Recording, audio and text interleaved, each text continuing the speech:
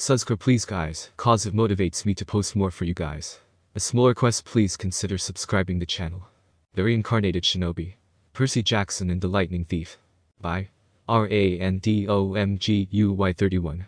After dying in his world, Naruto Uzumaki is reincarnated into a new world filled with gods and magic. The bad part: half the things he meets wants to kill him for being the son of the sea god. This is the story of someone who was a hero. I say was because he died. But a hero never really dies. The deity, one even greater than the earth goddess herself, was interested in this hero. And trust me when I say this, it's never good when a god is interested in you. This deity offered the hero a chance to help more people than he ever had before, a chance to have an actual family. There was a catch, of course. The hero would fight the greatest evils this new world had. The deity, simply called Chaos, gave the hero a new set of eyes, and a power not unlike what the hero had used in his past life. And with that, our story begins. That hero was called Naruto Uzumaki, hero of the shinobi world. I am now Percy Jackson, hero of Olympus. I vaporized my pre-algebra teacher. I accidentally vaporized my pre-algebra teacher. I could start at any point in my new life to prove it, but things really started going bad last May, when our 6th grade class took a field trip to Manhattan. 28 mental case kids and 2 teachers on a yellow school bus, heading to the Metropolitan Museum of Art to look at ancient Greek and Roman stuff. I know it sounds boring. Most Yancey field trips were. But Mr. Brunner, our Latin teacher, was leading this trip, so I had hopes. Mr. Brunner was this middle-aged guy in a motorized wheelchair, and he somewhat reminded me of the third Hokage. He had thinning hair and a scruffy beard and a frayed tweed jacket, which always smelled like coffee.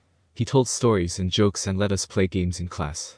He also had this awesome collection of Roman armor and weapons, so he was the only teacher whose class didn't put me to sleep. I hoped the trip would be okay. At least, I hoped that for once I wouldn't get in trouble. Boy, was I wrong. See, bad things happen to me on field trips. I'm pretty sure my bad luck from my last life followed me to this one. Like at my 5th grade school, when we went to the Saratoga battlefield, I had this accident with a Revolutionary War cannon. I wasn't aiming for the school bus, but of course I got expelled anyway. And before that, at my 4th grade school, when we took a behind-the-scenes tour of the Marine World Shark Pool, I sort of hit the wrong lever on the catwalk, and our class took an unplanned swim. And the time before that, well, you get the idea. This trip, I was determined to be good.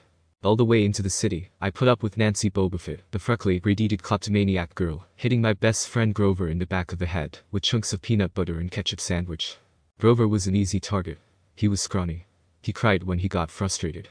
He must have been held back several grades, because he was the only 6th grader with acne, and the start of a wispy beard on his chin. On top of all that, he was crippled. He had a note excusing him from PE for the rest of his life, because he had some kind of muscular disease in his legs.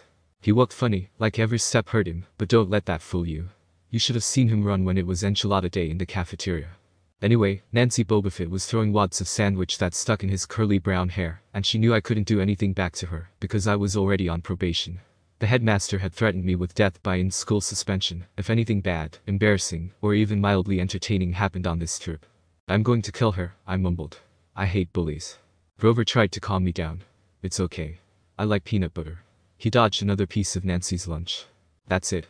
I started to get up, ready to introduce her to my fists, but Grover pulled me back to my seat. You're already on probation, he reminded me. You know who'll get blamed if anything happens.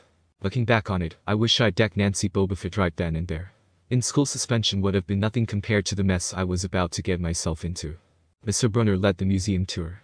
He rode up front in his wheelchair, guiding us through the big etchy galleries, past marble statues and glass cases full of really old black and orange pottery. It blew my mind that this stuff had survived for 2,000, 3,000 years. He gathered us around a 13-foot-tall stone column with a big sphinx on the top, and started telling us how it was a grave marker, a stele, for a girl about our age. He told us about the carvings on the sides.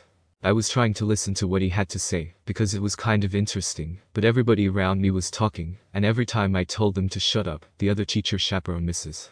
Dodds would give me the evil eye. Mrs. Dodds was this little math teacher from Georgia who always wore a black leather jacket, even though she was 50 years old. She looked mean enough to write a Harley right into your locker. She had come to Yancey halfway through the year, when our last math teacher had a nervous breakdown. From her first day, Mrs. Dodds loved Nancy Bobofit and figured I was devil spawn. She would point her crooked finger at me and say, "Now, honey, real sweet," and I knew I was going to get after-school detention for a month. One time, after she made me erase answers out of old math workbooks until midnight, I told Grover I didn't think Mrs. Dodds was human. He looked at me, real serious, and said, "You're absolutely right." Mr. Brunner kept talking about Greek funeral art. Finally, Nancy Bobofit snickered something about the naked guy on the stele, and I turned around and said, "Will you shut up?" It came out louder than I meant it to. The whole group laughed. Mr. Brunner stopped his story. "Mr. Jackson," he said, "did you have a comment?" My face was totally red. I said, "No, sir." Mr. Brunner pointed to one of the pictures on the stele. "Perhaps you'll tell us what this picture represents." I looked at the carving and felt some relief because I recognized it. "That's Kronos eating his kids, right?" "Yes," Mr. Brunner said, obviously not satisfied. "And he did this because..." Well, I racked my brain to remember. Kronos was the king god, and... God? Mr. Brunner asked. "Titan," I corrected myself. "And he didn't trust his kids, who were the gods. So, Kronos ate them, right? But his wife hid baby Zeus, and gave Kronos a rock to eat instead. And later, when Zeus grew up, he tricked his dad, Kronos, into barfing up his brothers and sisters." "Ew," said one of the girls behind me. "And so, there was this big fight between the gods and the titans," I continued, "and the gods won." Some snickers from the group. Behind me, Nancy Bobofit mumbled to a friend, like we're going to use this in real life. Like it's going to say on our job applications, "Please explain why Kronos ate his kids." "And why, Mr. Jackson," Brunner said, to paraphrase Miss Bobofit's excellent question, "does this matter in real life?" "It," Grover muttered. "Shut up," Nancy hissed, her face even brighter red than her hair. At least Nancy got packed, too. Mr. Brunner was the only one who ever caught her saying anything wrong. He had radar ears. I thought about his question, and shrugged. "I don't know, sir, I see." Mr. Brunner looked disappointed. "Well, half credit, Mr. Jackson. Zeus did indeed feed Kronos a mixture of mustard and wine, which made him disgorge his other 5 children, who, of course, being immortal gods, had been living and growing up completely undigested in the Titan's stomach. The gods defeated their father, sliced him to pieces with his own scythe, and scattered his remains in Tartarus, the darkest part of the underworld. On that happy note, it's time for lunch. Mrs. Dodds, would you lead us back outside?" The class drifted off, the girls holding their stomachs, the guys pushing each other around and acting like doofuses. Grover and I were about to follow when Mr. Brunner said, "Mr. Jackson." I knew that was coming. I told Grover to keep going. Then I turned toward Mr. Brunner. "Sir." Mr. Brunner had this look that wouldn't let you go, intense brown eyes that could have been 1,000 years old and had seen everything. "You must learn the answer to my question," Mr. Brunner told me. "About the Titans. About real life. And how your studies apply to it." "Oh? What you learn from me," he said, "is vitally important. I expect you to treat it as such. I will accept only the best from you, Percy Jackson." I felt annoyed. Well, compared to Iruka-sensei, he was certainly a more interesting teacher. This guy pushed me so hard. I mean, sure, it was cool on tournament days, when he dressed up in a suit of Roman armor and shouted, "What ho!" and challenged us, sword point against chalk, to run to the board and name every Greek and Roman person who had ever lived, and their mother, and what god they worshipped. But Mr. Brunner expected me to be as good as everybody else, despite the fact that I have dyslexia and attention deficit disorder, and I had never made above a B in my life. No, he didn't expect me to be as good, he expected me to be better. And I just could barely learn all those names and facts, much less spell them correctly. I mumbled something about trying harder, while Mr. Brunner took one long sad look at the stele, like he'd been at this girl's funeral. He told me to go outside and eat my lunch. The class gathered on the front steps of the museum, where we could watch the foot traffic along 5th Avenue. Overhead, a huge storm was brewing, with clouds blacker than I'd ever seen over the city. I figured maybe it was global warming or something, because the weather all across New York State had been weird since Christmas. We had massive snowstorms, flooding, wildfires from lightning strikes. I wouldn't have been surprised if this was a hurricane blowing in. Nobody else seemed to notice. Some of the guys were pelting pigeons with Lunchables crackers. Nancy Bobofit was trying to pickpocket something from a lady's purse, and, of course, Mrs. Dodds wasn't seeing a thing. Grover and I sat on the edge of the fountain, away from the others. We thought that maybe if we did that, everybody wouldn't know we were from that school, the school for loser freaks who couldn't make it elsewhere. "Attention?" Grover asked. "Nah," I said. "Not from Brunner. I just wish she'd lay off me sometimes. I mean, I'm not a genius." Grover didn't say anything for a while. Then, when I thought he was going to give me some deep philosophical comment to make me feel better, he said, "Can I have your apple?" I didn't have much of an appetite, so I let him take it. I watched the stream of cabs going down 5th Avenue, and thought about my mom's apartment, only a little ways uptown from where we sat. I hadn't seen her since Christmas. I wanted so bad to jump in a taxi and head home. She'd hug me and be glad to see me, but she'd be disappointed, too. She'd send me right back to Yancey, remind me that I had to try harder, even if this was my 6th school in 6 years, and I was probably going to be kicked out again. I wouldn't be able to stand that sad look she'd give me. Mr. Brunner parked his wheelchair at the base of the handicap ramp. He ate celery while he read a paperback novel. A red umbrella stuck up from the back of his chair, making it look like a motorized cafe table. I was about to unwrap my sandwich when Nancy Bobofit appeared in front of me with her ugly friends. I guess she'd gotten tired of stealing from the tourists and dumped her half-eaten lunch in Grover's lap. Oops. She grinned at me with her crooked teeth. Her freckles were orange, as if somebody had spray-painted her face with liquid Cheetos. I tried to stay cool. The school counselor had told me a million times, count to 10, get control of your temper. But I was so mad my mind went blank. A wave roared in my ears, and I felt a tugging sensation in my gut. I don't remember touching her, but the next thing I knew, Nancy was sitting on her butt in the fountain, screaming. Percy pushed me. Mrs. Dodds materialized next to us. Some of the kids were whispering. Did you see the water? Like it grabbed her. I didn't know what they were talking about. All I knew was that I was in trouble again. As soon as Mrs. Dodds was sure poor little Nancy was okay, promising to get her a new shirt at the museum gift shop, etc., etc., Mrs. Dodds turned on me. There was a triumphant fire in her eyes, as if I'd done something she'd been waiting for all semester. Now, honey. I know, I grumbled. A month erasing workbooks. That wasn't the right thing to say. Come with me, Mrs. Dodds said. Wait. Grover yelped. It was me. I pushed her. I stared at him, stunned. I couldn't believe he was trying to cover for me. Mrs. Dodds scared Grover to death. She glared at him so hard his whiskery chin trembled. I don't think so, Mr. Underwood, she said. But you will stay here. Grover looked at me desperately. It's okay, man, I told him. Thanks for trying.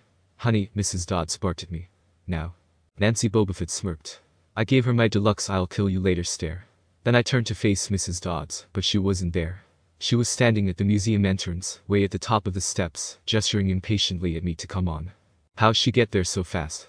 I have moments like that a lot, when my brain falls asleep or something, and the next thing I know I've missed something, as if a puzzle piece fell out of the universe and left me staring at the blank place behind it. The school counselor told me this was part of the ADHD, my brain misinterpreting things. I wasn't so sure, and my ninja instinct was telling me to stay as far away from Mrs. Dodds as possible, but I went after Mrs. Dodds anyway. Halfway up the steps, I glanced back at Grover. He was looking pale, cutting his eyes between me and Mr. Brunner, like he wanted Mr. Brunner to notice what was going on, but Mr. Brunner was absorbed in his novel. I looked back up. Mrs. Dodds had disappeared again. She was now inside the building, at the end of the entrance hall. Okay, I thought. She's probably going to make me buy a new shirt for Nancy at the gift shop. But apparently that wasn't the plan. I followed her deeper into the museum. When I finally caught up to her, we were back in the Greek and Roman section. Except for us, the gallery was empty. Mrs. Dodds stood with her arms crossed in front of a big marble frieze of the Greek gods. She was making this weird noise in her throat, like growling. Even without the noise, I would have been nervous. It's weird being alone with a teacher, especially Mrs. Dodds. Something about the way she looked at the frieze, as if she wanted to pulverize it. You've been giving us problems, honey, she said. I did the safe thing. I said, yes ma'am. She tugged on the cuffs of her leather jacket. Did you really think you would get away with it? The look in her eyes was beyond mad. It was evil, like the look I had seen in the eyes of Orochimaru. She's a teacher, I thought nervously. It's not like she's going to hurt me. Or bite my neck to give me a curse mark. I said, I'll try harder, ma'am. Thunder shook the building. We are not fools, Percy Jackson, Mrs. Dodds said. It was only a matter of time before we found you out. Confess, and you will suffer less pain. I didn't know what she was talking about. All I could think of was that the teachers must have found the illegal stash of candy I'd been selling out of my dorm room. Or maybe they'd realized I got my essay on Tom Sawyer from the internet without ever reading the book, and now they were going to take away my grade. Or worse, they were going to make me read the book. Well? She demanded. Ma'am, I don't. Your time is up, she hissed. Then the weirdest thing happened. Her eyes began to glow like barbecue coals. Her fingers stretched, turning into talons. Her jacket melted into large leathery wings. She wasn't human. She was a shriveled hag with bat wings and claws and a mouth full of yellow fangs, and she was about to slice me to ribbons. Then things got even stranger. Mr. Brunner, who'd been out in front of the museum a minute before, wheeled his chair into the doorway of the gallery, holding a pen in his hand. Whoa, Percy! He shouted, and tossed the pen through the air. Mrs. Dodds lunged at me. With a yelp, I dodged and felt talons slash the air next to my ear. I snatched the ballpoint pen out of the air, but when it hit my hand, it wasn't a pen anymore. It was a sword, Mr. Brunner's bronze sword, which he always used on tournament day. Mrs. Dodds spun toward me with a murderous look in her eyes. Within a single second, my body shifted to face her, the sword in my right hand with the tip pointing at her. She snarled, "Die, honey." And she flew straight at me. I had no experience with swords, so I did the only thing that came naturally. I swung it. The metal blade hit her shoulder and passed clean through her body, as if she were made of water. Hiss. Mrs. Dodds was a sandcastle and a power fan. She exploded into yellow powder, vaporized on the spot, leaving nothing but the smell of sulfur and a dying screech and a chill of evil in the air, as if those two glowing red eyes were still watching me. I was alone. There was a ballpoint pen in my hand. Mr. Brunner wasn't there. Nobody was there but me. My hands were trembling. My lunch must have been contaminated with magic mushrooms or something. Had I imagined the whole thing? I went back outside. It had started to rain. Grover was sitting by the fountain, a museum map tented over his head. Nancy Bobofit was still standing there, soaked from her swim in the fountain, grumbling to her ugly friends. When she saw me, she said, "I hope Mrs. Kerr whipped your butt." I said, "Who?" "Our teacher." "Duh." I blinked. We had no teacher named Mrs. Kerr. I asked Nancy what she was talking about. She just rolled her eyes and turned away. I asked Grover where Mrs. Dodds was. He said, "Who?" But he paused first, and he wouldn't look at me, so I thought he was messing with me. "Not funny, man," I told him. "This is serious."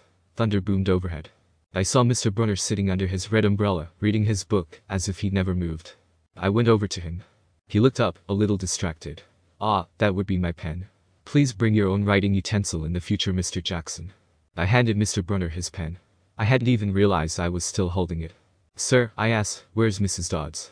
He stared at me blankly. "Who?" "The other chaperone. Mrs. Dodds. The pre-algebra teacher." He frowned and sat forward, looking mildly concerned. "Percy, there is no Mrs. Dodds on this strip. As far as I know, there has never been a Mrs. Dodds at Yancey Academy. Are you feeling all right?" 3 old ladies knit the socks of death. 2. 3 old ladies knit the socks of death. I was used to the occasional weird experience, but usually they were over quickly. This 24/7 hallucination was more than I could handle. For the rest of the school year, the entire campus seemed to be playing some kind of joke on me. The students acted as if they were completely and totally convinced that Mrs. Kerr, a perky blonde woman whom I'd never seen in my life until she got on our bus at the end of the field trip, had been our pre-algebra teacher since Christmas. I would often spring a Mrs. Dodds reference on somebody, just to see if I could make them slip up, but they would just look at me like I was stupid. It got so I almost believed them. Almost. I could tell that Grover was lying.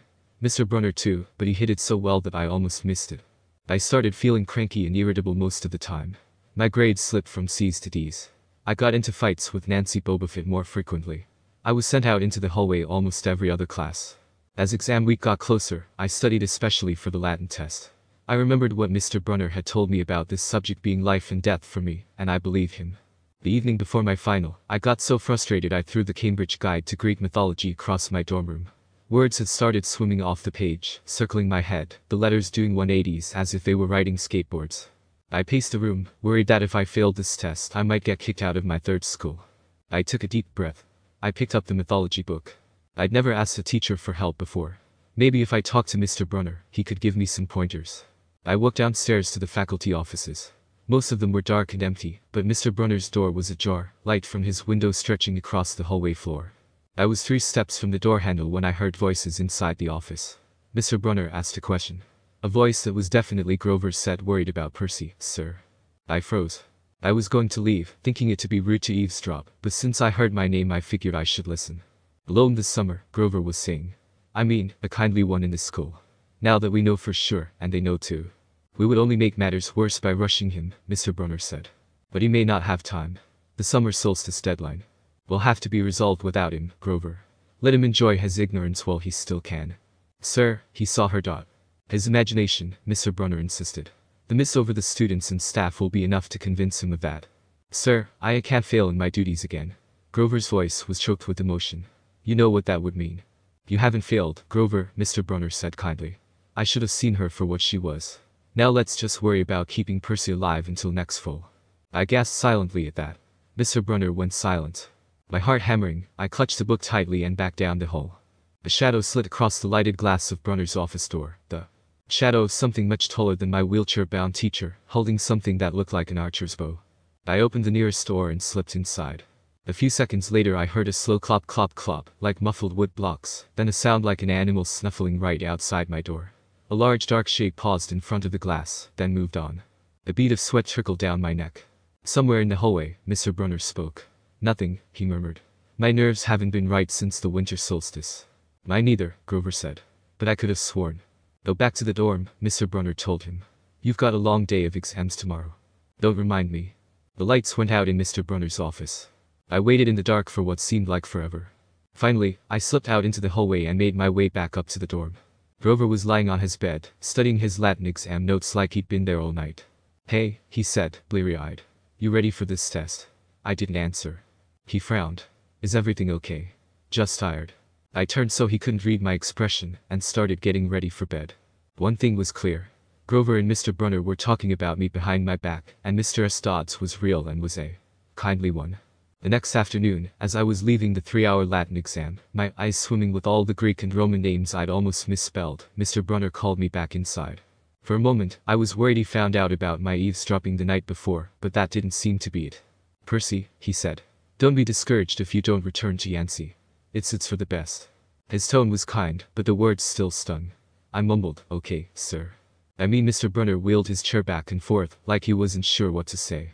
"This isn't the right place for you. It was only a matter of time." My hands clenched into fists. Here was my second favorite teacher telling me I couldn't handle it. After saying he believed in me all year, now he was telling me I was destined to get kicked out. "Right," I said, calming myself. "There must be a reason why he's saying this." No, Mr. Brunner said. "Oh, confound it all. What I'm trying to say, you're not normal, Percy. That's nothing to be. Reason or not, I've had enough." "Thanks," I blurted. "Thanks a lot, sir, for reminding me, Percy." But I was already gone. On the last day of the term, I shoved my clothes into my suitcase. The other guys were joking around, talking about their vacation plans. One of them was going on a hiking trip to Switzerland. Another was cruising the Caribbean for a month. They were juvenile delinquents, like me, but they were rich juvenile delinquents. Their daddies were executives, or ambassadors, or celebrities. I was a nobody, from a family of nobodies. They asked me what I'd be doing this summer, and I told them I was going back to the city. "Oh," one of the guys said. "That's cool." They went back to their conversation as if I'd never existed. The only person I dreaded saying goodbye to was Grover, but as it turned out, I didn't have to. He booked a ticket to Manhattan on the same bus as I had, so we were together again, heading into the city. During the whole bus ride, Grover kept glancing nervously down the aisle, watching the other passengers. It occurred to me that he'd always acted nervous and fidgety when we left Yancey, as if he expected something bad to happen. Finally, I couldn't stand it anymore. I said, looking for kindly ones. Grover nearly jumped out of his seat. "Well, what do you mean?"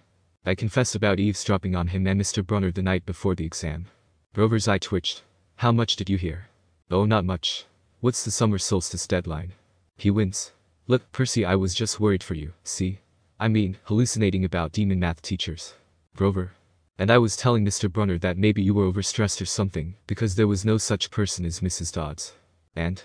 Grover, you're a really bad liar." His ears turned pink. From his shirt pocket, he fished out a grubby business card. "Just take this, okay? In case you need me this summer." The card was in fancy script, which was murder on my dyslexic eyes, but I finally made out something like Grover Underwood, Keeper, Half-Blood Hill, Long Island, New York 800-009-0009. "What's half?" "Don't say it aloud," he yelped. "That's my, summer address." "Okay," I said. "So, like, if I want to come visit your mansion. Might be an interesting experience, I guess, seeing how the rich live." He nodded. Or if you need me." "If I need you?" Grover blushed right down to his Adam's apple. "Look, Percy, the truth is, I kind of have to protect you." I stared at him. The whole year, I'd gotten in fights, keeping bullies away from him, and here he was acting like he was the one who defended me. "Grover," I said, "what exactly are you protecting me from?" There was a huge grinding noise under our feet. Black smoke poured from the dashboard and the whole bus filled with a smell like rotten eggs. The driver cursed and managed to get the bus over to the side of the highway. After a few minutes clanking around in the engine compartment, the driver said that we'd all have to get off. We were on a stretch of country road. On our side of the highway was nothing but maple trees and litter from passing cars. On the other side, across 4 lanes of asphalt shimmering with afternoon heat, was an old-fashioned fruit stand. The stuff on sale looked really good.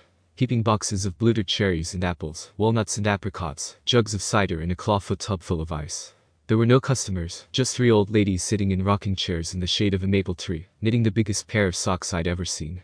These socks were the size of sweaters, but they were clearly socks. The lady on the right knitted one of them. The lady on the left knitted the other. The lady in the middle held an enormous basket of electric blue yarn. All 3 women looked ancient, with pale faces wrinkled like fur leather, silver hair tied back in white bandanas, bony arms sticking out of bleached cotton dresses. The weird thing was, they seemed to be looking right at me. I looked over at Grover to say something about this, and saw that the blood had drained from his face. His nose was twitching. "Grover," I said. "You okay? Tell me they're not looking at you. They are, aren't they?" Yeah. You think I would fit inside that? Not funny, Percy. Not funny at all. The old lady in the middle took out a huge pair of scissors, gold and silver, long-bladed, like shears. I heard Grover catch his breath. We're getting on the bus, he told me. Come on. What? No. I said. It's like 1,000 degrees in there. Come on. He pried open the door and climbed inside. Across the road, the old ladies were still watching me. The middle one cut the yarn, and I could hear that snip across 4 lanes of traffic. Her 2 friends balled up the electric blue socks, leaving me wondering who they could possibly be for. At the rear of the bus, the driver wrenched a big chunk of smoking metal out of the engine compartment. The bus shuddered, and the engine roared back to life. The passengers cheered. Darn right, yelled the driver. He slapped the bus with his hat. Everybody back on board. Once we got going, I started feeling feverish. Grover didn't look much better. He was shivering and his teeth were chattering. Grover? Yeah? Could you tell me what the hell is going on? He dabbed his forehead with his shirt sleeve. Percy, what did you see back at the fruit stand? You mean the old ladies? They're not like Mrs. Dodds, are they? His expression told me that the fruit stand ladies were something much worse than Mrs. Dodds. He said, just tell me what you saw. The middle one took out her scissors, and she cut the yarn. He closed his eyes and made a gesture with his fingers that was similar to a cross. He said, you saw her snip the cord. Yeah. So? But even as I said it, I knew it was a big deal. This is not happening, Grover mumbled. He started chewing at his thumb. I don't want this to be like the last time. Last time? Always 6th grade. They never get past 6. Grover, I said, because he was really starting to worry me. What are you talking about? Let me walk you home from the bus station. Promise me. This seemed like a strange request to me, but I promised he could. Is this like a superstition or something? I asked. No answer. Grover, that snipping of the yarn. Does that mean somebody is going to die? He just looked at me mournfully. Grover loses his pants. 3. Grover loses his pants. I ditched Grover as soon as we got to the bus terminal. I know it wasn't nice, but Grover was starting to annoy me, looking at me like I was a dead man, which I technically was, but he didn't need to know that, muttering, why does this always happen? And why does it always have to be 6th grade? Whenever he got upset, Grover's bladder acted up, so I wasn't surprised when, as soon as we got off the bus, he made me promise to wait for him, then made a beeline for the restroom. Instead of waiting, I got my suitcase, slipped outside, and caught the first taxi uptown. A word about my mother, before you meet her. Her name is Sally Jackson and she's the best person in the world. Her own parents died in a plane crash when she was 5, and she was raised by an uncle who didn't care much about her. She wanted to be a novelist, so she spent high school working to save enough money for a college with a good creative writing program. Then her uncle got cancer, and she had to quit school her senior year to take care of him. After he died, she was left with no money, no family, and no diploma. The only good break she ever got was meeting my dad. I have only one memory of him, holding me as a baby with a large smile and a sort of warm glow. My mom doesn't like to talk about him because it makes her sad. She has no pictures. They weren't even married. She told me he was rich and important, and their relationship was a secret. Then one day, he set sail across the Atlantic on some important journey, and he never came back. Lost at sea, my mom told me. Not dead. Lost at sea. She worked odd jobs, took night classes to get her high school diploma, and raised me on her own. She never complained or got mad. Not even once. But I knew I wasn't an easy kid. Finally, she married Gabe Ugliano, who I immediately knew was trouble, but mom didn't believe me when I told her. I nicknamed him Smelly Gabe because the guy reeked. Between the two of us, we made my mom's life pretty hard. The way Smelly Gabe treated her, the way he and I would occasionally get into fights when I came home is a good example. I walked into her little apartment, hoping my mom would be home from work. Instead, Smelly Gabe was in the living room, playing poker with his buddies. Chips and beer cans were strewn all over the carpet. Hardly looking up, he said, "So, you're home. Where's my mom?" "Working," he said. "You got any cash?" That was it. "No, welcome back. No, how has your life been the last 6 months?" Gabe had put on weight, which was saying something. He was fat enough to make Choji look like a pencil. He had about 3 hairs on his head, all combed over his bald scalp. He managed the electronics megamart in Queens, but he stayed home most of the time. I don't know why he hadn't been fired long before. He just kept on collecting paychecks and spending the money on cigars and beer. He had expected me to provide his gambling funds. He called it our guy's secret.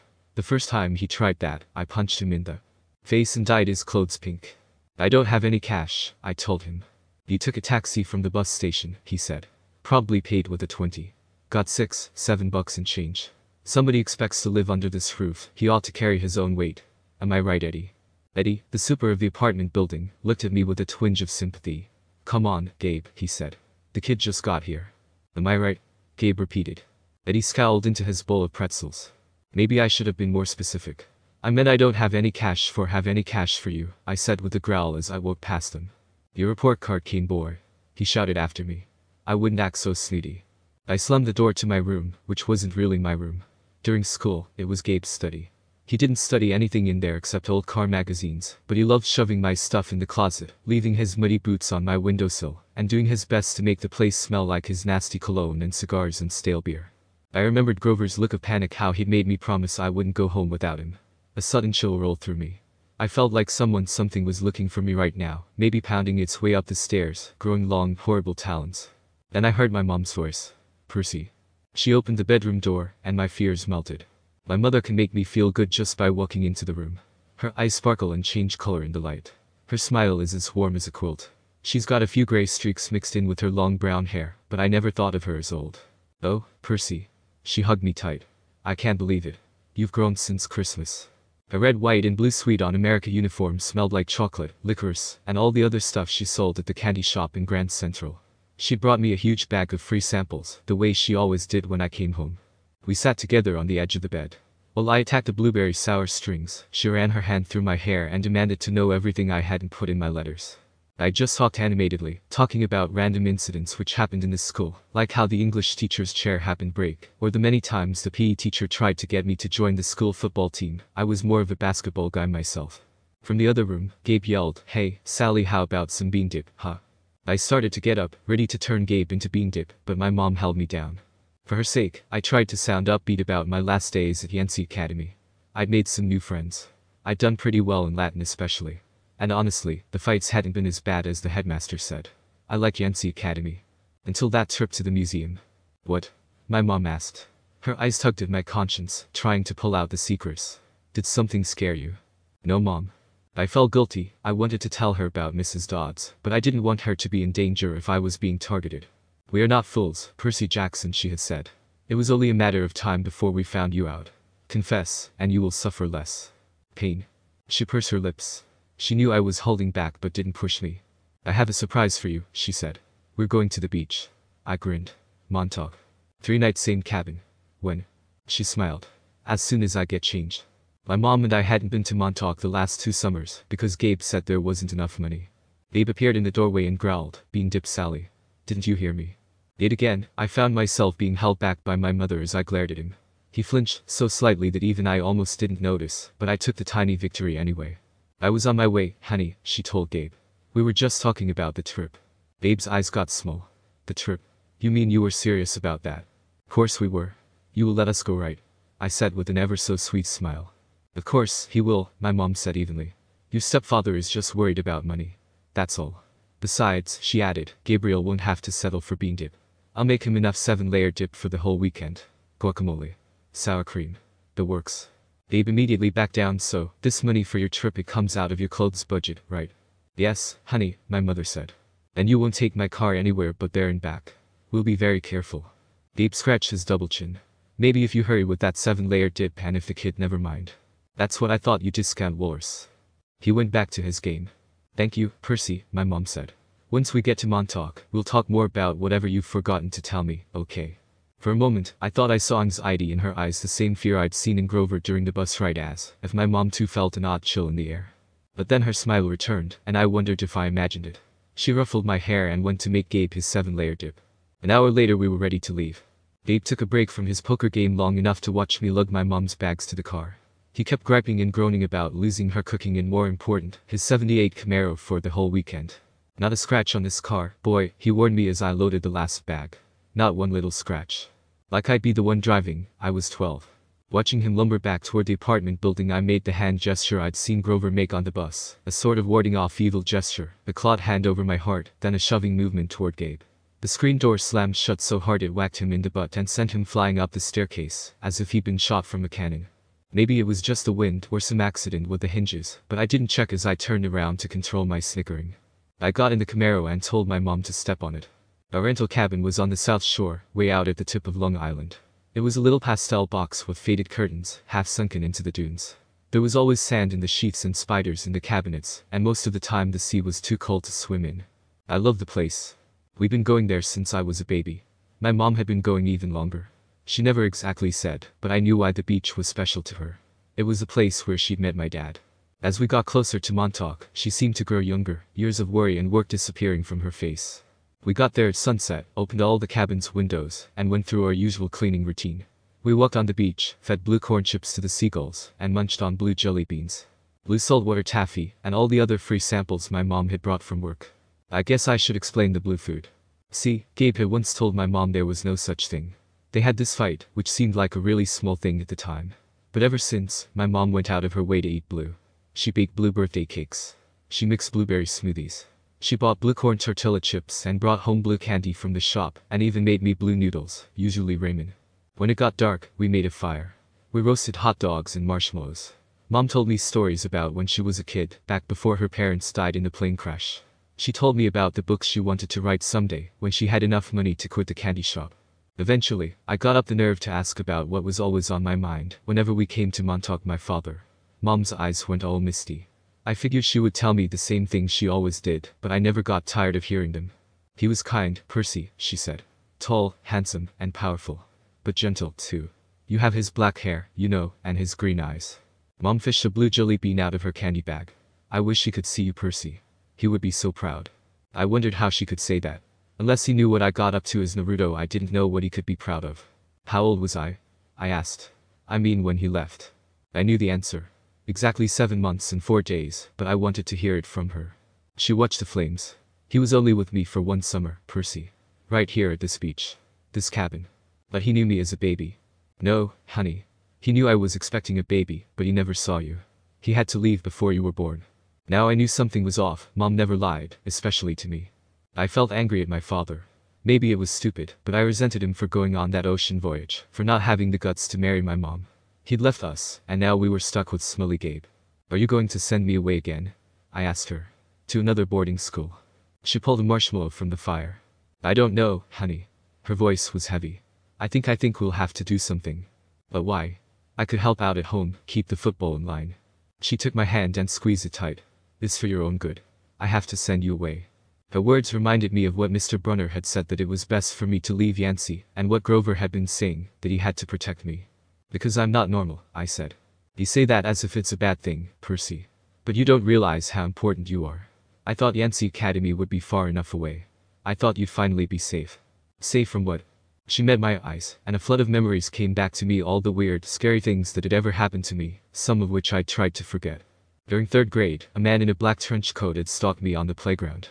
When the teachers threatened to call the police, he went away growling, but no one believed me when I told them that under his broad-brimmed hat, the man only had one eye, right in the middle of his head.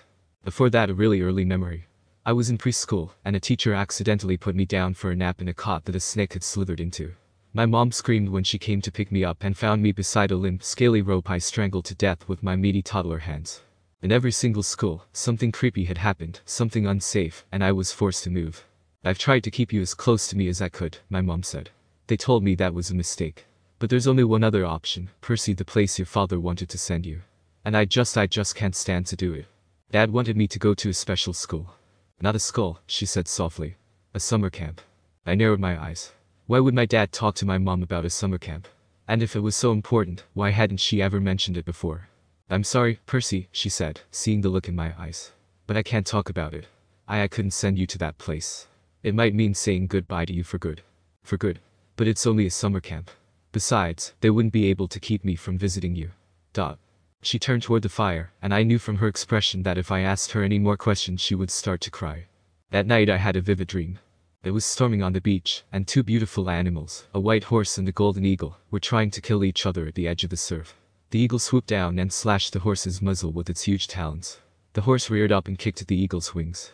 As they fought, the ground rumbled, and a monstrous voice chuckled somewhere beneath the earth, goading the animals to fight harder. I ran toward them, trying to stop them from killing each other, but I was running in slow motion, even though I could see my surroundings passing by me in a blur. I knew I would be too late. I saw the eagle dive down, its beak aimed at the horse's white eyes, and I screamed, no. The dream faded away, and I was standing at the edge of a red cliff as I stared out onto the infinite darkness. I knew where I was. I'd been here once. Sure enough, there he was, a slight outline of gray as what seemed like a head leaned down, his pale silver eyes looking straight at me, like he could see through my soul. Hello. Haven't seen you in a while, Chaos, I said without a trace of fear on me. I knew this was a being who could kill me with a thought.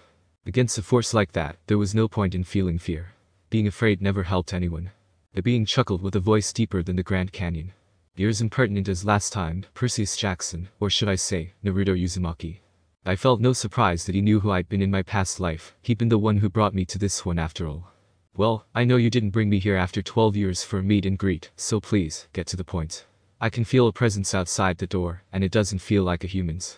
Rather than being offended, the being just shook its head like saying he's hopeless and said, "You are correct. Do you remember what I told you when I brought you here?" I nodded grimly. Kinda hard to forget when you're basically given a prophecy saying that I'd fight the worst of this world's deities. "Your story starts now. I thought it might help you if I gave you a little warning. Now wake. Your sadder friend is getting impatient." I just looked at him, confused as the world faded to darkness. Sadder as in the half-goats from Mr. Brunner's stories. I woke with a start. Outside, it was storming, the kind of storm that cracks trees and blows down houses. With the next thunderclap, my mom woke. She sat up, eyes wide, and said, "Hurricane." I thought that was crazy. Long Island never sees hurricanes this early in the summer. But the ocean seemed to have forgotten. Over the roar of the wind, I heard a distant bellow, an angry, tortured sound that made my hair stand on end. I suddenly felt my danger sense going crazy as I looked towards the door, feeling the beast which rushed to where I currently was. Then a much closer noise, like mallets in the sand. A desperate voice, someone yelling, pounding on our cabin door. My mother sprang out of bed in her nightgown and threw open the lock. Grover stood framed in the doorway against a backdrop of pouring rain. But he wasn't exactly Grover. "Searching all night," he gasped. "What were you thinking?" My mother looked at me in terror, not scared of Grover, but of why he'd come. "Percy," she said, shouting to be heard over the rain. "What happened at school? What didn't you tell me?" "Ozukai Theoi," he yelled. "It's right behind me. Didn't you tell her?" I registered that he'd just cursed in ancient Greek, and I'd understood him perfectly. I did wonder though about how Grover had gotten here by himself in the middle of the night. Because Grover didn't have his pants on and where his legs should be. That's what chaos meant by sadder friend. My mom looked at me sternly and talked in a tone she'd never used before. "Percy, tell me now." I immediately told her about the old ladies at the fruit stand and Mrs. Dodds, and my mom stared at me, her face deathly pale in the flashes of lightning. She grabbed her purse, tossed me my rain jacket, and said, "Get to the car. Both of you. Go." I learned bullfighting. We tore through the night along dark country roads. Wind slammed against the Camaro. Rain lashed the windshield. I didn't know how my mom could see anything, but she kept her foot on the gas. I asked the question which had been bugging me for a bit now, "So, you and my mom know each other?" Grover's eyes flitted to the rear-view mirror, though there were no cars behind us. "Not exactly," he said. "I mean, we've never met in person. But she knew I was watching you." "Watching me?" "Keeping tabs on you. Making sure you were okay. But I wasn't faking being your friend," he added hastily. "I am your friend." "Okay man, but what is going on? And who is after me?" "Oh, nobody much," Grover said. "Just the Lord of the Dead and a few of his bloodthirstiest minions." "Grover?"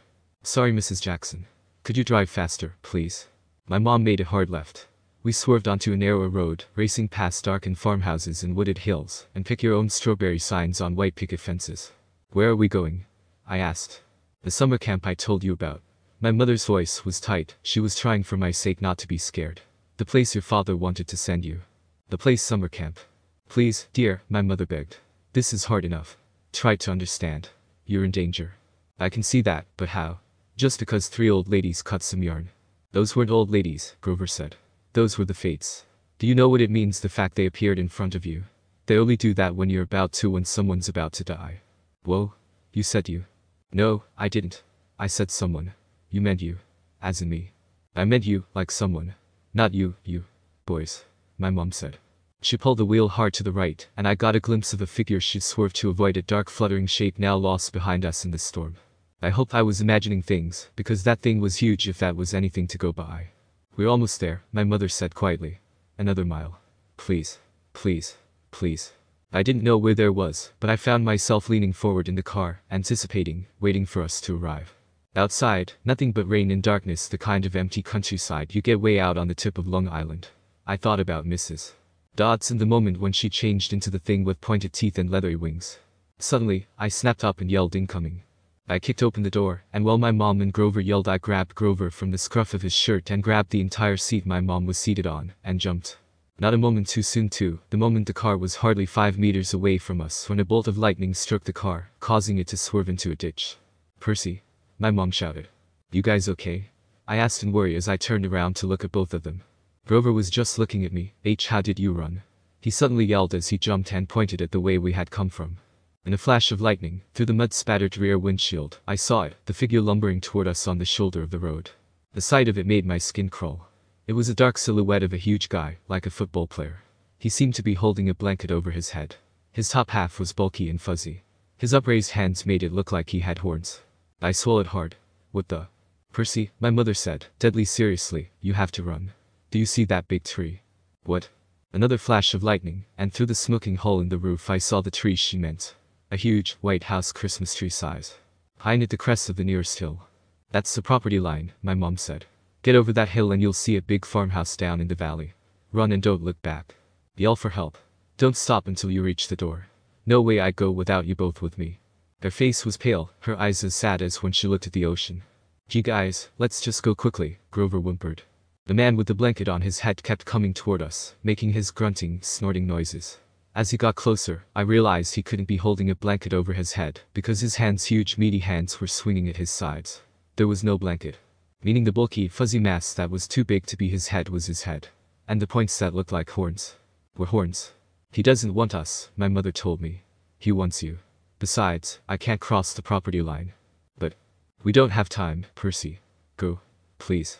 Glancing back, I got a clear look at the monster. He was 7 feet tall, easy, his arms and legs like something from the cover of Muscle Man magazine, bulging biceps and triceps and a bunch of other ceps, all stuffed like baseballs under vein webbed skin. He wore no clothes except underwear, bright white Fruit of the Looms, which would have looked funny, except that the top half of his body was so scary. Coarse brown hair started at about his belly button and got thicker as it reached his shoulders. Wow. Rock Lee would drool after seeing this guy. His neck was a mass of muscle and fur leading up to his enormous head, which had a snout as long as my arm, snotty nostrils with a gleaming brass ring, cruel black eyes, and horns, enormous black and white horns. I recognized the monster, all right. He had been in one of the first stories Mr. Brunner told us. But he couldn't be real. I blinked the rain out of my eyes. That's Pasiphae's son, my mother said. I wish I'd known how badly they want to kill you. But he's the Min. Don't say his name, she warned. Names have power. The pine tree was still way too far, 100 yards uphill at least. I glanced behind me again. I could make it easily, but I refused to leave behind my mother and my furry friend. The bullman hunched over our car, looking in the windows or not looking, exactly. More like snuffling, nuzzling. I wasn't sure why he bothered, since we were only about 50 feet away. Mom, what's he doing? Doesn't he see us? His sight and hearing are terrible, she said. He goes by smell. As if on cue, the bullman bellowed in rage. He picked up Gabe's Camaro by the torn roof, the chassis creaking and groaning. He raised the car over his head and threw it down the road. It slammed into the wet asphalt and skidded in a shower of sparks for about half a mile before coming to a stop. The gas tank exploded. Not a scratch, I remembered Gabe saying. Oops. Percy, my mom said. When he sees us, he'll charge. Wait until the last second, then jump out of the way directly sideways. He can't change directions very well once he's charging. Do you understand? I nodded, but asked a question I almost didn't want the answer to. How do you know all this? I've been worried about an attack for a long time. I should have expected this. I was selfish, keeping you near me. Another bellow of rage, and the bullman started trumping uphill. He'd smelled us. The bullman closed in. Another few seconds and he'd be on top of us. My mother must have been exhausted, but she strongly said, Go, Percy. Separate. Remember what I said. I didn't want to split up, but I knew that she was right. I sprinted to the left, turned, and saw the creature bearing down on me. His black eyes glowed with hate. He lowered his head and charged, those razor-sharp horns aimed straight at my chest. I wouldn't be able to outrun this thing, not at my current level. So, I held my ground, and at the last moment, I jumped to the side. Shinobi Tactic 101. When dealing with a big opponent, use their weight and momentum against them. The bullman stormed past like a freight train, then bellowed with frustration and turned, but not toward me this time, toward my mother, who was panting while Grover ran to the huge farmhouse at the valley. The bullman grunted, pawing the ground. He kept eyeing my mother, who was now retreating slowly downhill, back toward the road, trying to lead the monster away from me. Run, Percy, she told me. I can't go any farther. Run. I shook my head firmly and ran at the Minotaur, skidding under his legs and punching with all my might, aiming for its left ankle. It mooed in anger as it stumbled and fell, rolling down the hill. I felt anger, the most amount of anger I'd felt in this life, but I didn't care about that. I'd already lost my mom as Naruto. I refused to lose her as Percy. Rather than regroup with her, I jumped with inhumane strength, landing on the Minotaur's head, and started stomping its forehead. Naturally, it didn't appreciate that. As I almost took out its left eye, it bashed its head against the ground, leaving me in a dazed state. Before it could do anything to me, however, a pebble bounced off of its right horn. We both turned to see my mom holding a few more pebbles. Her eyes widened, but hardened, and she yelled, "Come at me," not him, and ran the opposite way. The Minotaur caught her easily, and grabbed her by the neck. "Mom." She caught my eyes, managed to choke out one last word. "Go." Then, with an angry roar, the monster closed his fists around my mother's neck, and she dissolved before my eyes, melting into light, a shimmering golden form, as if she were a holographic projection. A blinding flash, and she was simply gone. No. I felt all that anger fade into despair of failing the one person who stood by me this life. The despair turned into anger again, but this time, I felt strangely detached to myself, like I was the passenger rather than the driver of my body. I felt a stinging sensation in my eyes, but I didn't care about that either. All I knew was, this overgrown cow would pay. The bullman turned towards me, snorting mockingly. I dashed forwards. In an instant, I was in front of it, crossing the distance of 10 meters in an instant. I punched at its heart, and felt a couple of its ribs crack as it went flying. My eyes widened slightly though, when I saw it get back up like it hadn't even been touched. The bullman charged too fast, his arms out to grab me whichever way I tried to dodge. Time slowed down for me. Without thinking, I rolled to one side and came up kneeling. As the monster barreled past, I grabbed on of its horns and kicked the base of the horn. It came off with an agonizing scratching sound. It roared in anger and rushed at me again. I simply kneeled on the ground, holding the horn with both hands and thrust at the same spot I had punched before. The bullman roared in agony and flailed, clawing at his chest, then began to disintegrate, not like my mother, in a flash of golden light, but like crumbling sand, blown away in chunks by the wind, the same way Mrs. Dodds had burst apart. The monster was gone. The rain had stopped. The storm still rumbled, but only in the distance. I smelled like livestock and my knees were shaking. My head felt like it was splitting open. I wanted to lie down and cry, but there was Grover, with about 20 kids around my age wearing armor, led by a blonde girl and Mr. Brunner. The last thing I remember is collapsing on the ground, looking up at the stars above, and saw one start to fall. I just wished for my mother to still be alive, and closed my eyes. I play pinochle with a horse. 5. I play pinochle with a horse. I must have woken up several times, but what I heard and saw made no sense, so I just passed out again. I remember lying in a soft bed, being spoon-fed something that tasted like miso ramen, only it was pudding. The girl with curly blonde hair hovered over me, smirking as she scraped drips off my chin with the spoon. When she saw my eyes open, she asked, "What will happen at the summer solstice?" I managed to croak, "What?" She looked around, as if afraid someone would overhear. "What's going on?" "What was stolen?" "We've only got a few weeks." Somebody knocked on the door, and the girl quickly filled my mouth with pudding. When I finally came around for good, there was nothing weird about my surroundings, except that they were nicer than I was used to. I was sitting in a deck chair on a huge porch, gazing across a meadow at green hills in the distance. The breeze smelled like strawberries. There was a blanket over my legs, a pillow behind my neck. All that was great, but my mouth felt like 1,000 kunai had hit it. My tongue was dry and nasty and every one of my teeth hurt. On the table next to me was a tall drink. It looked like apple juice, with a green straw, and a paper parasol stuck through a maraschino cherry. Grover was leaning against the porch railing, looking like he hadn't slept in a week. He was wearing blue jeans, Converse high tops and a bright orange t-shirt that said Camp Half-Blood. Just plain old Grover, not the satyr. Reverently, he placed a shoebox in my lap. Inside was a black and white bull's horn, the base jagged from being broken off, the tip splattered with dried blood. "You've been out for almost 2 days. How much do you remember?" "My mom." "Did she really?" He looked down. I stared across the meadow. There were groves of trees, a winding stream, acres of strawberries spread out under the blue sky. The valley was surrounded by rolling hills, and the tallest one, directly in front of us, was the one with the huge pine tree on top. My mother was gone. The one person I had for a family had been taken away from me again. "I'm sorry," Grover sniffled. "I'm a failure. I'm the worst satyr in the world." He moaned, stomping his foot so hard it came off. I mean, the Converse high top came off. The inside was filled with styrofoam, except for a hoof-shaped hole. "Oh, sticks," he mumbled. Grover was sniffling. The poor kid satyr looked as if he expected to be hit. "It wasn't your fault." "Yes, it was. I was supposed to protect you." "But why?" I suddenly felt dizzy, my vision swimming. "Don't strain yourself," Grover said. "Here." He helped me hold my glass and put the straw to my lips. I recoiled at the taste, because I was expecting apple juice. It wasn't that at all. It was ramen.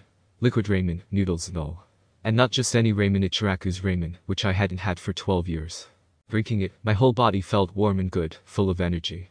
My grief didn't go away, but I felt as if Jiraiya-sensei had just patted my head, the way he gruffly smiled when he saw me eating like a madman. Before I knew it, I drained the glass. I stared into it, sure I'd just had a warm drink, but the ice cubes hadn't even melted. Was it good?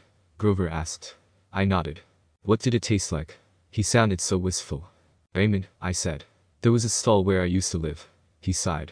And how do you feel? Like I could throw the Minotaur 100 yards. That's good, he said. I don't think you could risk drinking any more of that stuff. Say what now? He took the empty glass from me gingerly, as if it were dynamite, and set it back on the table. Come on. Chiron and Mr. D are waiting.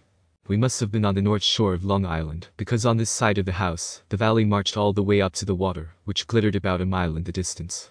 The landscape was dotted with buildings that looked like ancient Greek architecture, an open-air pavilion, an amphitheater, a circular arena, except that they all looked brand new, their white marble columns sparkling in the sun.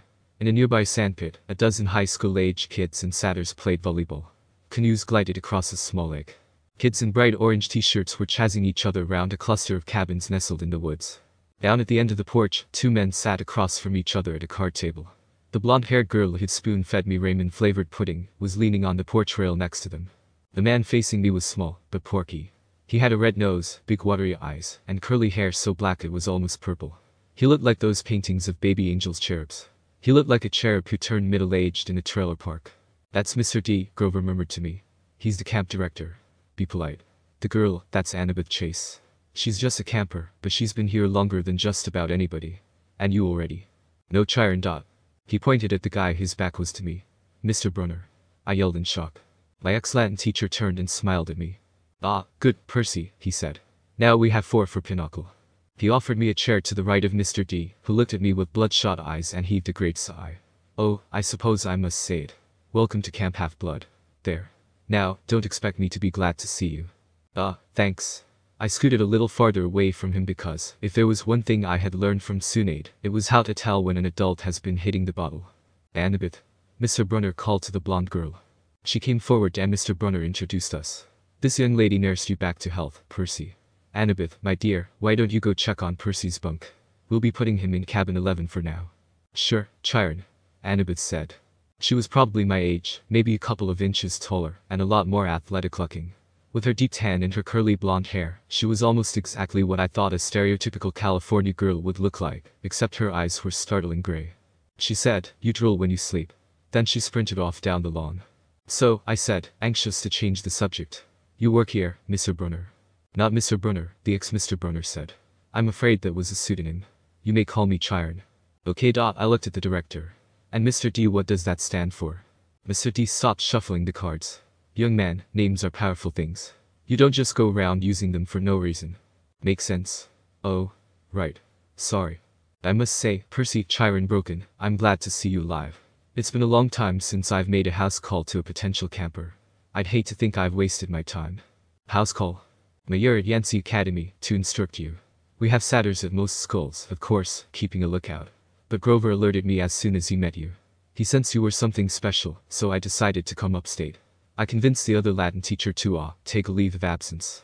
I focused and a new memory popped up, one that had been fuzzy till now, a different Latin teacher who taught for a week before Mr. Brunner had replaced her.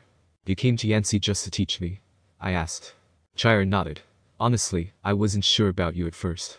We contacted your mother, let her know we were keeping an eye on you in case you were ready for Camp Half-Blood. But you still had so much to learn.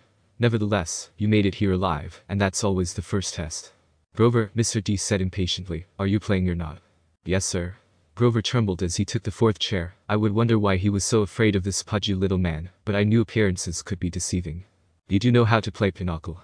Mr. D eyed me suspiciously. I'm afraid not, I said. I'm afraid not, sir, he said. Sir, I repeated. This guy was starting to annoy me. Well, he told me, it is, along with gladiator fighting in Pac-Man, one of the greatest games ever invented by humans. I would expect all civilized young men to know the rules. I'm sure the boy can learn, Chiron said. The camp director dealt the cards. Grover flinched every time one landed in his pile. Young man, are you bidding or not? What? I asked. He explained, impatiently, how you bid in Pinochle, and so I did. I'm afraid there's too much to tell, Chiron said. I'm afraid our usual orientation film won't be sufficient. Orientation film? I asked, that sounded good. No, Chiron decided. Well, Percy. You know your friend Grover is a satyr. You know he pointed to the horn in the shoebox that you have killed the Minotaur. No small feat, either, lad. What you may not know is that great powers are at work in your life. Gods, the forces you call the Greek gods, are very much alive. I stared at the others around the table. That would explain a lot. Satyrs, Chiron and the Minotaur were from Greek mythology after all. Mr. D suddenly yelled, "Oh, a royal marriage. Trick, trick." He cackled as he tallied up his points. "Mr. D," Grover asked timidly, "if you're not going to eat it, could I have your Diet Coke can?" "Eh? Oh, all right." Grover bit a huge shard out of the empty aluminium can and chewed it mournfully. "Wait," I told Chiron. "You're telling me that gods really exist?" "Yes, quite. The gods we discussed in Latin class." "Zeus," I said. "Hera. Apollo. You mean them." And there it was again, distant thunder on a cloudless day. "Young man," said Mr. D, "I would really be less casual about throwing those names around, if I were you." "Right," I said. "Names have power and all that." "Goody," Mr. D sarcastically said. "The mortal's ears work." I wasn't liking Mr. D much, but there was something about the way he called me mortal, as if he wasn't. Heck, the way things were going, he probably wasn't. "Percy," Chiron said, "you may choose to believe or not, but the fact is that immortal means immortal. Can you imagine that for a moment, never dying? Never fading? Existing, just as you are, for all time?" "You mean, whether people believed in you or not," I said.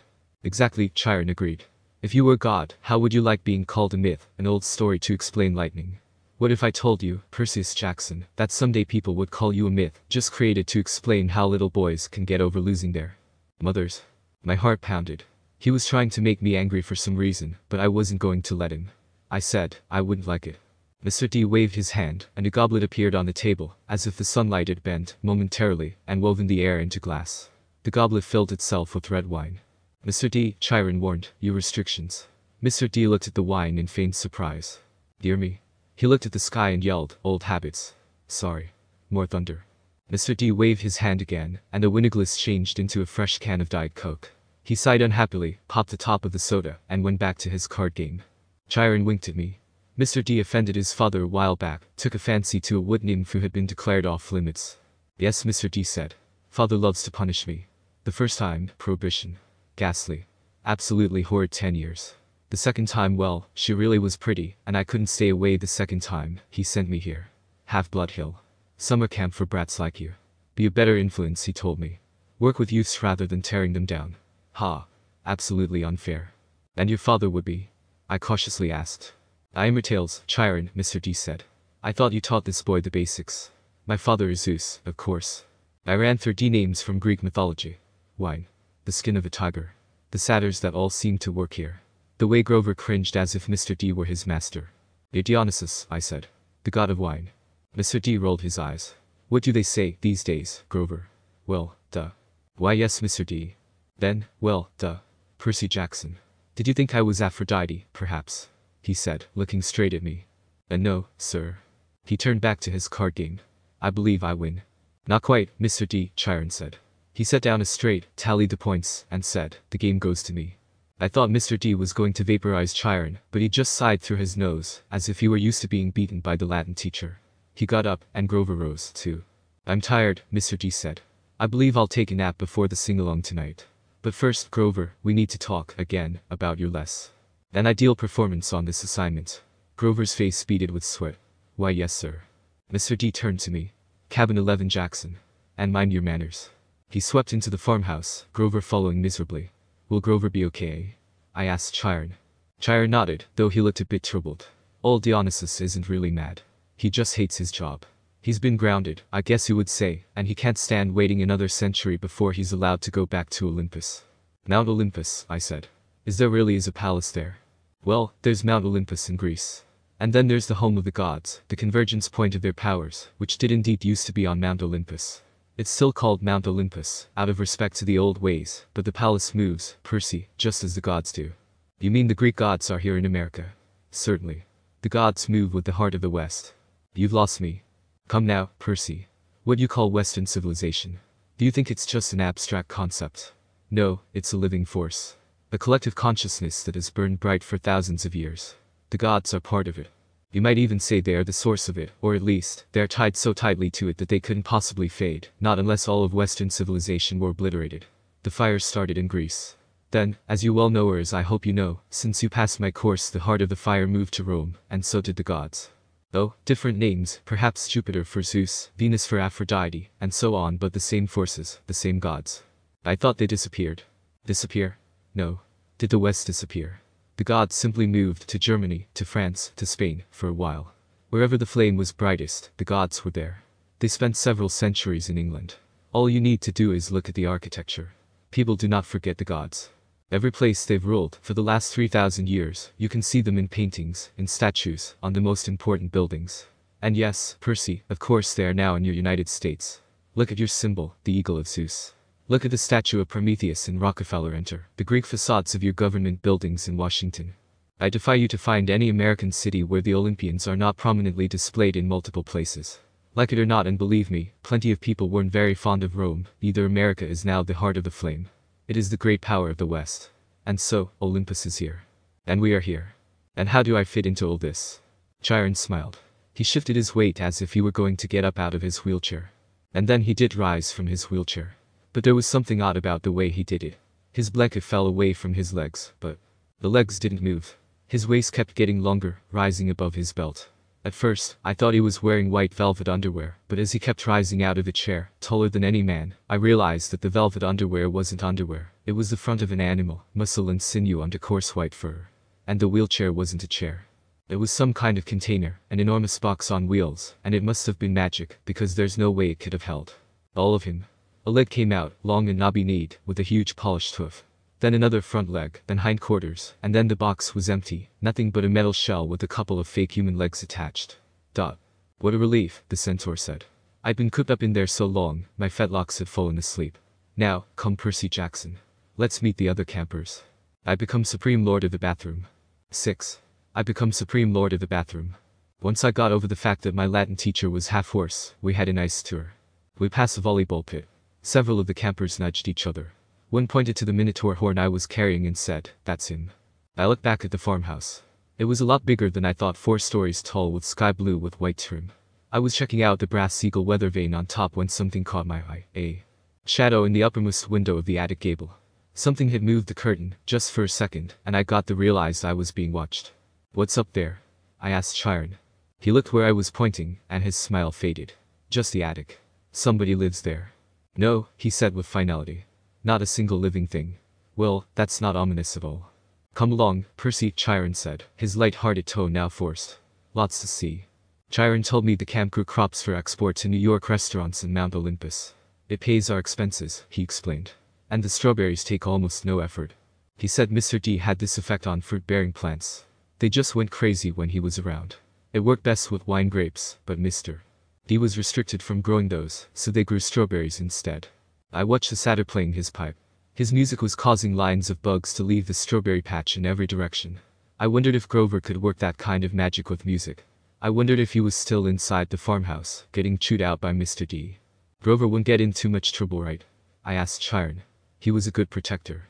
Chiron sighed. "Grover has big dreams, Percy. Perhaps bigger than are reasonable. To reach his goal, he must first demonstrate great courage by succeeding as a keeper, finding a new camper, and bringing him safely to Half-Blood Hill. But he did do that." "I might agree with you," Chiron said. "But it is not my place to judge. Dionysus and the Council of Cloven Elders must decide.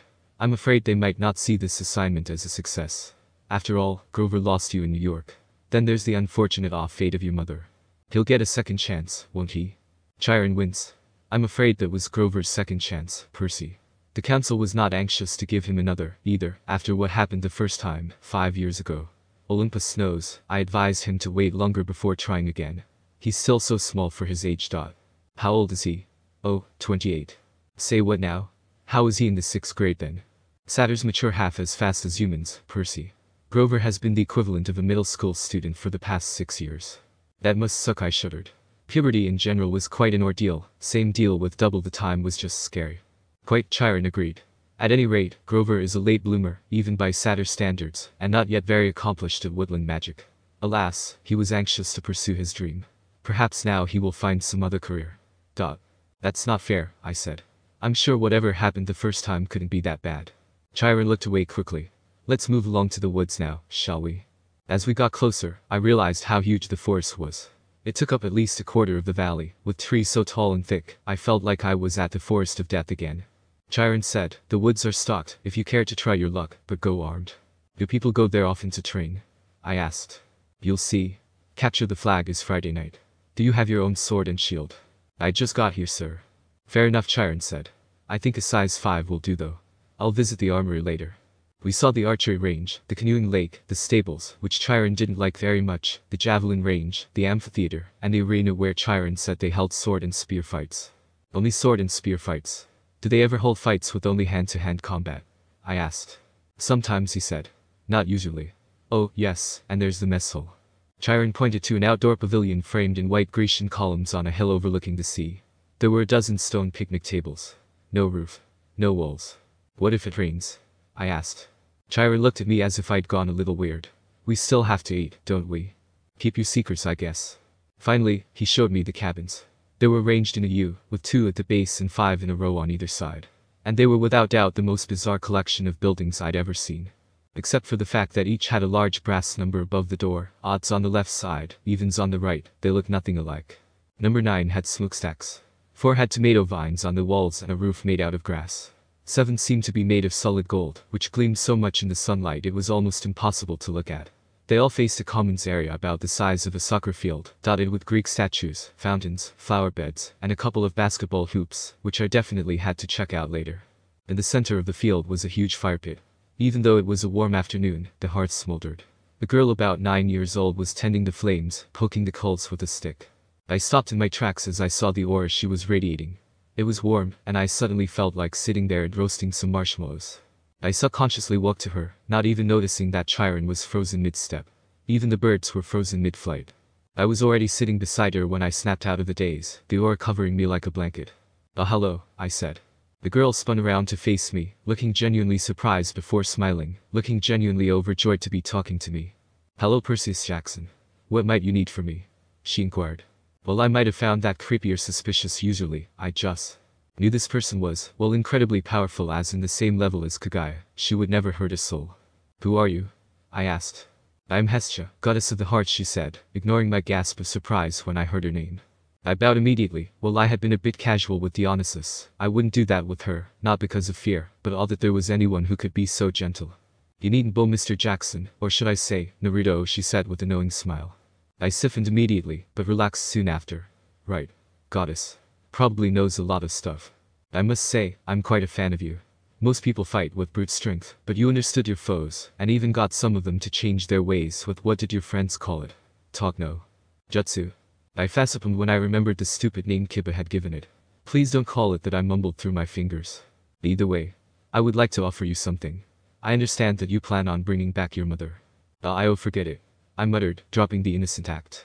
Yes, I plan to do that. I will not try to stop you.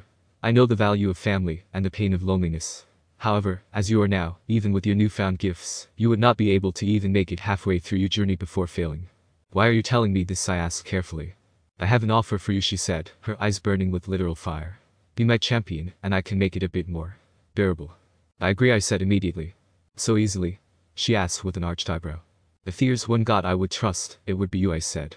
I've studied your legends in class, and while I'm sure some of those were wrong, they must have been inspired by something. I'm honored that you would believe in me like this, she said, standing. Forgive me if I'm getting ahead of myself, but is this time Pa's ability part of it? The fire in her eyes slightly dimmed as she looked up at the sky. Not quite. I was inside my father Kronos for the longest of the original 6 Olympians, and so I can use some of his abilities. I doubt you'll be able to use the time stop ability like this, but freezing a few things like arrows or even your opponent should be within your abilities. She looked back at me and sweat dropped comically when she saw the awestruck look I was sure I was giving. That's just one of the abilities you get, but I must go now. Enjoy your day, she said before stepping into the fire and vanishing. Suddenly, I was back with Chiron, walking alongside him as the centaur continued the tour. Most of the other cabins were crowded with campers. Number 5 was bright red and nasty paint job, as if the color had been splashed on with buckets and fists. The roof was lined with barbed wire, and a stuffed wild boar's head hung over the doorway. Inside I could see a bunch of tough-looking kids, both girls and boys, arm wrestling and arguing with each other while rock music blared. The loudest was a girl maybe 13 or 14. She wore a size XXXL Camp Half-Blood t-shirt under a camouflage jacket. She zeroed in on me and gave me an evil sneer. She reminded me of Nancy Bobofit, though the capper girl was much bigger and tougher looking, and her hair was long and stringy, and brown instead of red. The brawn but no brain type A. I kept walking, trying to stay clear of Chiron's hooves. We haven't seen any other centaurs, I said. No, said Chiron sadly. My kinsmen are wild and barbaric folk, I'm afraid. You might encounter them in the wilderness or at major sporting events. But you won't see any here. You said your name was Chiron. Are you really? He smiled down at me. The Chiron from the stories. Trainer of Hercules and all that. Yes, Percy, I am. But, shouldn't you be dead? Chiron paused, as if the question intrigued him. I honestly don't know about should be. The truth is, I can't be dead. You see, eons ago the gods granted my wish. I could continue the work I loved. I could be a teacher of heroes as long as humanity needed me. I gained much from that wish and I gave up much. But I'm still here, so I can only assume I'm still needed.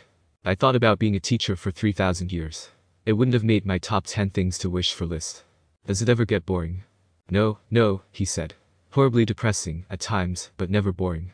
I guess I get why depressing. Oh, look, he said, suddenly looking away. Anabeth is waiting for us. The blonde girl I'd met at the big house was reading a book in front of the last cabin on the left, number 11.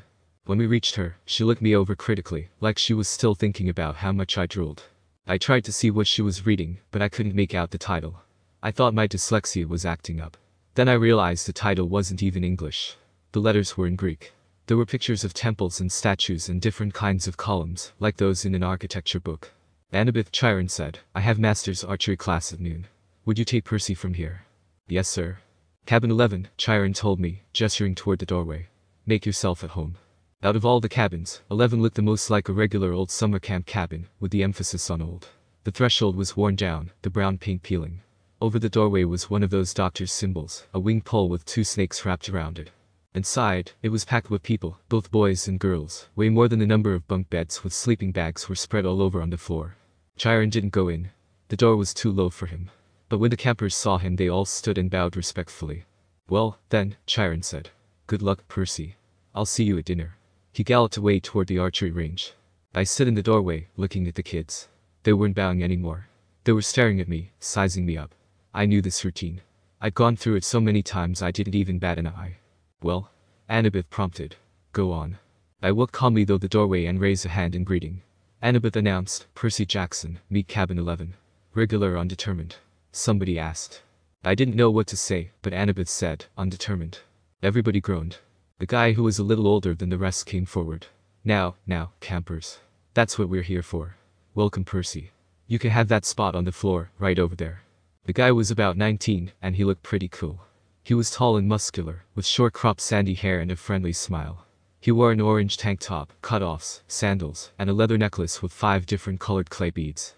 The only thing unordinary about his appearance was a thick white scar that ran from just beneath his right eye to his jaw, like an old knife slash.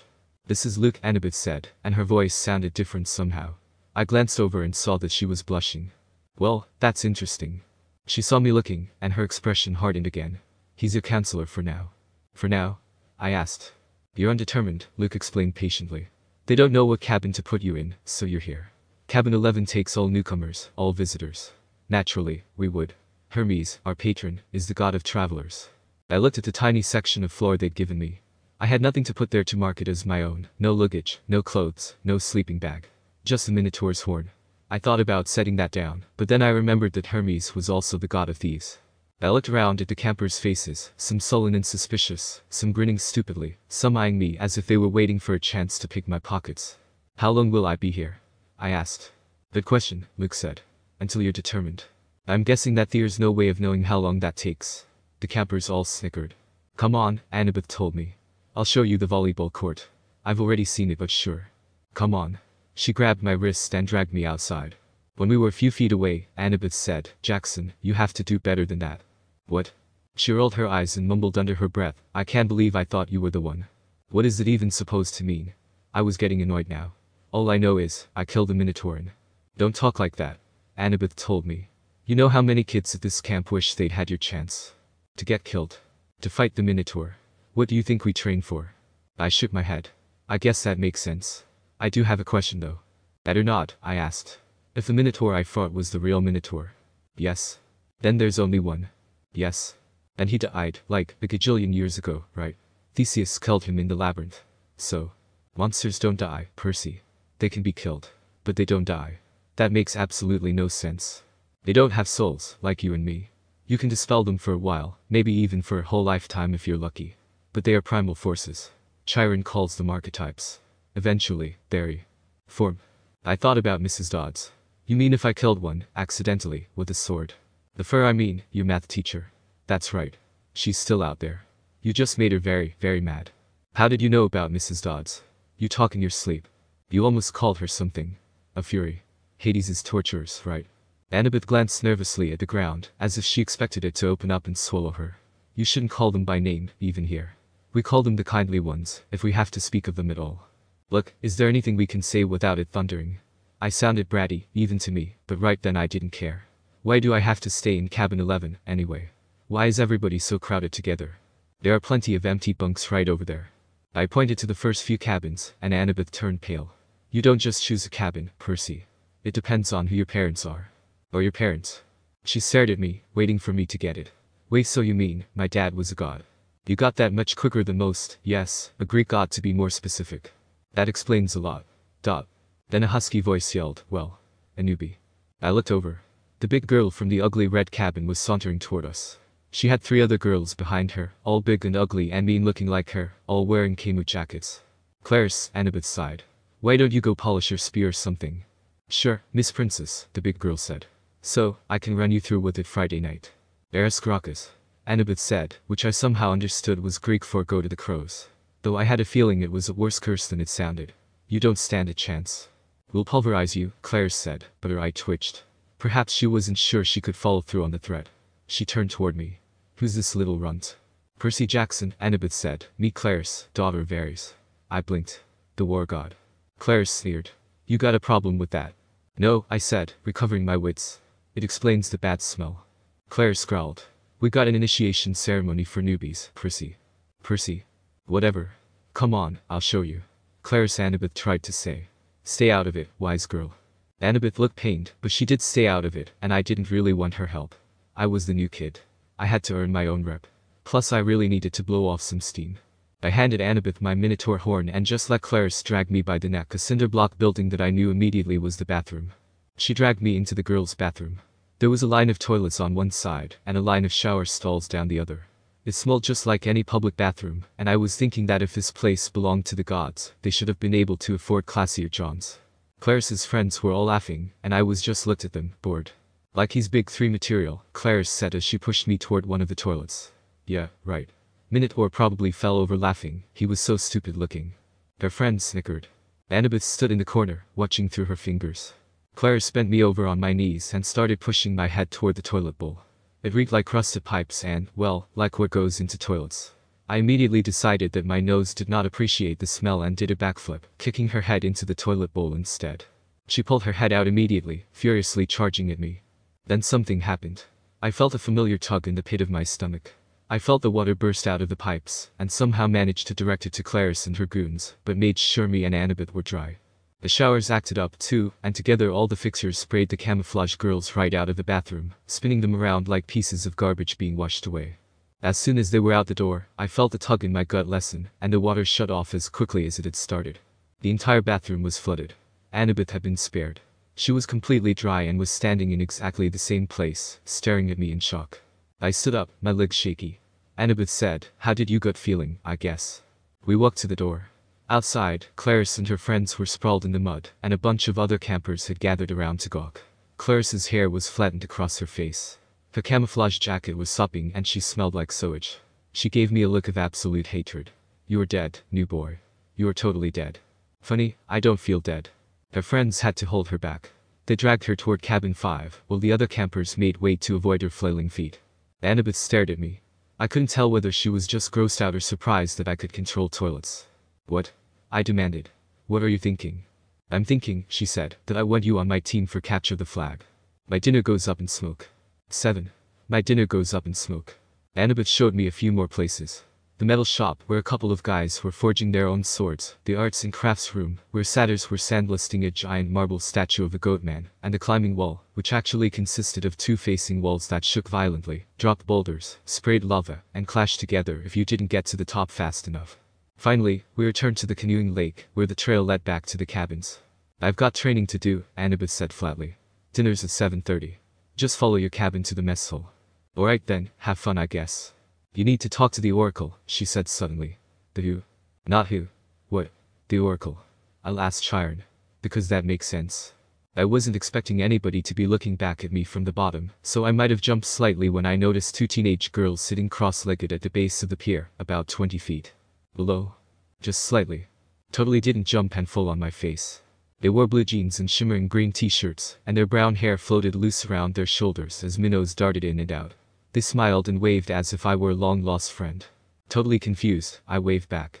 Don't encourage them, Anabeth warned through her covered mouth, stifling laughter. Naiads are terrible flirts. Naiads, I repeated, feeling completely done. Any chance that I can just get a cab or something and go back home? Anabeth frowned. Don't you get it, Percy? You're home. This is the only safe place on Earth for kids like us. You mean, magic kids? I mean not human. Not totally human, anyway. Half human and half. I think you know. God, I sighed. Of course, it is. Anabeth nodded. Your father isn't dead, Percy. He's one of the Olympians. That would explain a lot. But if all the kids here are half-gods. Demigods, Anabeth said. That's the official term. Or half-bloods. Who's your parent, then? Cabin 6. For the last time, I just got here so you're gonna have to elaborate. Anabeth straightened. Athena. Goddess of wisdom in battle. Okay, I thought. That's kinda cool, and any idea who my dad might be? Undetermined, Anabeth said, like I told you before. Nobody knows. Except my mother. She knew. Maybe not, Percy. Gods don't always reveal their identities. My dad would have. If there's one thing I'm sure of, it's that he loved her. Anabeth gave me a cautious look. Maybe you're right. Maybe he'll send a sign. That's the only way to know for sure. Your father has to send you a sign claiming you as his son. Sometimes it happens. Meaning sometimes it doesn't. Anabeth ran her palm along the rail. The gods are busy. They have a lot of kids and they don't always, well, sometimes they don't care about us, Percy. They ignore us. I thought about some of the kids I'd seen in the Hermes cabin, teenagers who look sullen and depressed. I knew kids like that at Yancey Academy, shuffled off to boarding school by rich parents who didn't have the time to deal with them. So, I'm stuck here, I said. That's it. I don't want to spend my life in the same place. It depends, Anabeth said. Some campers only stay the summer. If you're a child of Aphrodite or Demeter, you're probably not a real powerful force. The monsters might ignore you, so you can get by. With a few months of summer training and live in the mortal world the rest of the year. But for some of us, it's too dangerous to leave. We're year-rounders. In the mortal world, we attract monsters. They sense us. They come to challenge us. Most of the time, they'll ignore us until we're old enough to cause trouble, about 10 or 11 years old, but after that, most demigods either make their way here, or they get killed off. A few manage to survive in the outside world and become famous. Believe me, if I told you the names, you'd know them. Some don't even realize they're demigods. But very, very few are like that. So, monsters can't get in here. Anabeth shook her head. Not unless they're intentionally stalked in the woods or specially summoned by somebody on the inside. Why would anybody want to summon a monster? Practice fights. Practical jokes. Whoever's playing pranks like that is someone I have gotta befriend. The point is, the borders are sealed to keep mortals and monsters out. From the outside, mortals look into the valley and see nothing unusual, just a strawberry farm. So, you're a year-rounder. Anabeth nodded. From under the collar of her t-shirt, she pulled a leather necklace with 5 clay beads of different colors. It was just like Luke's, except Anabeth's also had a big gold college ring strung on it. I've been here since I was 7, she said. Every August, on the last day of summer session, you get a bead for surviving another year. I've been here longer than most of the counselors, and they're all in college. So I could just walk out of here right now if I wanted to. It would be suicide, but you could, with Mr. D's or Chiron's permission. But they wouldn't give permission until the end of the summer session unless what? You were granted a quest. But that hardly ever happens. The last time. Her voice trailed off. I could tell from her tone that the last time hadn't gone well. Back in the sick room, I said, when you were feeding me that stuff ambrosia. Yeah, that. You said something about the summer solstice. Anabeth tensed. So, you do know something. Not exactly. Back at my old school, I overheard Grover and Chiron talking about it. Grover mentioned the summer solstice. He said that we don't have enough time because of some deadline. Any idea what that meant? She clenched her fists. I wish I knew. Chiron and the satyrs, they know, but they won't tell me. Something is wrong in Olympus. Something pretty major. Last time I was there, everything seemed so normal. Well, that suspy, did she just say she's been to Olympus? You've been to Olympus. Some of us year-rounders, Luke and Clarice and I and a few others, we took a field trip during winter solstice. That's when the gods have their big annual council. How do you even get there? The Long Island Railroad, of course. You get off at Penn Station. Empire State Building, special elevator to the 600th floor. She looked at me like she was sure I must know this already. You're a New Yorker, right? Aha, as far as I knew, there were only 102 floors in the Empire State Building, but I decided not to point that out. Right after we visited, Anabeth continued, the weather got weird, as if the gods had started fighting. A couple of times since, I've overheard satyrs talking. The best I can figure out is that something important was stolen. And if it isn't returned by summer solstice, there's going to be trouble.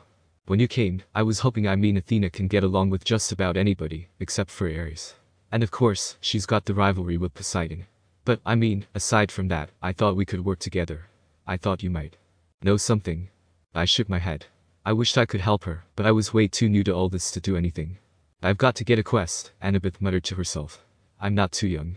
If they would just tell me the problem. I could smell barbecue smoke coming from somewhere nearby. Anabeth must have heard my stomach growl. She told me to go on and that she'd catch me later. Back at cabin 11, everybody was talking and horsing around, waiting for dinner. I noticed that a lot of the campers had similar features. Sharp noses, upturned eyebrows, mischievous smiles. These were my kind of people. The counselor, Luke, came over. He had the Hermes family resemblance, too. It was marred by that scar on his right cheek, but his smile was intact. Found you a sleeping bag, he said. And here, I stole you some toiletries from the camp store. Did he just say stole? I said, thanks. No prob. Luke sat next to me, pushed his back against the wall. Tough first day. No kidding, I said. I don't even believe in gods. Yeah, he said. That's how we all started. Once you start believing in them, it doesn't get any easier. The bitterness in his voice surprised me, because Luke seemed like a pretty easygoing guy. The way he said that, it reminded me of how Sasuke used to sound when he talked about Itachi. So, your dad is Hermes? I asked. Yeah, Hermes. The wing-footed messenger. That's him. Messengers. Medicine. Travelers, merchants, thieves. Anybody who uses the roads. That's why you're here, enjoying Cabin 11's hospitality. Hermes isn't picky about who he sponsors. You ever meet your dad? I asked. Once. I waited, thinking that if he'd tell me if he wanted to. Apparently, he didn't. I wondered if the story had anything to do with how he got his scar. Luke looked up and managed to smile. Don't worry about it, Percy. The campers here, they're mostly good people. After all, we're extended family, right? We take care of each other. I decided to ask him my last question, the one that had been bothering me all afternoon. Clarice, from Ares, was talking about me being Big 3 material. Then Anabeth twice, she said I might be the one. She said I should talk to the Oracle. What was that all about? Luke folded his knife. I hate prophecies. Where did that come from? His face twitched around the scar. Let's just say I messed things up for everybody else. The last 2 years, ever since my trip to the Garden of the Hesperides went sour, Chiron hasn't allowed any more quests. Anabeth's been dying to get out into the world. She pestered Chiron so much he finally told her he already knew her fate. He'd had a prophecy from the Oracle. He wouldn't tell her the whole thing, but he said Anabeth wasn't destined to go on a quest yet. She had to wait until somebody special came to the camp. Special? Don't worry about it, kid, Luke said. Anabeth wants to think every new camper who comes through here is the omen she's been waiting for. Now, come on, it's dinner time. The moment he said it, a horn blew in the distance. Luke yelled, 11, fall in. The whole cabin, about 20 of us, filed into the yard. We lined up in order of seniority, so naturally I was dead last. Campers came from the other cabins, too, except for the 3 empty cabins at the end, and cabin 8, which had looked normal in the daytime, but was now starting to glow silver as the sun went down. We marched up the hill to the mess hall pavilion. Satyrs joined us from the meadow. Naiads emerged from the canoeing lake. A few other girls came out of the woods literally. I saw one girl, about 9 or 10 years old, melt from the side of a maple tree and come skipping up the hill. In total, there were maybe 100 campers, a few dozen satyrs, and a dozen assorted wood nymphs and naiads. At the pavilion, torches blazed around the marble columns. A central fire burned in a bronze brazier the size of a bathtub. Each cabin had its own table, covered in white cloth trimmed in purple. 4 of the tables were empty, but cabin 11's was way overcrowded. I had to squeeze onto the edge of a bench with half my butt hanging off. I saw Grover sitting at table 12 with Mr. D, a few satyrs, and a couple of plump blonde boys who looked just like Mr. D. Chiron stood to one side, the picnic table being way too small for a centaur. Finally, Chiron pounded his hoof against the marble floor of the pavilion, and everybody fell silent. He raised a glass. To the gods. Everybody else raised their glasses. To the gods. Wood nymphs came forward with platters of food. Grapes, apples, strawberries, cheese, fresh bread, and yes, barbecue. My glass was empty, but Luke said, speak to it. Whatever you want, non-alcoholic, of course. I said, Coke Zero. The glass filled with sparkling caramel liquid. Then I had an idea. Blue Coke CERO1. The soda turned a violent shade of cobalt. I took a cautious sip. Perfect. I drank a toast to my mother. Just wait on me, Mom, I'm coming to get you soon.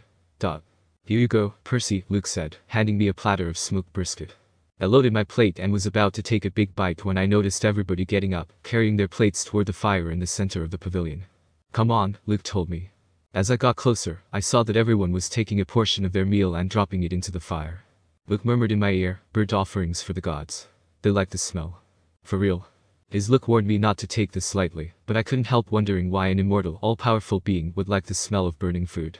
Luke approached the fire, bowed his head, and tossed in a cluster of fat red grapes. Hermes. I was next. I wish I knew what name to say. Finally, I made a silent plea. Tell me who you are. Please. I scraped a big slice of brisket into the flames. When I caught a whiff of the smoke, I didn't gag. It smelled nothing like burning food. It smelled of hot chocolate and fresh-baked brownies, hamburgers on the grill and wildflowers, and 100 other good things that shouldn't have gone well together, but did. I could almost believe the gods could live off that smoke. When everybody had returned to their seats and finished eating their meals, Chiron pounded his hoof again for our attention. Mr. D got up with a huge sigh. Yes, I suppose I'd better say hello to all you brats. Well, hello.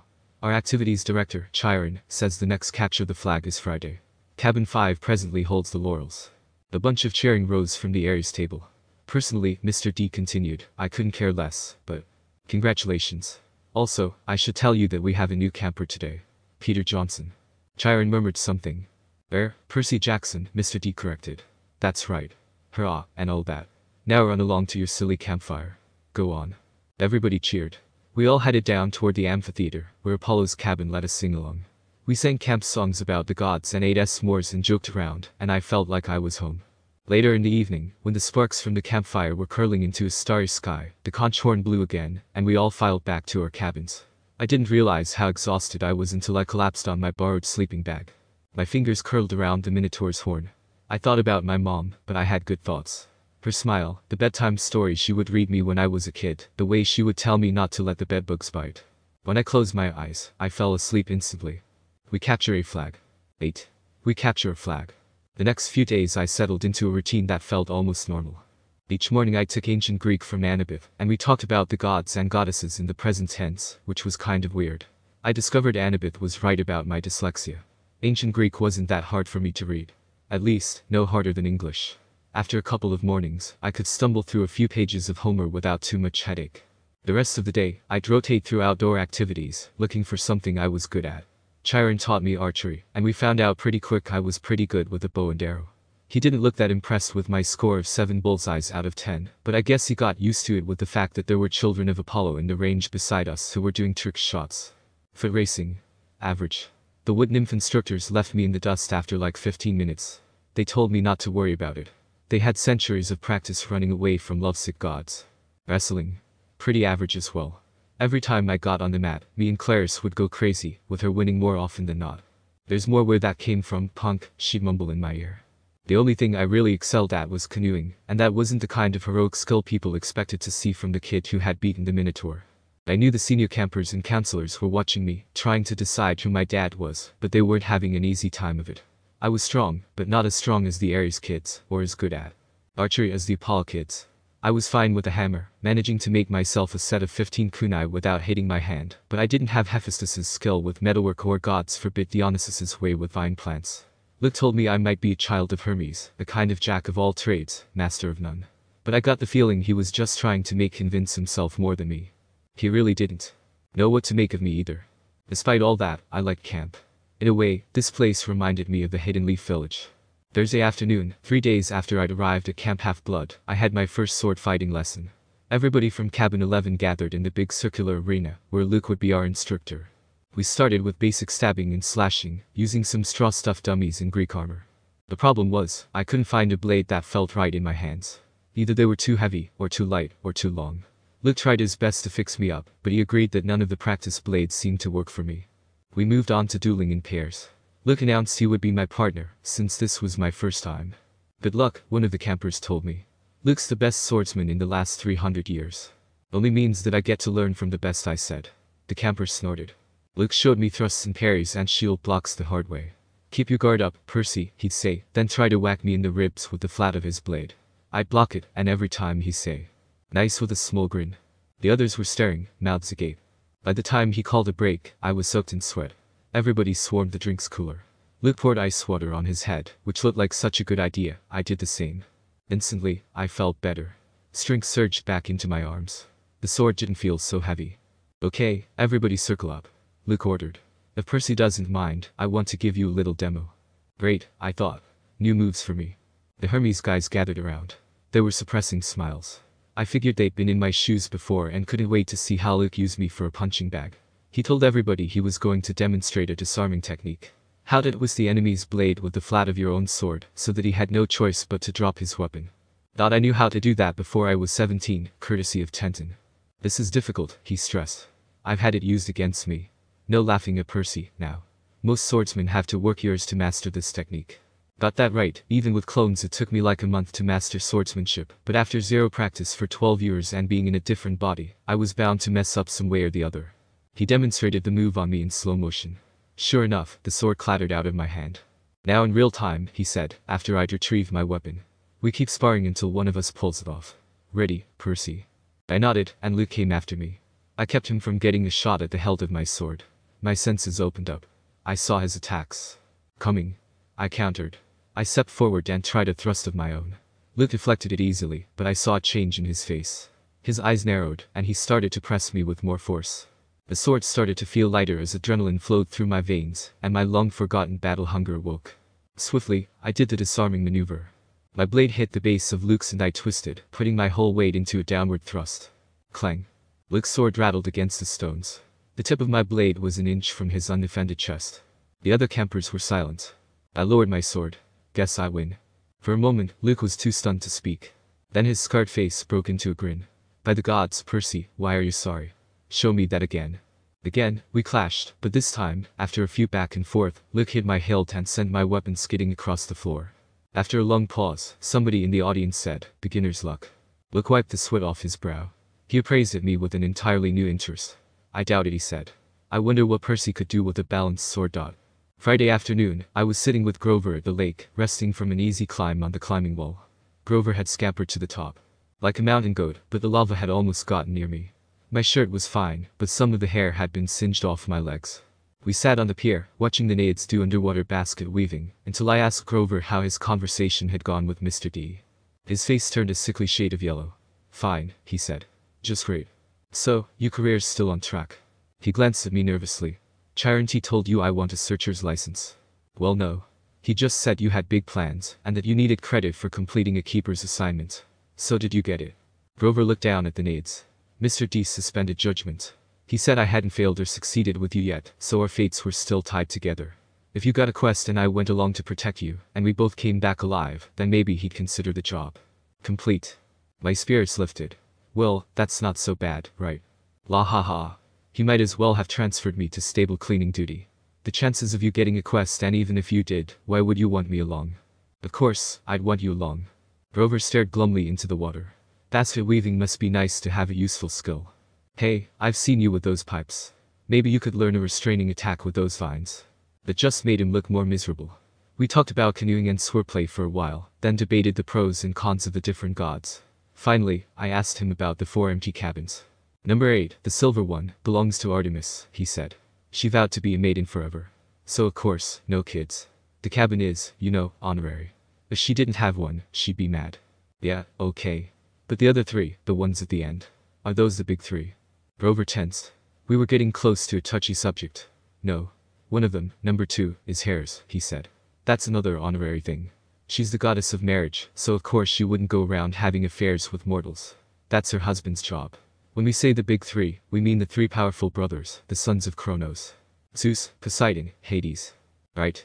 You know. After the great battle with the Titans, they took over the world from their dad and drew lots to decide who got what. Zeus got the sky, I remembered. Poseidon the sea, Hades the underworld. Aha. How come Hades doesn't have a cabin here? He doesn't have a throne on Olympus, either. He sort of does his own thing down in the underworld. If he did have a cabin here, Grover shuddered. Well, it wouldn't be pleasant. Let's leave it at that. Well, that's not nice. But Zeus and Poseidon, they both had, like, a billion kids in the myths. Why are their cabins empty? Grover shifted his hooves uncomfortably. About 60 years ago, after World War II, the big 3 agreed they wouldn't sire any more heroes. Their children were just too powerful. They were affecting the course of human events too much, causing too much carnage.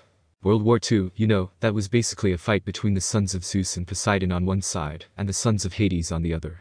The winning side, Zeus and Poseidon, made Hades swear an oath with them. No more affairs with mortal women. They all swore on the river Styx. Thunder boomed.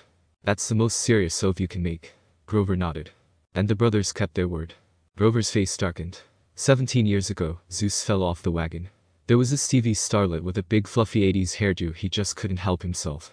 When their child was born, a little girl named Thalia. Well, the river Styx is serious about promises. Zeus himself got off easy because he's immortal, but he brought a terrible fate on his daughter. But that isn't fair. It wasn't the little girl's fault. Grover hesitated. Percy, children of the big three have powers greater than other half-bloods. They have a strong aura, a scent that attracts monsters. When Hades found out about the girl, he wasn't too happy about Zeus breaking his oath. Hades let the worst monsters out of Tartarus to torment Thalia.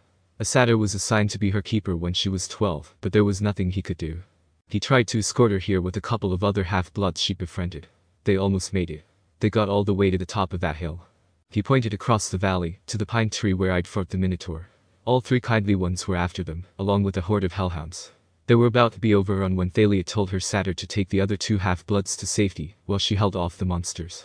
She was wounded and tired, and she didn't want to live like a hunted animal. The satyr didn't want to leave her, but he couldn't change her mind, and he had to protect the others. So, Thalia made her final stand alone, at the top of that hill. As she died, Zeus took pity on her. He turned her into that pine tree. Her spirit still helps protect the borders of the valley. That's why the hill is called Half-Blood Hill. I stared at the pine in the distance. The story made me feel numb. Seems like no matter which world, violent deaths are common. Well, on the topic of death.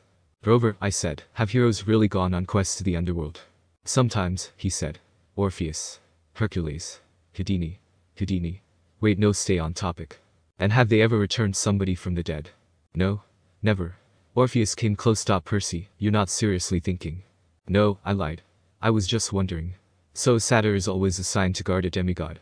Grover studied me warily. I hadn't convinced him that I'd really dropped the underworld idea. Not always. We go undercover to a lot of schools. We try to sniff out the half-bloods who have the makings of great heroes. If we find one with a very strong aura, like a child of the big three, we alert Chiron. He tries to keep an eye on them, since they could cause really huge problems. And you found me. Chiron said you thought I might be something special. Grover looked as if I'd just led him into a trap. I didn't. Oh, listen, don't think like that. If you were, you'd never ever be allowed a quest, and I'd never get my license. You're probably a child of Hermes. Or maybe even one of the minor gods, like Nemesis, the god of revenge. Don't worry, okay? You seriously couldn't get a better example than the goddess of revenge. That night after dinner, there was a lot more excitement than usual. At last, it was time for capture the flag. When the plates were cleared away, the conch horn sounded and we all stood at our tables. Campers yelled and cheered as Anabeth and two of her siblings ran into the pavilion carrying a silk banner. It was about 10 feet long, glistening gray, with a painting of a barn owl above an olive tree. From the opposite side of the pavilion, Clarice and her buddies ran in with another banner, of identical size, but gaudy red, painted with a bloody spear and a boar's head. I turned to Luke and yelled over the noise, those are flags. Yeah. Ares and Athena always lead the teams. Not always, he said. But usually. So, if another cabin captures one, what do you do? Repaint the flag. He grinned. You'll see. First we have to get one. Whose side are we on? He gave me a sly look, as if he knew something I didn't.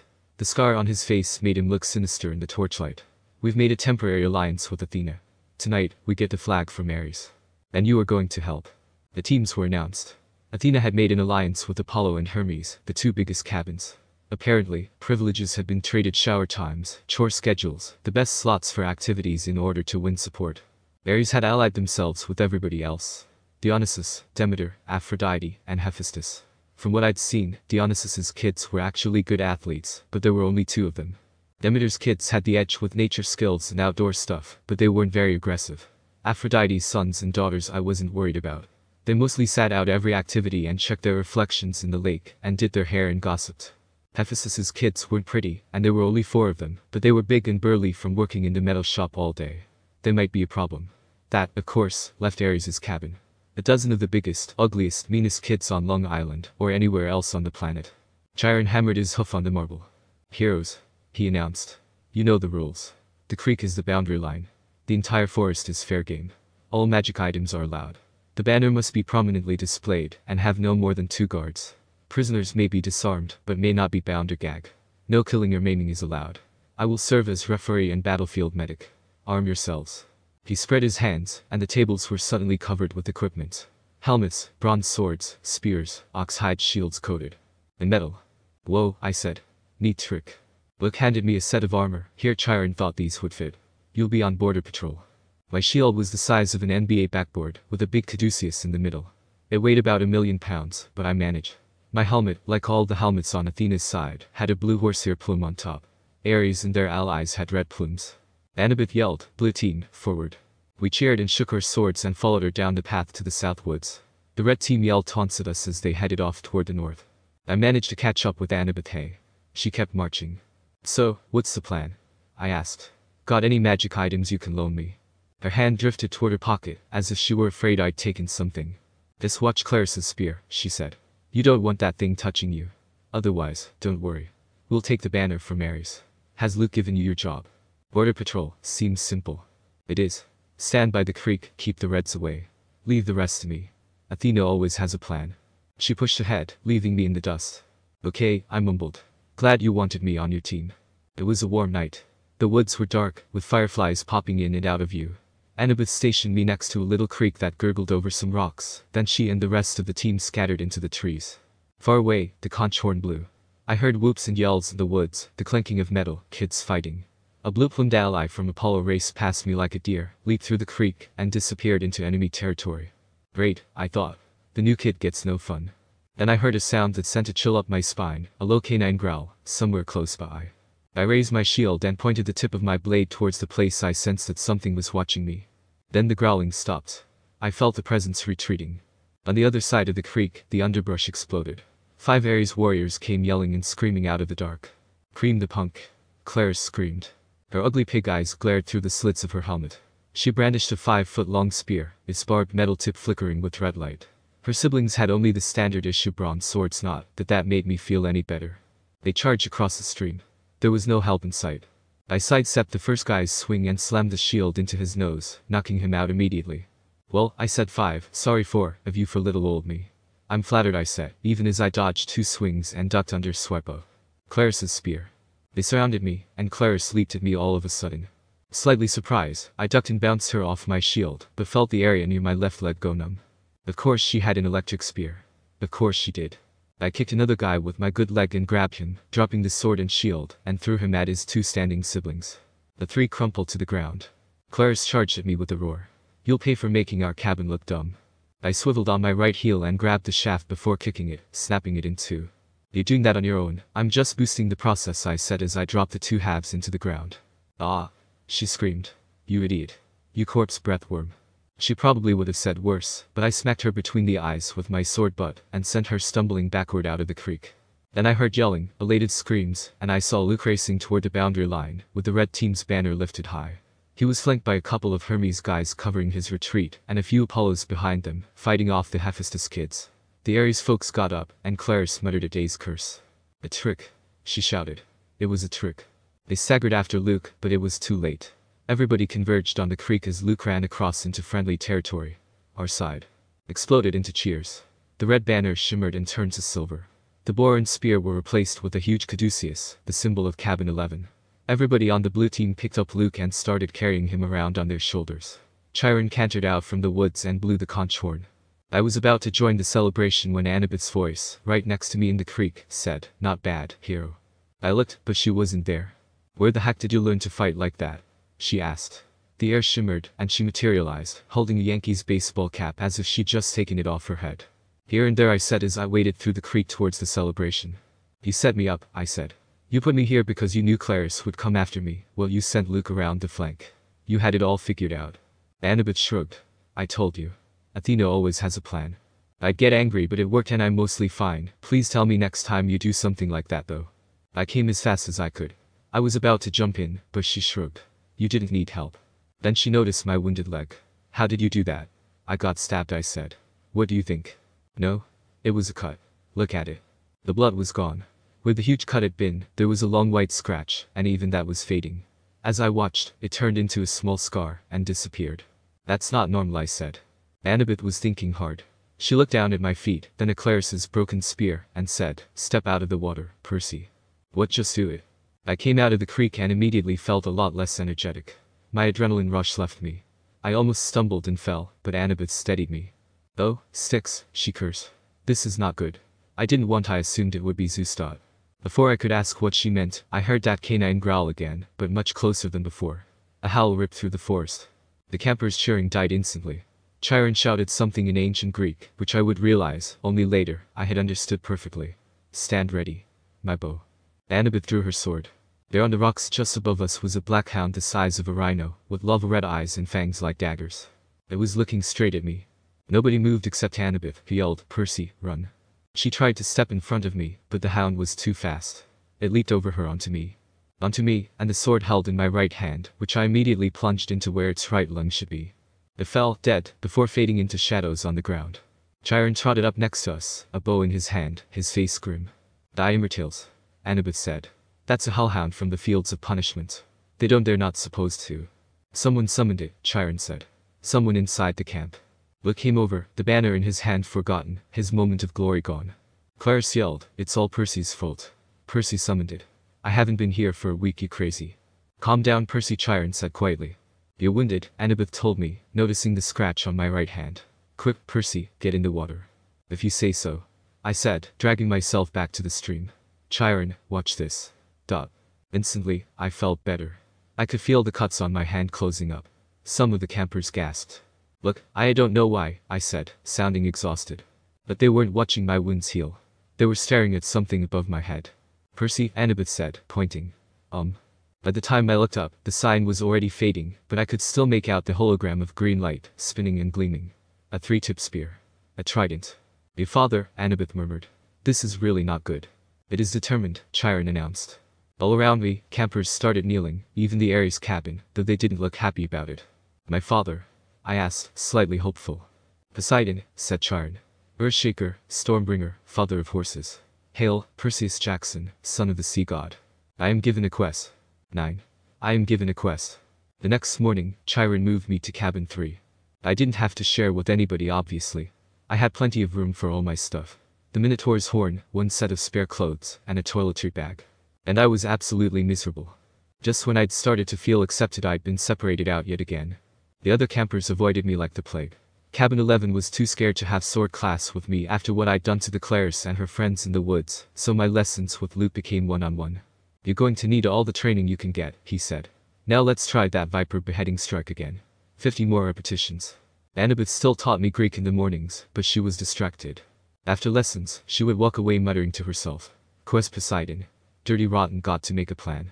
Even Clarice kept her distance, though her looks made it clear she wanted to kill me for breaking her magic spear. I wished she would try something. I'd rather get into fights every day than be ignored. The only people who would even talk to me were Charles Beckendorf from the Hephaestus cabin, who I had fun with, experimenting with different weapons from my old life, and him teaching me how to use more strength, even with a kid body by. Twisting my body, I already know how to do that, but it's nice he thought to teach me that, and Michael Yu from the Apollo cabin, who I had kunai throwing competitions with. I say throwing, but half the time it was doing trick shots and making rhymes that were insults to Clarice. I knew someone at camp hated me. How original, because one night I came into my cabin and found a mortal newspaper dropped inside the doorway, a copy of the New York Daily News. I almost went back outside to beat up whoever I saw when I read it. "Boy and Mother Still Missing After Free Car Accident." By Eileen Smythe. Sally Jackson and son Percy are still missing 1 week after their mysterious disappearance. The family's badly burned '78 Camaro was discovered last Saturday on a North Long Island road, with the roof ripped off and the front axle broken. The car had flipped and skidded for several hundred feet before exploding. Mother and son had gone for a weekend vacation to Montauk, but left hastily, under mysterious circumstances. Small traces of blood were found in the car and near the scene of the wreck, but there were no other signs of the missing Jacksons. Residents in the rural area reported seeing nothing unusual around the time of the accident. Ms. Jackson's husband, Gabe Ugliano, claims that his stepson, Percy Jackson, is a troubled child who has been kicked out of numerous boarding schools and has expressed violent tendencies in the past. Police would not say whether son Percy is a suspect in his mother's disappearance, but they have not ruled out foul play. Below are recent pictures of Sally Jackson and Percy. Police urge anyone with information to call the following toll-free Crime Stoppers hotline. That night, I had my worst dream yet.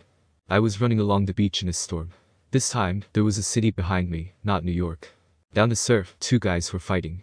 They looked like wrestlers with beards and long hair. Both wore Greek tunics, one trimmed in blue, the other in green. They grappled with each other, wrestled, kicked and head-butted, and every time they connected, lightning flashed, the sky grew darker, and the wind rose. I had to stop them. I knew that if they continued something terrible would happen. For some reason, the harder I ran, the stronger the wind got, so it felt like I was running on a very extreme, very windy treadmill. Over the roar of the storm, I could hear the blue-robed one yelling at the green-robed one, "Give it back. Give it back." They yelled, "Stop fighting." The ground shook. Laughter came from somewhere under the earth, and I heard a deep laugh. "Come down, little hero," the voice crooned. "Come down." The sand split beneath me, opening up a crevice straight down to the center of the earth.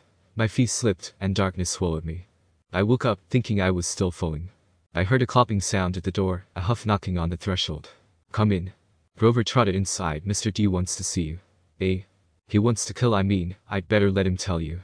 For days, I'd been expecting a summons to the big house. Now that I was declared a son of Poseidon, one of the big three gods who weren't supposed to have kids, I figured it was a crime for me just to be alive. It's not like I'd let them kill me, of course. I may not have chakra, but I'm still a ninja. The curtain of rain was coming in our direction. I asked Grover if we needed an umbrella. "No," he said. "It never rains here unless we want it to." I pointed at the storm. "Someone should tell that to the weather." He glanced uneasily at the sky. "It'll pass around us. Bad weather always does." At the volleyball pit, the kids from Apollo cabin were playing a game against the satyrs. Dionysus's twins were walking around in the strawberry fields, making them grow. Everybody was going about their normal business, but they looked tense. Grover and I walked up to the front porch of the big house. Dionysus sat at the pinnacle table with Chiron sitting across the table in his fake wheelchair. They were playing against invisible opponents, two sets of cards hovering in the air. Well, Mr. D said without looking up. "Our little celebrity." I waited. "Come closer," Mr. D said. "And don't expect me to kowtow to you, mortal, just because old Barnacle Beard is your father." A net of lightning flashed across the clouds. Thunder shook the windows of the house. "Blah, blah, blah," Dionysus said. "If I had my way," Dionysus said, "I would cause your molecules to erupt in flames. We'd sweep up the ashes and be done with a lot of trouble. But Chiron seems to feel this would be against my mission at this curse camp. To keep you little brats safe from harm." "Spontaneous combustion is a form of harm, Mr. D," Chiron put in. "Nonsense," Dionysus said. "Boy wouldn't feel a thing. Nevertheless, I've agreed to restrain myself. I'm thinking of turning you into a dolphin instead, sending you back to your father." Mr. D, Chiron warned. "Oh, all right," Dionysus relented. "There's one more option. But it's deadly foolishness." Dionysus rose, and the invisible player's cards dropped to the table. "I'm off to Olympus for the emergency meeting. If the boy is still here when I get back, I'll turn him into an Atlantic botanist. Do you understand?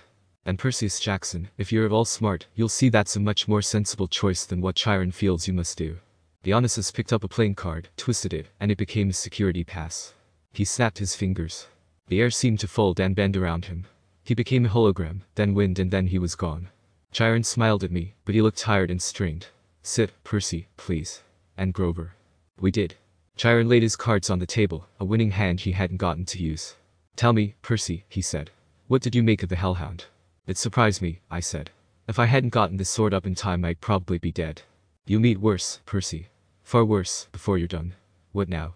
"Your quest, of course. Will you accept it?" I said. "You haven't even told me what it is yet." Chiron grimaced. "Well, that's the hard part, the details." Thunder rumbled across the valley. "Poseidon and Zeus," I said. "They're fighting over something valuable that was stolen, aren't they?" Chiron sat forward in his wheelchair. "How did you know that?" "The weather since Christmas has been strange, like the sea and the sky are fighting. And I've also been having these dreams." "I knew it," Grover said. "Hush," Chiron ordered. "But it is his quest." Grover's eyes were bright with excitement. "It must be. Only the Oracle can determine." Chiron stroked his bristly beard. "Nevertheless, Percy, you are correct. Your father and Zeus are having their worst quarrel in centuries. They're fighting over something valuable that was stolen. To be precise, a lightning bolt." "Excuse me. Do not take this lightly," Chiron warned. "I'm not talking about some tinfoil-covered zigzag you'd see in a second-grade play.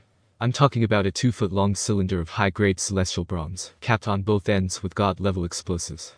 Something like that is missing." "Stolen," Chiron said. "That's worse. Who did it?" "By you." I stood there, mouth slightly opened. At least what Zeus thinks.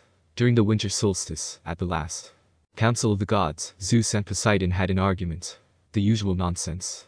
Mother Ray always liked me best, air disasters are more spectacular than sea disasters, etc. Afterward, Zeus realized his master bolt was missing, taken from the throne room under his very nose. He immediately blamed Poseidon. Now, a god cannot usurp another god's symbol of power directly, that is forbidden by the most ancient of divine laws. But Zeus believes your father convinced a human hero to take it. But I've never even been to Olympus. Zeus is crazy. Chiron and Grover glanced nervously at the sky. Percy, Grover said. We don't use the C word to describe the Lord of the Sky. If the amount I cared was a number, it would be less than negative HUNDR. Percy, Grover cut in, if you were Zeus, and you already thought your brother was plotting to overthrow you, then your brother suddenly admitted he had broken the sacred oath he took after World War II, that he's fathered a new mortal hero who might be used as a weapon against you. Wouldn't that put a twist in your toga? But I didn't do anything. Poseidon didn't really have this master bolt stolen, did he? Chiron sighed. Most thinking observers would agree that thievery is not Poseidon's style. But the sea god is too proud to try convincing Zeus of that. Zeus has demanded that Poseidon return the bolt by the summer solstice. That's June 21st, 10 days from now. Poseidon wants an apology for being called a thief by the same date.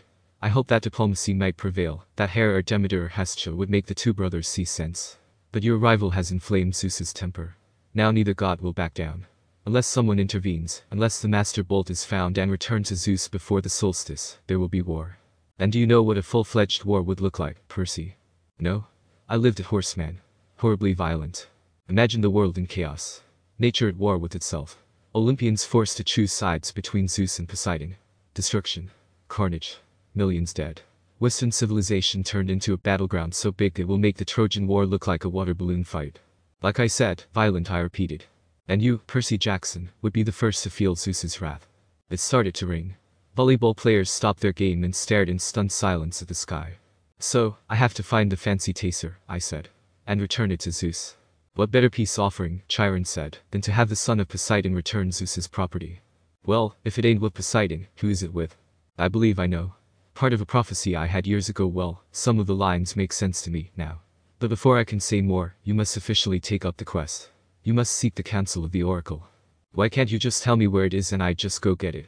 Because if I did, you would be too afraid to accept the challenge. I snorted. I seriously doubt that. You agree then? I looked at Grover, who nodded encouragingly. All right, I said. Better that than dolphinification.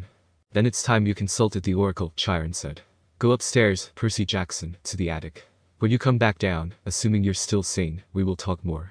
4 flights up, the stairs ended under a green trapdoor. The warm air from the open door smelled like mildew and rotten wood and snakes. The attic was filled with Greek hero junk. Armor stands covered in cobwebs, once bright shields pitted with rust, old leather steamer trunks plastered with stickers saying Ithaca, Circe's Isle, and Land of the Amazons. One long table was stacked with glass. Jars filled with pickled things, severed hairy claws, huge yellow eyes, various other parts of monsters. A dusty mounted trophy on the wall looked like a giant snake's head, but with horns and a full set of shark's teeth. The plaque read, Hydra Head No. 1, Woodstock, NY, 1969. By the window, sitting on a wooden tripod stool, was the most gruesome memento of all. MUMMY, the dead body kind, not the Egyptian toilet paper covered one. She sat up on her stool and opened her mouth. A green mist poured from the mummy's mouth, coiling over the floor in thick tendrils, hissing like 20,000 snakes. Inside my head, I heard a voice.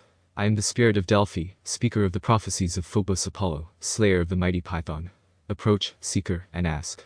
I ask, what is my destiny? The mist swirled more thickly, collecting right in front of me and around the table with the pickled monster part jars. Suddenly there were 4 men sitting around the table, playing cards. Their faces became clear. It was Smelly Gabe and his buddies. It was Team 7 as children, in the photo which Kakashi-sensei had them take the day before their sea-turned-airing mission. Sensei spoke in the rasping voice of the oracle. You shall go west, and face the god who has turned. Sakura said in the same voice. You shall find what was stolen, and see it safely returned. Sasuke then said. You shall be betrayed by one who calls you a friend. Finally, all 3 of them said at the same time. And you shall fail to save what matters most, in the end. The figures began to dissolve. At first I was too stunned to say anything, but as the mist retreated, coiling into a huge green serpent, and slithering back into the mouth of the mummy, I yelled, wait. What does it even mean? What will I fail to save? The tail of the mist snake disappeared into the mummy's mouth. She reclined back against the wall. Her mouth closed tight, as if it hadn't been open in 100 years. The attic was silent again, abandoned, nothing but a room full of mementos. I got the feeling that I could stand here until I had cobwebs, too, and I wouldn't learn anything else. My audience with the oracle was over. Well? Chiron asked me. I sat into a chair. She said I would retrieve what was stolen. Grover sat forward, chewing excitedly on a Diet Coke can. That's great. What did the Oracle say exactly? Chiron pressed. This is important. She said I would go west and face a god who had turned. I would retrieve what was stolen and see it safely returned. I knew it, Grover said. Chiron didn't look satisfied. Anything else? I didn't want to tell him. What friend would betray me? I didn't have that many here, and I couldn't imagine the ones I did have betray me. And the last line, I would fail to save what mattered most. What was the point of going on the quest if I'd end up failing anyway? No, I said. That's about it. He studied my face. Very well, Percy. But know this. The Oracle's words often have double meanings. Don't dwell on them too much. The truth is not always clear until events come to pass. Okay, I said, trying to change topics. Who could this god in the west be? Think, Percy, Chiron said. If Zeus and Poseidon weaken each other in a war, who stands to gain? Someone wanting to and with the ability to take over. I guess. Yes, quite. Someone who harbors a grudge, who has been unhappy with his lot since the world was divided eons ago. His kingdom would grow powerful with the deaths of millions. Someone who hates his brothers for forcing him into an oath to have no more children, an oath that both of them have now broken. I thought about my dreams, the evil voice that had spoken from under the ground. Hades. Chiron nodded. The Lord of the Dead is the only possibility. A scrap of aluminium fell out of Grover's mouth. Whoa, wait. What? The Fury came after Percy, Chiron said. She watched the young man until she was sure of his identity, then tried to kill him. Furies obey only one lord. Hades. Yes, but Hades hates all heroes, Grover protested. Especially if he has found out Percy is a son of Poseidon.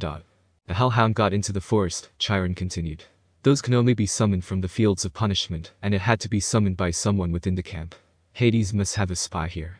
He must suspect Poseidon will try to use Percy to clear his name. Hades would very much like to kill this young half-blood before he can take on the quest. Great, I muttered. That's two gods who want to kill me. But a quest to Grover swallowed. I mean, couldn't the Master Bolt be in some place like Maine? Maine's very nice this time of year. Hades sent a minion to steal the Master Bolt, Chiron insisted. He hid it in the underworld, knowing full well that Zeus would blame Poseidon. I don't pretend to understand the Lord of the Dead's motives perfectly, or why he chose this time to start a war, but one thing is certain. Percy must go to the underworld, find the Master Bolt, and reveal the truth. Well, that sort of made things convenient since Mom was also probably in the underworld, and I'm sure I had enough time to get both. Also, my dad needed me. If I had been someone else, I'm sure I would have been bitter for him leaving, but I knew the value of family. If this gave me a chance to meet my father, I'd take it, and if he apologized, I will forgive him. He's a god though, and if there's one thing I learned from Sasuke, it's that people who think they're superior to others would die before even considering apologizing. I looked at Grover, who gulped down the ace of hearts. Did I mention that Maine is very nice this time of year? He asked weakly. You don't have to go, I told him. I can't ask that of you. Oh, he shifted his hooves. No, it's just that Satyr's an underground place as well. He took a deep breath, then stood, brushing the shredded cards and aluminium bits off his t-shirt. You saved my life, Percy. If you're serious about wanting me along, I won't let you down. All the way, G-Man. I turned to Chiron. So where do we go? The Oracle just said to go west. The entrance to the underworld is always in the west. It moves from age to age, just like Olympus. Right now, of course, it's in America. Where exactly? Chiron looked surprised. I thought that would be obvious enough. The entrance to the underworld is in Los Angeles. Oh, I said. Seems simple enough. So, we just get on a plane. No? Grover shrieked. Percy, what are you thinking? Have you ever been on a plane in your life? I shook my head, feeling embarrassed. Mom had never taken me anywhere by plane. She'd always said we didn't have the money. Besides, her parents had died in a plane crash. Percy, think, Chiron said. You are the son of the sea god. Your father's bitterest rival is Zeus, lord of the sky. Your mother knew better than to trust you in an airplane. You would be in Zeus's domain. You would never come down again alive. Okay, I said. So, I'll travel on land, I guess. That's right, Chiron said. 2 companions may accompany you. Grover is one. The other has already volunteered, if you will accept her help. Gee, I said, feigning surprise. Who else would be stupid enough to volunteer for a quest like this? The air shimmered behind Chiron. Anabeth became visible, stuffing her Yankees cap into her back pocket. I've been waiting a long time for a quest, seaweed brain, she said. Athena is no fan of Poseidon, but if you're going to save the world, I'm the best person to keep you from messing up. If you do say so yourself, I said. I suppose you have a plan, wise girl. Her cheeks colored. Do you want my help or not? The truth was, I did. Her talent with strategy would be priceless here. A trio, I said. That'll work. Reminds me of old time. Excellent, Chiron said. This afternoon, we can take you as far as the bus terminal in Manhattan. After that, you're on your own. No time to waste, Chiron said. I think you should all get packing. I help a bus go boom. 10. I help a bus go boom. The camp store loaned me $100 in mortal money and 20 golden drachmas. Chiron gave Anabeth and me each a canteen of nectar and a Ziploc bag full of ambrosia squares, to be used only in emergencies. Anabeth was bringing her magic Yankees cap, which she told me had been a 12th birthday present from her mom. She also took a book on famous classical architecture, written in ancient Greek, to read when she got bored, and a long bronze knife, hidden in her shirt sleeve. Grover wore a green cap to hide the horns, fake feet and pants to pass as human. His bright orange backpack was full of scrap metal and apples to snack on. In his pocket was a set of reed pipes his daddy God had carved for him, even though he only knew 2 songs. Mozart's Piano Concerto No. 12 and Hilary Duff's So Yesterday, both of which sounded pretty bad on reed pipes. Chiron was waiting for us in his wheelchair with the surfer dude beside him. This is Argus, Chiron told me. He will drive you into the city, and, well, keep an eye on things. I heard footsteps behind us. Luke came running up the hill, carrying a pair of shoes. Hey, he panted. Glad I caught you. Anabeth blushed, the way she always did when Luke was around. This takes me back. Just wanted to say good luck, Luke told me as he handed me the shoes. And I thought maybe you could use these. Luke said, Maya. White bird's wings sprouted out of the heels, startling me so much, I dropped them. The shoes flapped around on the ground until the wings folded up and disappeared. Awesome, Grover said. Luke smiled. Those served me well when I was on my quest. Gift from Dad. Of course, I don't use them much these days. Hey, man, I said. Thanks. Listen, Percy. Luke looked uncomfortable. A lot of hopes are riding on you. So just kill some monsters for me, okay? For sure, I said with a grin. We shook hands. Luke patted Grover's head between his horns, then gave a goodbye hug to Anabeth, who looked like she might pass out. After Luke was gone, I told her, you're hyperventilating. I'm not. You let him capture the flag instead of you, didn't you? I asked, snickering. But why do I want to go anywhere with you, Percy? She stomped down the other side of the hill, where a white SUV waited. I'm not gonna get to use these, am I? I asked Chiron. He shook his head. Luke meant well, Percy. But taking to the air, that would not be wise for you. I nodded. Hey Grover, catch. He grabbed them and wore them in a rush. Maya. He shouted. He got off the ground, and then fell over sideways, so his backpack dragged through the grass. Practice, Chiron called after him. You just need practice. Yeah. Grover went flying sideways down the hill, heading toward the van. Before I could follow, Chiron caught my arm. I should have trained you better, Percy, he said. If only I had more time. Hercules, Jason, they all got more training. Horseman, I became a shinobi at the age of 12, I think I can deal with a fancy light bulb. What am I thinking? Chiron cried. I can't let you get away without this. He pulled a pen from his coat pocket and handed it to me. A very familiar pen. Isn't this the sword you gave me in the museum? The sword has a long and tragic history that we need not go into, Chiron told me. Its name is Anaclosmos. Riptide, I translated. Use it only for emergencies, Chiron said, and only against monsters. No hero should harm mortals unless absolutely necessary, of course, but this sword wouldn't harm them in any case. How the hell is a sword not gonna harm them? Celestial bronze just passes through them, they are simply not important enough to cut them. However, demigods can be hurt by both mortal and godly weapons. Well, that's just annoying, now cap the pen. I touched the pen cap to the sword tip, and instantly Riptide shrank to a ballpoint pen again. I tucked it in my pocket, thinking about getting a chain or something for it to avoid losing it. You can't, Chiron said. Can't what? Lose a pen, he said. It is enchanted. It will always reappear in your pocket. Try it. I threw the pen as far as I could down the hill. It may take a few moments, Chiron told me. Now check your pocket. Sure enough, the pen was there. Okay, now that's convenient, I admitted. I put Riptide back in my pocket. Argus dropped us at the bus station on the Upper East Side, not far from my mom and Gabe's apartment. Take to a mailbox was a flyer with my picture on it. Have you seen this boy? I ripped it down before Anabeth and Grover could notice. Finally, the bus came. As we stood in line to board, Grover started looking around, sniffing the air like he smelled enchiladas. What is it? I asked. I don't know, he said tensely.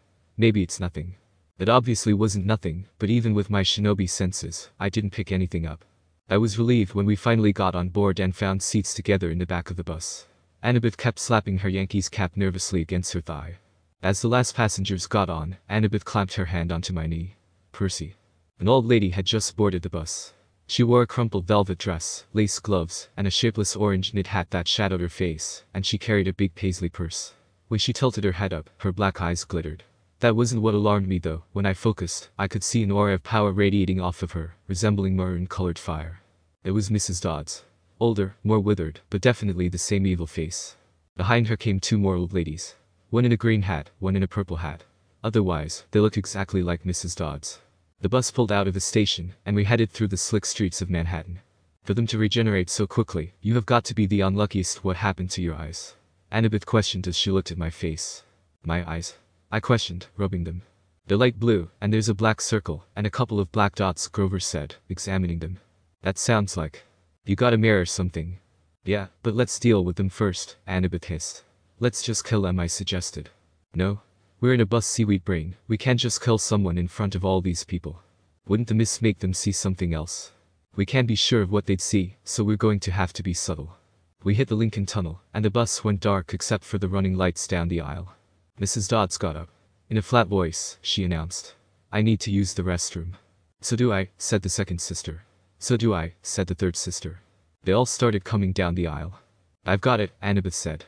Percy, take my hat. Eh? You're the one they want. Turn invisible and go up the aisle. Let them pass you. Maybe you can get to the front and get away. What about you guys? They probably won't notice us, Anabeth said. You're a son of one of the big three. Your smell should be overpowering. I'm not leaving you two on the basis of a should. Don't worry about us, Grover said. Go. I took the Yankees cap and put it on while muttering something about annoying goats. I managed to get up 10 rows, then jumped into an empty seat just as they walked past. Mrs. Dodds stopped and looked at me. Apparently she didn't see anything. She and her sisters kept going. We were almost through the Lincoln Tunnel now. I was about to press the emergency stop button when I heard wailing from the back row. The old ladies were not old ladies anymore, their bodies shriveled into leathery brown hag bodies with bats' wings and hands and feet like gargoyle claws. Their handbags had turned into fiery whips. The Furies surrounded Grover and Anabeth, lashing their whips, hissing. Where is it? Where? The other people on the bus were screaming, cowering in their seats.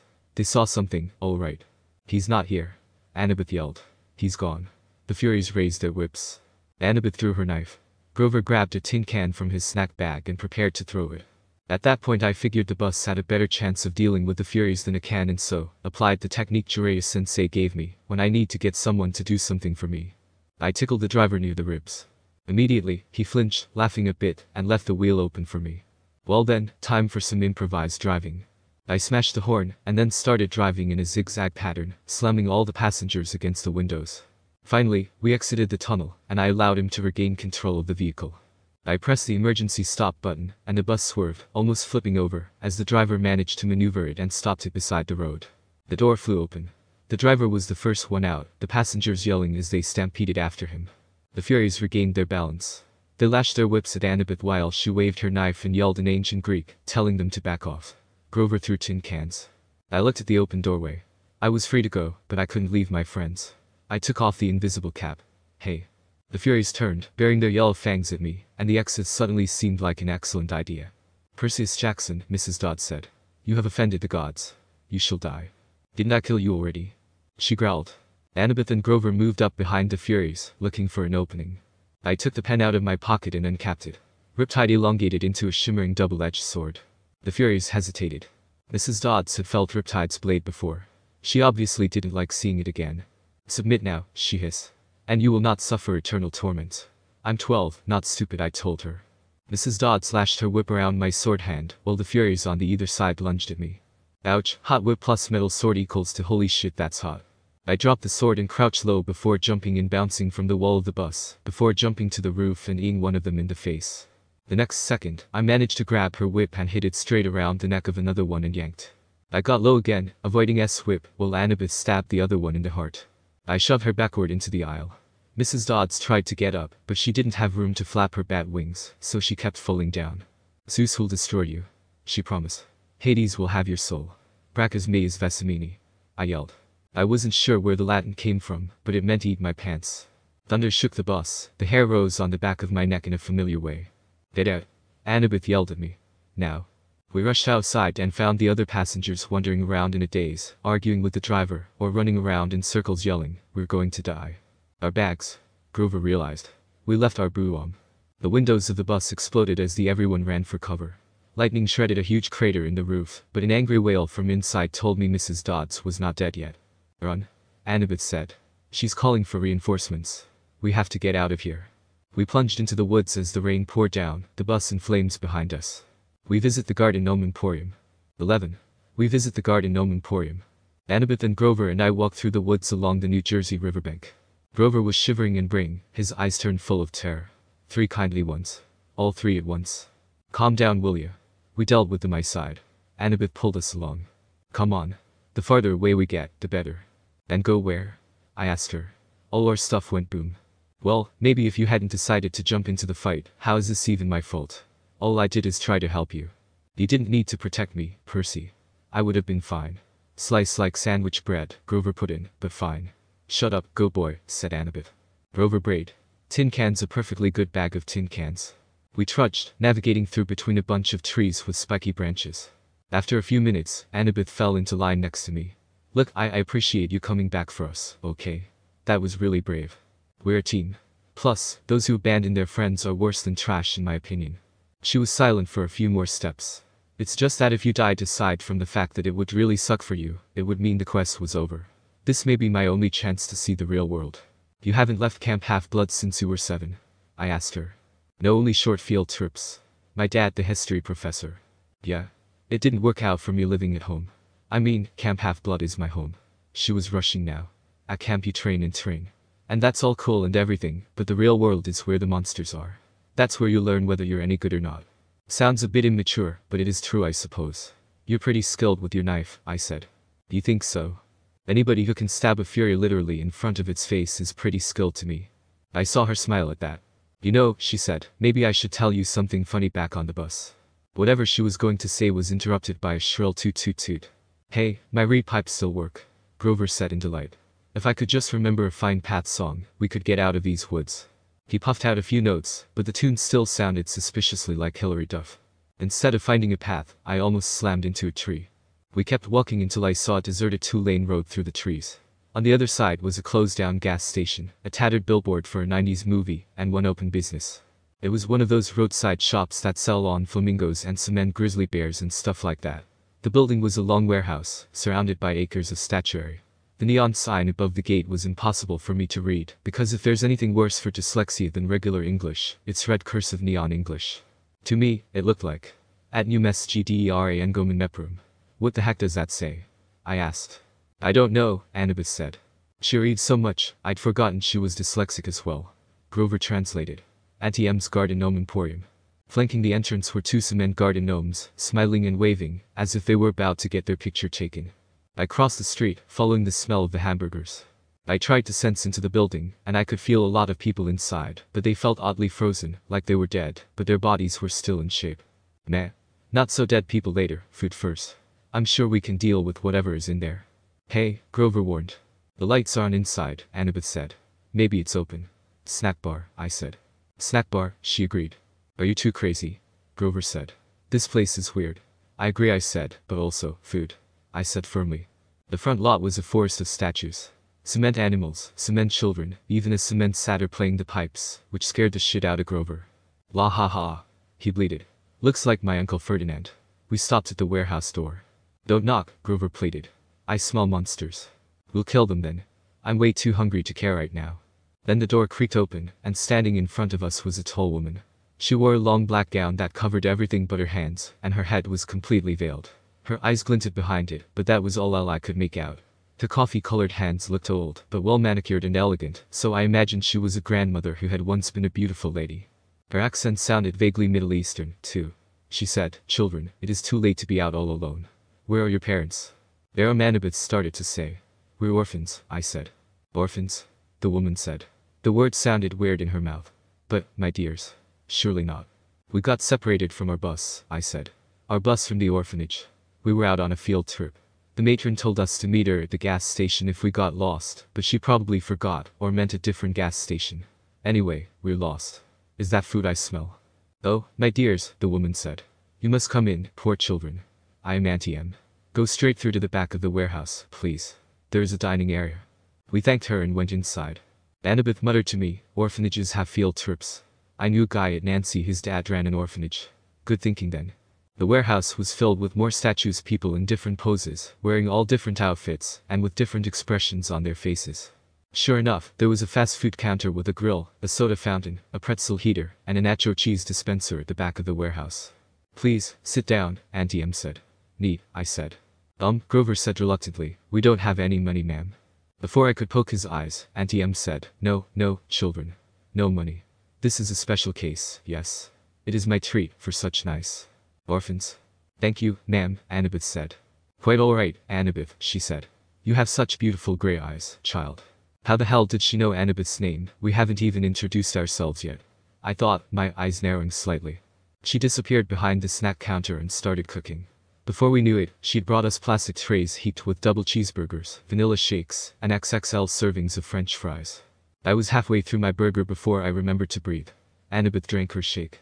Grover picked at the fries and eyed the tray's wax paper liner, as if he might go for that, but he still looked too nervous to eat. What's that noise? He asked.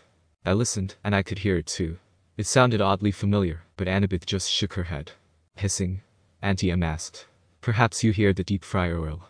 You have keen ears, Grover. I take vitamins. For my ears. That's admirable, she said. But please, relax. After that, she just stared at me, and I just focused on the burger, trying not to think about the weird lady looking at my face. So, you sell gnomes, I said, trying to extract some information. Oh, yes, Auntie M said. And animals. And people. Anything for the garden. Custom orders. Statuary is very popular, you know. A lot of business on this road. Not so much, no. Since the highway was built, most cars, they do not go this way now. I must cherish every customer I get. My neck tingled, and I could feel somebody else looking at me. I turned, but it was just a statue of a young girl holding an Easter basket. The detail was incredible, much better than you see in most garden statues. But something was wrong with her face. It looked as if she were startled, or even terrified. Wait a minute. Auntie M, weird hissing noise, and statues. I finally figured out her identity, kind of hard not to when I wrote an essay about her not even 4 months ago. Ah, Auntie M said, interrupting my train of thought. You notice some of my creations do not turn out well. They are marred. They do not sell. The face is the hardest to get right. Always the face. You make these statues yourself? I asked, my left hand curling around Riptide. Oh, yes. Once upon a time, I had 2 sisters to help me in the business, but they have passed on, and Auntie M is alone. I have only my statues. This is why I make them, you see. They are my company. The sadness in her voice sounded so deep and so real that I couldn't help feeling sorry for her. Anabeth had stopped eating. She sat forward and said, 2 sisters. Yes, she was starting to connect things as well. It's a terrible story, Auntie M said. Not one for children, really. You see, Anabeth, a bad woman was jealous of me, long ago, when I was young.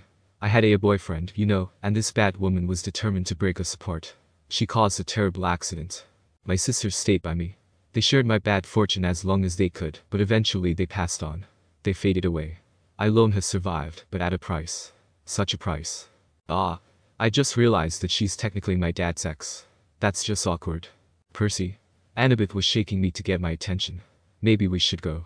I mean, the matron will be waiting. Yeah. We should leave, I said. I knew I alone could probably take her on, all 3 of us would get it even easier, but I'd rather not fight, if only because the burgers were settling nicely in my stomach. Such beautiful grey eyes, Auntie M told Anabeth again. Yes, it has been a long time since I've seen grey eyes like those. She reached out as if to stroke Annabeth's cheek, but Anabeth stood up abruptly. We really should go, I said, getting up as well. Yes. Grover swallowed some wax paper and stood up. The matron is waiting. Right. Please, dears, Auntie M pleaded. I so rarely get to be with children. Before you go, won't you at least sit for a pose? A pose? Anabeth asked wearily. A photograph. I will use it to model a new statue set. Children are so popular, you see. Everyone loves children. Anabeth shifted her weight from foot to foot. I don't think we can, ma'am. Come on, Percy. You know what I said, a plan forming in my head, I think we can do one. No harm, totally didn't almost laugh at that last part. Yes, Anabeth, the woman purred. No harm. I knew Anabeth didn't like it, but she allowed Auntie M to lead us back out the front door, into the garden of statues. Auntie M directed us to a park bench next to the stone satyr. Now, she said, I'll just position you correctly. The young girl in the middle. I think, and the 2 young gentlemen on either side. Not much light for a photo, I remarked, playing along. Oh, enough, Auntie M said. Enough for us to see each other, yes. Where's your camera? Grover asked. Auntie M stepped back, as if to admire the shot. Now, the face is the most difficult. Can you smile for me please, everyone? A large smile. Grover glanced at the cement satyr next to him, and mumbled, that sure does look like Uncle Ferdinand. Grover, Auntie M chastised, look this way, dear. She still had no camera in her hands. Percy, Anabeth said. I know, I said with a grin. Just wait for it. I will just be a moment, Auntie M said. You know, I can't see you very well in this curse veil. Percy, something's wrong, Anabeth insisted. Wrong? Auntie M said, reaching up to undo the wrap around her head. Not at all, dear. I have such noble company tonight. What could be wrong? That is Uncle Ferdinand. Grover gasped. Look away from her. Anabeth shouted. She whipped her Yankee's cap onto her head and vanished. Her invisible hands pushed Grover off the bench.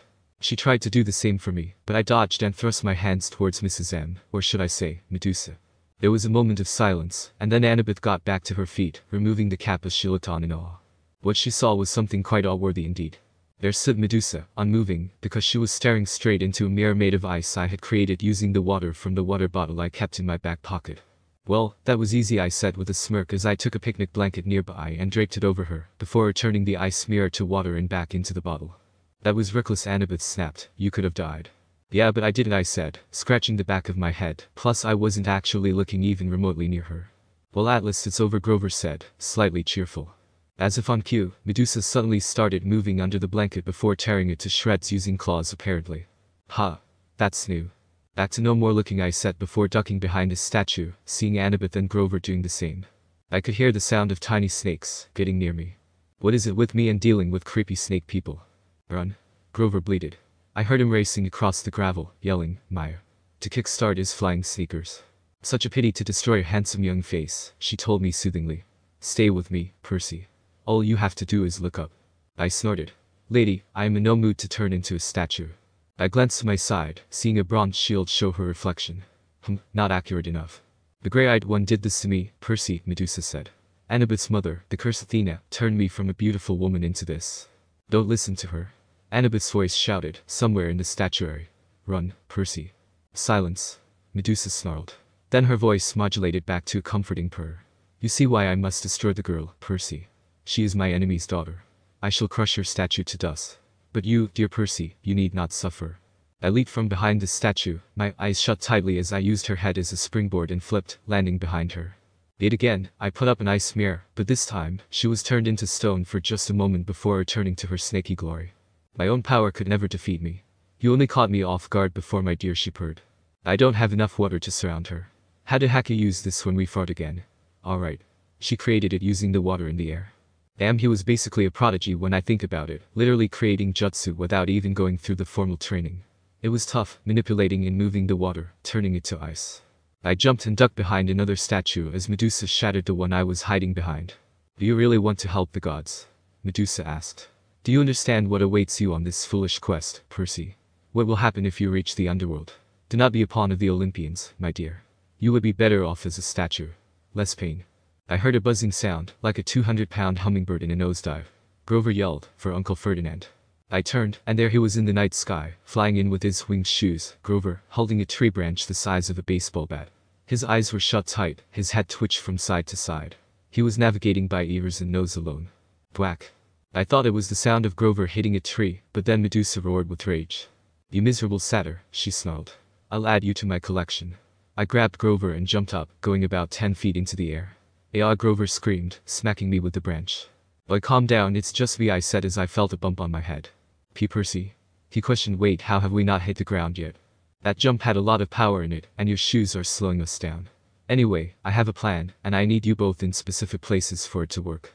He gulped, but nodded. I landed right on Medusa's face, which was actually kinda impressive, since I couldn't see and was aiming for the sound of hissing. I heard the faint flapping of Grover and Anabeth whispering, and then the sounds of his shoes flapping. You dare, she roared as I flipped off of her. Forget a statue, I'll rip your head straight off. Well, I guess I have her attention then. And now for the next stage. Run for it. I sprinted through the warehouse, staring straight at the floor to avoid making eye contact even through a mirror, putting up water walls and tripping her up at random intervals, pissing her off even more. As I finally got to the front door, I dropped to the ground, just narrowly avoiding her flying body, which crashed through the door and bounced like 4 times on the road. I retraced my steps, heading back to the garden. I had just gotten to Grover's Uncle Ferdinand when Medusa crashed through the window near there and lunged at me with a cackle. I clenched my eyes shut and tilted my body such that it was parallel to the ground. Her laugh suddenly stopped, and I heard the sound of a blade cutting through flesh and a dull thud. You can open your eyes now, Anabeth said, relief clear in her voice. Grover gagged a bit as he used the same blanket from earlier, and covered Medusa's severed head. Gotta hand it to you, seaweed brain, using that shield to show a distorted reflection, and getting her so riled up she didn't even notice me with my dagger. If you were still undetermined, I would have pegged you for a child of Athena, she said with a grudging smile. This could have all been avoided if we just left, Grover complained. Well, 1. We got to kill a monster and potentially save a bunch of people, I said, justifying my actions. And 2. I was hungry. Grover just sighed. Anyway, let's see what she had in there, it might be useful for us, Anabeth said. In the cash register I found $20, a few golden drachmas, and some packing slips for Hermes Overnight Express, each with a little leather bag attached for coins. I rummaged around the rest of the office until I found the right size box. I went back to the picnic table, packed up Medusa's head, and filled out a delivery slip. The Gods, Mount Olympus, 600th floor. Empire State Building, New York, New York. With best wishes. Percy Jackson. They're not going to like that, Grover warned. They'll think you're impertinent. Dude, have you met me? That's not fair. I started writing a letter as well using a sheet of paper I found nearby. Plus, didn't Athena create a shield out of her head? We could use another one of those, I'm sure. Plus, I sorta want them to see that we were strong enough to kill one of the most famous monsters in Greek history. You don't resent Poseidon for leaving you and your mom alone? Anabeth asked cautiously. Well, he isn't the world's best dad, but I'll save the judging for when I actually meet him. I poured some golden drachmas in the pouch and tucked the letter beside the covered head. As soon as I closed it, there was a sound like a cash register. The package floated off the table and disappeared with a pop. Come on, we need a new plan, Anabeth just sighed. We get advice from a poodle. 12. We get advice from a poodle. We camped out in the woods, 100 yards from the main road, in a marshy clearing that local kids had obviously been using for parties. We'd taken some food and blankets from Auntie M's, but we didn't dare light a fire to dry our damp clothes. The Furies and Medusa had provided enough excitement for one day. I took first watch since I was the one most used to all this. Anabeth curled up on the blankets and was snoring as soon as her head hit the ground. Grover fluttered with his flying shoes to the lowest bough of a tree, put his back to the trunk, and stared at the night sky. Go ahead and sleep, I told him. I'll wake you if there's trouble. He nodded, but still didn't close his eyes. It makes me sad, Percy. What does? This makes me sad. He pointed at all the garbage on the ground. And the sky. You can't even see the stars. They polluted the sky. This is a terrible time to be a satyr. I guess I sorta get it. Nature is beautiful when humans haven't trashed it. It wasn't just because of the visual or the smell either. As someone who could literally be one with nature, I could feel the state of it, how it felt, and this world's felt wrong. In places like forests or a camp, I could feel the true essence of the nature energy. And it felt like the eye of a storm, the power flowing all around me. I had at one point tried to absorb it, but it was much more concentrated than I was used to, like all of it was trying to rush into me all at once. A strange breeze rustled through the clearing, temporarily overpowering the stink of trash and muck. It brought the smell of berries and wildflowers and clean rainwater, things that might have once been in these woods. Suddenly I was nostalgic for something I'd never known. You said something about a license earlier, I said. Grover looked at me cautiously. The god of wild places disappeared 2,000 years ago, he told me. A sailor off the coast of Ephesus heard a mysterious voice crying out from the shore, tell them that the great god Pan has died. When humans heard the news, they believed it. They've been pillaging Pan's kingdom ever since. But for the satyrs, Pan was our lord and master. He protected us and the wild places of the earth. We refused to believe that he died. In every generation, the bravest satyrs pledged their lives to finding Pan. They searched the earth, exploring all the wildest places, hoping to find where he is hidden, and wake him from his sleep. And you want to be a searcher? It's my life's dream, he said. My father was a searcher. And my Uncle Ferdinand, the statue you saw back there. Alright. Sorry about that. Grover shook his head. Uncle Ferdinand knew the risks. So did my dad. But I'll succeed. I'll be the first searcher to return alive. Pack, you mean by first? Grover took his reed pipes out of his pocket. No searcher has ever come back. Once they set out, they disappear. They're never seen alive again. Since 2,000 years ago, no. But you still want to go, I said, amazed. I mean, you really believe that you'll be the one to find Pan? I have to believe that, Percy. Every searcher does. It's the only thing that keeps us from despair when we look at what humans have done to the world. I have to believe Pan can still be awakened. I stared at the orange haze of the sky and tried to understand how Grover could pursue a dream that seemed so hopeless. Then again, I wasn't really one to talk with the whole I'm gonna be hookage business. How are we even gonna get to the underworld? I asked him. I don't know, he admitted. But back at Medusa's, when you were searching her office, Anabeth was telling me that the kindly ones were sort of holding back. Like Mrs. Dodds at Yancey Academy, why does she wait so long to try to kill you? Then on the bus, they just weren't as aggressive as they could have been. How the heck did they not seem aggressive to you? Grover shook his head. They were screeching at us. Where is it? Where? It, not him, I said. Yeah. They seem to be asking about an object. That doesn't make sense. I know. But if we've misunderstood something about this quest, and we only have 9 days to find the Master Bolt. I thought about what Medusa had said. I was being used by the gods. What lay ahead of me was worse than petrification. There's something you should know, I told Grover. I agreed to go to the underworld so I could bring back my mother. If it came to either the bolt or my mom, I'm abandoning the quest. Grover blew a soft note on his pipes. I know that, Percy. But are you sure that's the only reason? And help out my old man too, I guess. I don't really have an opinion about him, but he is family. Grover looked at the night sky. How about I take first watch, huh? You get some sleep. I wanted to protest, but he started to play Mozart, soft and sweet, and I was asleep. In my dreams, I stood in a dark cavern before a pit. Grey mist creatures churned all around me, whispering rags of smoke that I somehow knew were the spirits of the dead.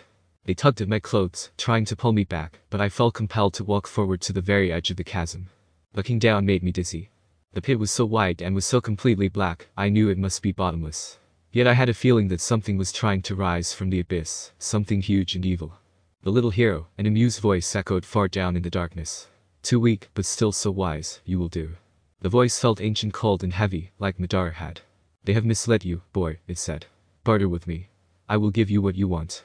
A shimmering image hovered over the void. My mother, frozen at the moment she dissolved in a shower of gold. Cold laughter echoed from the chasm. An invisible force pulled me forward, but I stood strong. Help me rise, boy, the voice said. Bring me the bolt. Strike a blow against the treacherous gods. Ain't no way I do that, spooky voice guy. The spirits of the dead whispered around me. No. Wake. The image of my mother began to fade. The thing in the pit tightened its grip around me. I realized it wasn't trying to pull me in, but using me to pull itself out. Wake. The dead whispered. Wake. My eyes opened, and it was daylight. Well, Anabeth said, the zombie lives. I could still feel the grip of the voice around my chest. How long was I asleep? Long enough for me to cook breakfast. Anabeth tossed me a bag of nacho-flavored corn chips from Auntie M's snack bar. And Grover went exploring. Look, he found a friend. Grover was sitting cross-legged on a blanket with is that a pink poodle? The poodle yapped at me. Grover said, no, he's not. I blinked. Are you talking to a dog? The poodle growled. This thing, Grover warned, is our ticket west. Be nice to him. You can talk to animals. Grover ignored the question. Percy, meet Gladiola. Gladiola, Percy. I stared at Anabeth, figuring she'd laugh or something, but she was being serious. Don't look at me, I said. I ain't saying hello to a poodle. Percy, Anabeth said. I said hello to the poodle. You say hello to the poodle. The poodle growled. I said hello to the poodle. Grover explained that he'd come across Gladiola in the woods and they'd struck up a conversation.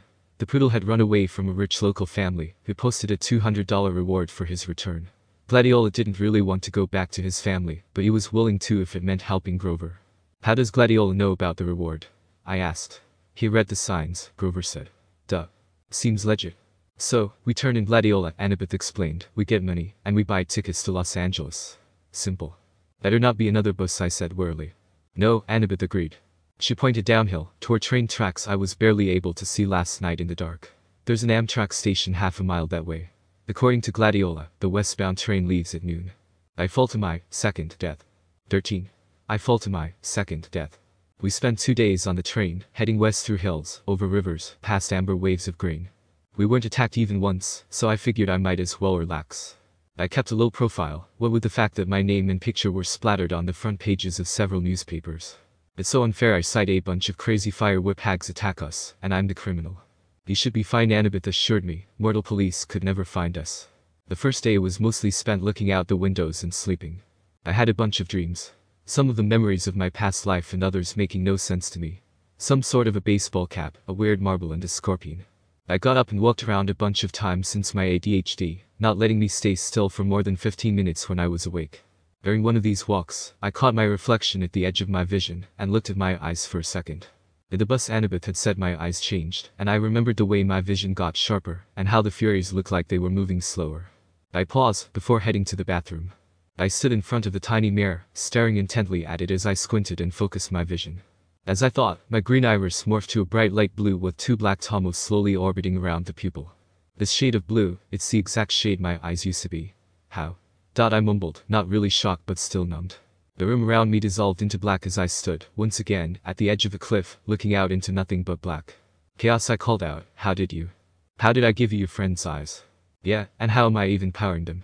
The Sharingan needs chakra to function.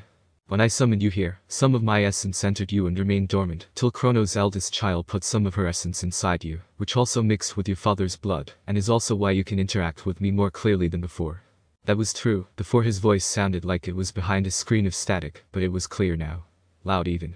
So, all three of your essences mix into something like chakra. How do you people say it? Ah yes, in a nutshell. This is a situation that has never happened since even I have existed, so I suppose you might as well call it chakra as you are used to that. Well, that's honestly very helpful. Wait, does that mean I can use all my previous jutsu? No. You might be able to create new techniques, but it will only be from either Hesha's domains or your father's domains. From me, I suppose you could say your body has been enhanced to be able to contain and use the energies of two Olympians in me. Well, thanks. You have the tools, but you must learn to use them. Now go. I sense the sadder approach your physical body. Wait. I cried. How do I contact you without you calling me? I could have sworn he smiled, even though he didn't have a face. You don't. I returned to my body with a gasp, and I realized I was sprawled on the ground, and Grover was knocking on the door. Percy, you okay? Why yeah. Stubbed my toes though. Ouch. Well, I was just checking up on you, and to ask what you're gonna eat from the food cart. I'll be right out, G-man. After some egg rolls, I fell back into the routine of sleeping and looking out the window. Grover kept snoring and bleeding. Once, he shuffled around and his fake foot fell off. Anabeth and I had to stick it back on before any of the other passengers noticed. So, Anabeth asked me, once we gotten Grover's sneaker readjusted. Who wants your help? Eh? When you were asleep just now, you mumbled, I won't help you. Who were you dreaming about? It was the second time I'd dreamed about the spooky voice from the pit, so I figured I might as well tell her. Anabeth was quiet for a long time. That doesn't sound like Hades. He always appears on a black throne, and he never laughs. He offered my mother in trade though. I guess if he meant, help me rise from the underworld. If he wants war with the Olympians. But why ask you to bring him the Master Bolt if he already has it? I shook my head, as confused as her. I thought about what Grover had told me, that the Furies on the bus seemed to have been looking for something. Where is it? Where? Percy, you can't barter with Hades. You know that, right? He's deceitful, heartless, and greedy. I don't care if his kindly ones weren't as aggressive this time. This time? I asked. You've run into them before. Her hand jumped up to her necklace and fingered a white bead painted with the image of a pine tree. Let's just say I've got no love for the Lord of the Dead. You can be tempted to make a deal for your mom. It's easy to say, and I know that is the most logical decision for the world and all that, but it's my mom. What would you do if it was your dad? That's easy, she said. I'd leave him to rot. Say what now? To each their own, I guess. I won't pry, but I am a bit surprised. Annabeth's grey eyes fixed on me. My dad's resented me since the day I was born, Percy, she said. He never wanted a baby. When he got me, he asked Athena to take me back and raise me on Olympus because he was too busy with his work. She wasn't happy about that. She told him heroes had to be raised by their mortal parents. Oh, damn. I appeared on my father's doorstep, in a golden cradle, carried down from Olympus by Zephyr the West Wind. You think my dad would remember that as a miracle, right? Like, maybe he'd take some digital photos or something. But he always talked about my arrival as if it were the most inconvenient thing that had ever happened to him. When I was 5 he got married and totally forgot about Athena. He got a regular mortal wife, and had 2 regular mortal kids, and tried to pretend I didn't exist. I stared out the train window. The lights of a sleeping town were drifting by. I wanted to make Anabeth feel better, but I didn't know how. Alright then, time to use the one jutsu I can still use. My mom married a really AWFUL and smelly guy, I told her. Grover said she did it to protect me, to hide me in the scent of a human family. Maybe that's what your dad was thinking. Anabeth kept nudging at her necklace. She was pinching the gold college ring that hung with the beads. It occurred to me that the ring must be her father's. I wondered why she wore it if she hated him so much. He doesn't care about me, she said. His wife, my stepmom, treated me like a freak. She wouldn't let me play with her children. My dad went along with her. Whenever something dangerous happened, something with monsters, they would both look at me resentfully, like, how dare you put our family at risk. Finally, I took the hint. I wasn't wanted. I ran away. At what age? Same age as when I started camp. 7. You couldn't have gotten all the way to Half-Blood Hill by yourself. Not alone, no. Athena watched over me, guided me toward help. I made a couple of unexpected friends who took care of me, for a short time, anyway. I was going to ask what happened, but Anabeth was lost in her memories, so I shut up and looked out onto the dark fields of Ohio. Toward the end of our second day on the train, June 13, 8 days before the summer solstice, we passed through some golden hills and over the Mississippi River into St. Louis. Anabeth craned her neck to see the gateway arch. I want to do that, she sighed. What? I asked. Built something like that. You ever see the Parthenon, Percy? In pictures, but it looks amazing. Someday, I'm going to see it in person. I'm going to build the greatest monument to the gods, ever. Something that'll last 1,000 years. I would laugh, but I could tell that she genuinely could do that. You want to be an architect? Yes. Athena expects her children to create things, not just tear them down, like a certain god of earthquakes I could mention. Well, that was uncalled for. Sorry, Anabeth said. That was mean. Can we work together a little? I asked. Did Athena and Poseidon not cooperate like, ever? Anabeth had to think about it. I guess the chariot, she said tentatively. My mom invented it, but Poseidon created horses out of the crests of waves. So, they had to work together to make it complete. Then we can cooperate, too. Right. We rode into the city, Anabeth watching as the arch disappeared behind a hotel. I suppose, she said at last. Talk no jutsu, successful as usual. We pulled into the Amtrak station downtown. The intercom told us we have a 3-hour layover before departing for Denver. Grover stretched. Before he was even fully awake, he said, food. Come on, goat boy, Anabeth said. Sightseeing. What? The gateway arch, she said. This may be my only chance to ride to the top. Are you coming or not? Grover and I exchanged looks. I wanted to say no, but I figured that if Anabeth was going, we couldn't very well let her go alone. Grover shrugged. As long as there's a snack bar without monsters. The arch was about a mile from the train station. Late in the day the lines to get in weren't that long, and Anabeth kept telling us interesting facts about how the arch was built, and Grover kept passing me jelly beans, so I was good. I kept looking around, though, at the people in line. You smell anything? I asked Grover. He took his nose out of the jelly bean bag long enough to sniff. Underground, he said distastefully. Underground air always smells like monsters. Probably doesn't mean anything. But I could sense that something was off, and a sudden thought dawned on me. Guys, I said. You know the god symbols of power. Anabeth had been in the middle of reading about the construction equipment used to build the arch, but she looked over. Yeah. Well, hate. Grover cleared his throat. We're in a public place, you mean, our friend downstairs? Right, I said. Our friend way downstairs. Doesn't he have a hat like Anabeth's? You mean the Helm of Darkness, Anabeth said. Yeah, that's his symbol of power. I saw it next to his seat during the Winter Solstice Council meeting. Wait, he was there? I asked. She nodded. It's the only time he's allowed to visit Olympus the darkest day of the year. But his helm is a lot more powerful than my invisibility hat, if what I've heard is true. It allows him to become darkness, Grover confirmed. He can melt into shadow or pass through walls. He can be touched or seen or heard. And he can radiate fear so intense it can drive you insane or stop your heart. Why do you think all rational creatures fear the dark? But then couldn't he be here right now, watching us? I asked. Anabeth and Grover exchanged looks. Yeah, Grover said. Well, that's unnerving. I said. Got any blue jelly beans left? We got stuffed into the car with a big fat lady. She took up like 90% of it, and her chihuahua. I figured maybe the dog was a seeing-eye chihuahua, because none of the guards said a word about it. We started going up, inside the arch. I'd never been in an elevator that went in a curve, so it kinda freaked me out. No parents? The big lady asked us. They're below, Anabeth told her. Scared of heights. Oh, the poor darlings. The chihuahua growled. The woman said, now, Sonny. Behave. I said Sonny. Is it his name? No, the lady told me. She smiled, as if that cleared everything up. At the top of the arch, the observation deck reminded me of a tin can with carpeting. Rows of tiny windows looked out over the city on one side and a river on the other. The view was okay, but if there's anything I like less than a confined space, it's a confined space 600 feet in the air. I was ready to go pretty quick. Anabeth kept talking about structural supports, and how she would have made the windows bigger, and designed a see-through floor. She probably could have stayed up there for hours, but luckily for me the park ranger announced that the observation deck would be closing in a few minutes. I steered Grover and Anabeth toward the exit, loaded them into the elevator, and I was about to get in myself when I realized there were already 2 of the tourists inside. No room for me. The park ranger said, next car, sir. We'll get out, Anabeth said. We'll wait with you. Considering the fact that I wasn't a 5-year-old kid, I said nah, it's okay.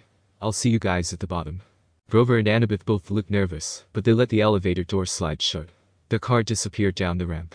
Now the only people left on the observation deck were me, a little boy with his parents, the park ranger, and the fat lady with her chihuahua. I smiled awkwardly at the fat lady. She smiled back, her forked tongue flickering between her teeth. Damn, I think she's like triple of Choji forked tongue. Before I could pull Riptide out, the chihuahua jumped down and started yapping at me. Now, Sonny, the lady said. Does this look like a good time? We have all these nice people here. Doggy, said the little boy. Look at Doggy. His parents pulled him back. The chihuahua bared his teeth at me, foam dripping from his black lips. Well, son, the fat lady sighed. If you insist. Definitely not normal. Did you just call the chihuahua your son? Khmer, dear, the fat lady corrected. Not a chihuahua. It's an easy mistake to make. She rolled up her sleeves, revealing that the skin of her arms was scaly and green. When she smiled, I saw that her teeth were fangs. The pupils of her eyes were sideways slits, like a reptile's. The chihuahua barked louder, and with each bark, it grew. First to the size of a Doberman, then to a lion. The bark became a roar. Time for me to fight a weird green lizard thing, and her chihuahua lion son, I guess. Amy. The little boy screamed. His parents pulled him back toward the exit, straight into the park ranger, who stood, paralyzed, gaping at the monster. Ah crap, I forgot there's other people here. The Khmer was now so tall its back rubbed against the roof. It had the head of a lion with a blood-caked mane, the body and hooves of a giant goat, and a serpent for a tail, a 10-foot-long diamond back growing right out of its shaggy behind. The rhinestone dog collar still hung around its neck, and the plate-sized dog tag was now easy to read. Khmer rabid, fire-breathing, poisonous if found, please call Tartarus X. 954. The snake lady made a hissing laughing noise. Be honored, Percy Jackson. Lord Zeus rarely allows me to test a hero with one of my brood. For I am the mother of monsters, the terrible Echidna. I stared at her. All I could think to say was, isn't that a kind of anteater? She howled, her reptilian face turning brown and green with rage. I hate it when people say that. I hate Australia. Naming that ridiculous animal after me. For that, Percy Jackson, my son shall destroy you. The Khmer charged, its lion teeth gnashing. I jumped aside and dodged the bite. I ended up next to the family and the park ranger, who were all screaming now, trying to pry open the emergency exit doors. Step 1. Get the non-magic people to safety. I uncapped my sword, ran to the other side of the deck, and yelled, hey, furball. It turned in an instant and opened its mouth, shooting a column of flame straight at me. My Sharingan flared as I channeled technically not chakra through my hands and into the water vapor in the air in front of me, creating a vortex of water which absorbed it. I jumped through the resulting steam, riptide now a shining bronze blade in my hands, and as the Khmer turned, I slashed at its neck. That was a mistake. The blade sparked harmlessly off the dog collar, and the next thing I knew, I was tail flicked through the air towards a window. I flipped midair, and landed on my left foot, my right leg feeling like it was on fire. Okay, tail has weird poison. Good to know. I wrapped my right leg in water, creating a sort of brace. Fighting with just one leg is just plain stupid, and the water actually made me feel more energetic than before. I rushed at it, ducking under a swipe from its right claw, and flipping over another swipe from its tail. I threw a riptide, aiming for its open flame breath charging mouth. The sword hit right into the center of the ball of fire, and the Khmer howled before exploding in a ball of crimson fire. Welp. I just torched a national monument. My son. I will tear off your limbs and burn your body, you miserable brat. I seriously doubt that scaly lady. She rushed at me, and I spun, dodging the attack like a matador. She stopped just before one of the shattered windows, turning slowly. I had a sudden crazy idea. Dad, help me out here, I muttered as I ran straight at her, scooping up riptide and leaped at her. What do you think your HSSSSSSSSS? She hissed in pain as riptide penetrated her left lung, and we plummeted. I become famous. 14. I become famous. I had only one thought. Ugh. Echidna turned into dust halfway down the fall, screaming something about me dying, and that she would find me in the underworld which, not gonna lie, is very likely. The river raced toward me at the speed of a truck. Wind ripped the breath from my lungs. Steeples and skyscrapers and bridges tumbled in and out of my vision. Alright, Hestia gave me time abilities, so I somehow gotta learn how to stop falling. I'm gonna die, aren't I?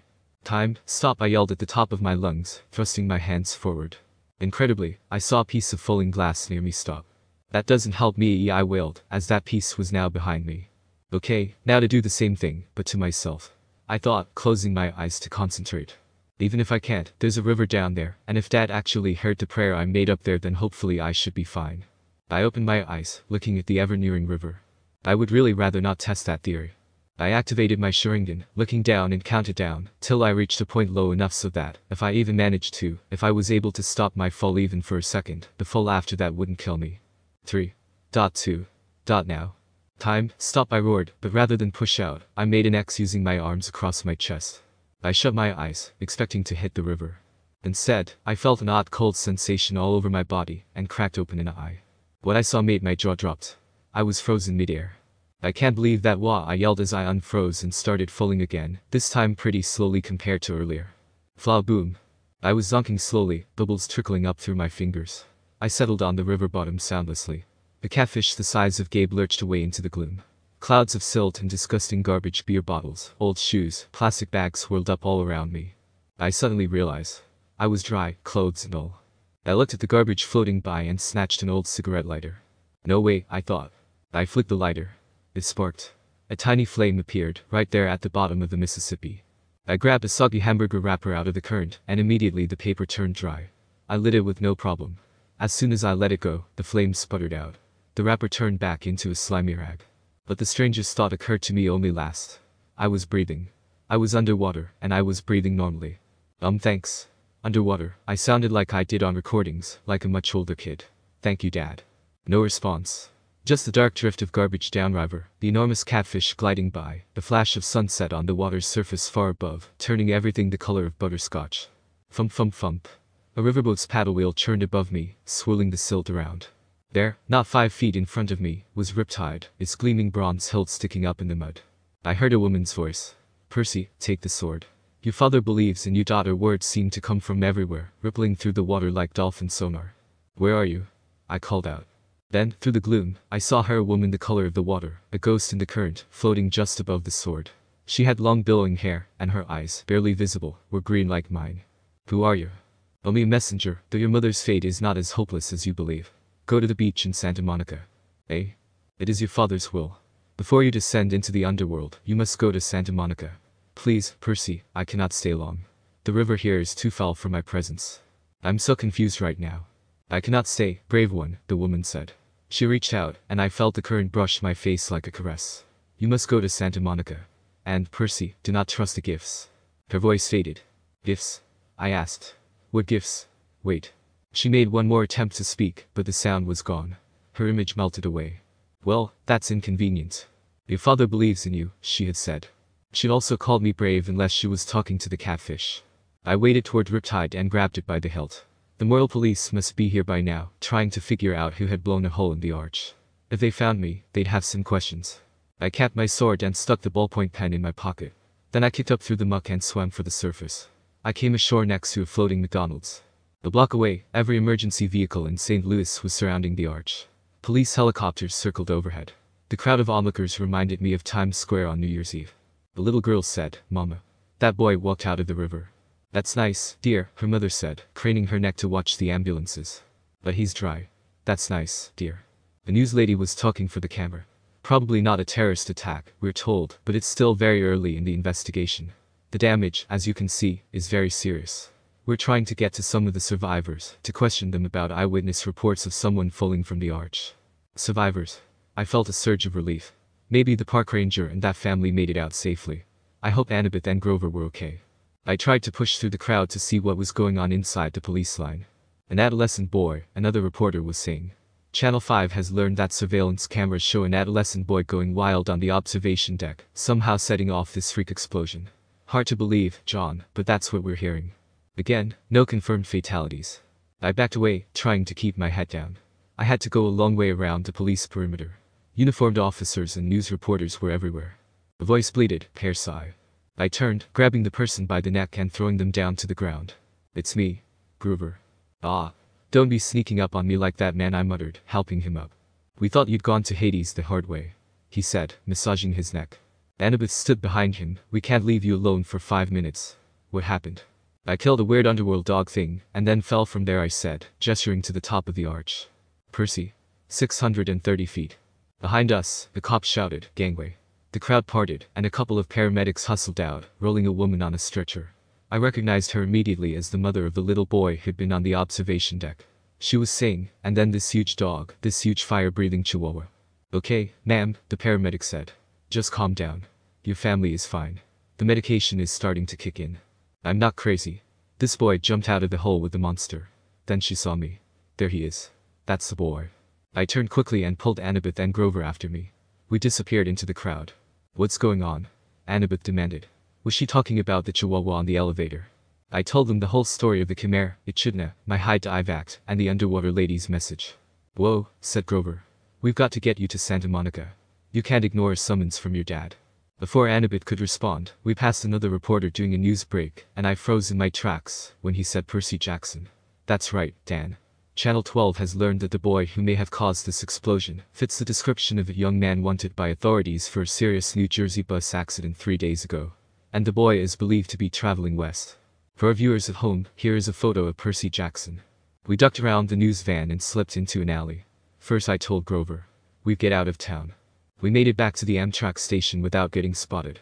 We got on board the train just before it pulled out for Denver.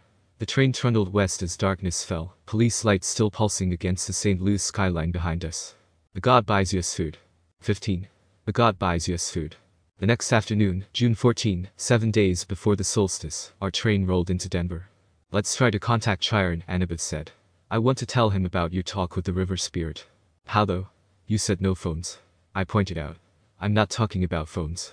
We wandered through downtown for about half an hour, though I wasn't sure what Anabeth was looking for. Finally, we found an empty do-it-yourself car wash. We veered toward the stall farthest from the street, keeping our eyes open for patrol cars. We were 3 adolescents hanging out at a car wash. Without a car, any cop worth his donuts would figure we were up to no good. What exactly are we doing? I asked, as Grover took out the spray gun. It's 75 cents, he grumbled.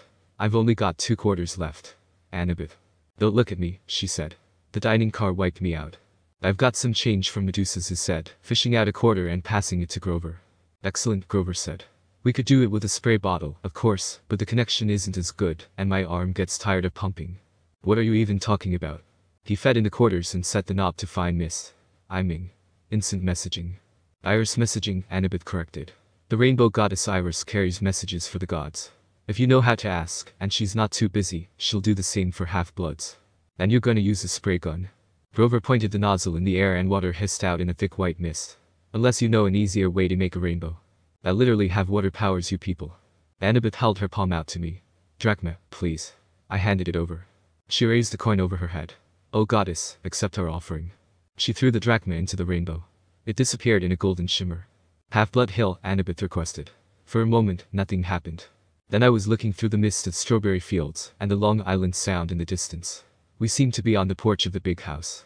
Standing with his back to us at the railing was a sandy-haired guy in shorts and an orange tank top.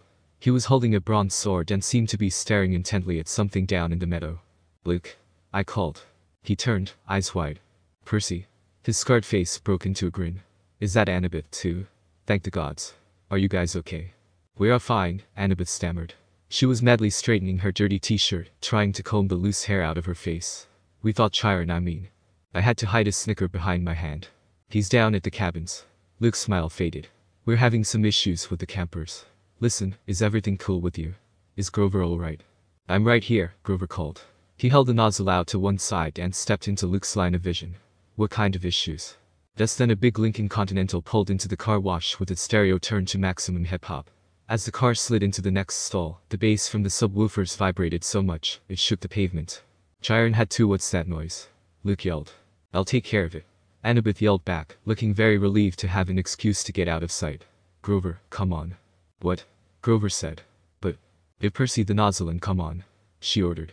Grover muttered something about girls being harder to understand than the oracle at Delphi, then he handed me the spray gun and followed Anabeth. I readjusted the hose so I could keep the rainbow going and still see Luke. Chiron had to break up a fight, Luke shouted to me over the music. Things are pretty tense here, Percy. Word leaked out about the Zeus-Poseidon standoff. We're still not sure how, probably the same scumbag who summoned the Hellhound. Now the campers are starting to take sides. It's shaping up like the Trojan War all over again. Aphrodite, Ares, and Apollo are backing Poseidon, more or less. Athena is backing Zeus. Clariss's cabin. That's surprising. In the next stall, I heard Anabeth and some guy arguing with each other, then the music's volume decreased drastically. So, what's your status? Luke asked me. Chiron will be sorry he missed you. I told him about 30% of everything. Something seemed off about him, but it's probably because of the fights breaking out over there. I wish I could be there, Luke told me. We can't help much from here, I'm afraid, but listen, it had to be Hades who took the Master Bolt. He was there at Olympus at the winter solstice. I was chaperoning a field trip and we saw him. But Chiron said the gods can't take each other's magic items directly. That's true, Luke said, looking troubled. Still, Hades has the Helm of Darkness. How could anybody else sneak into the throne room and steal the Master Bolt? You'd have to be invisible. We were both silent, and I arched an eyebrow questioningly. Oh, hey, he protested. I didn't mean Anabeth.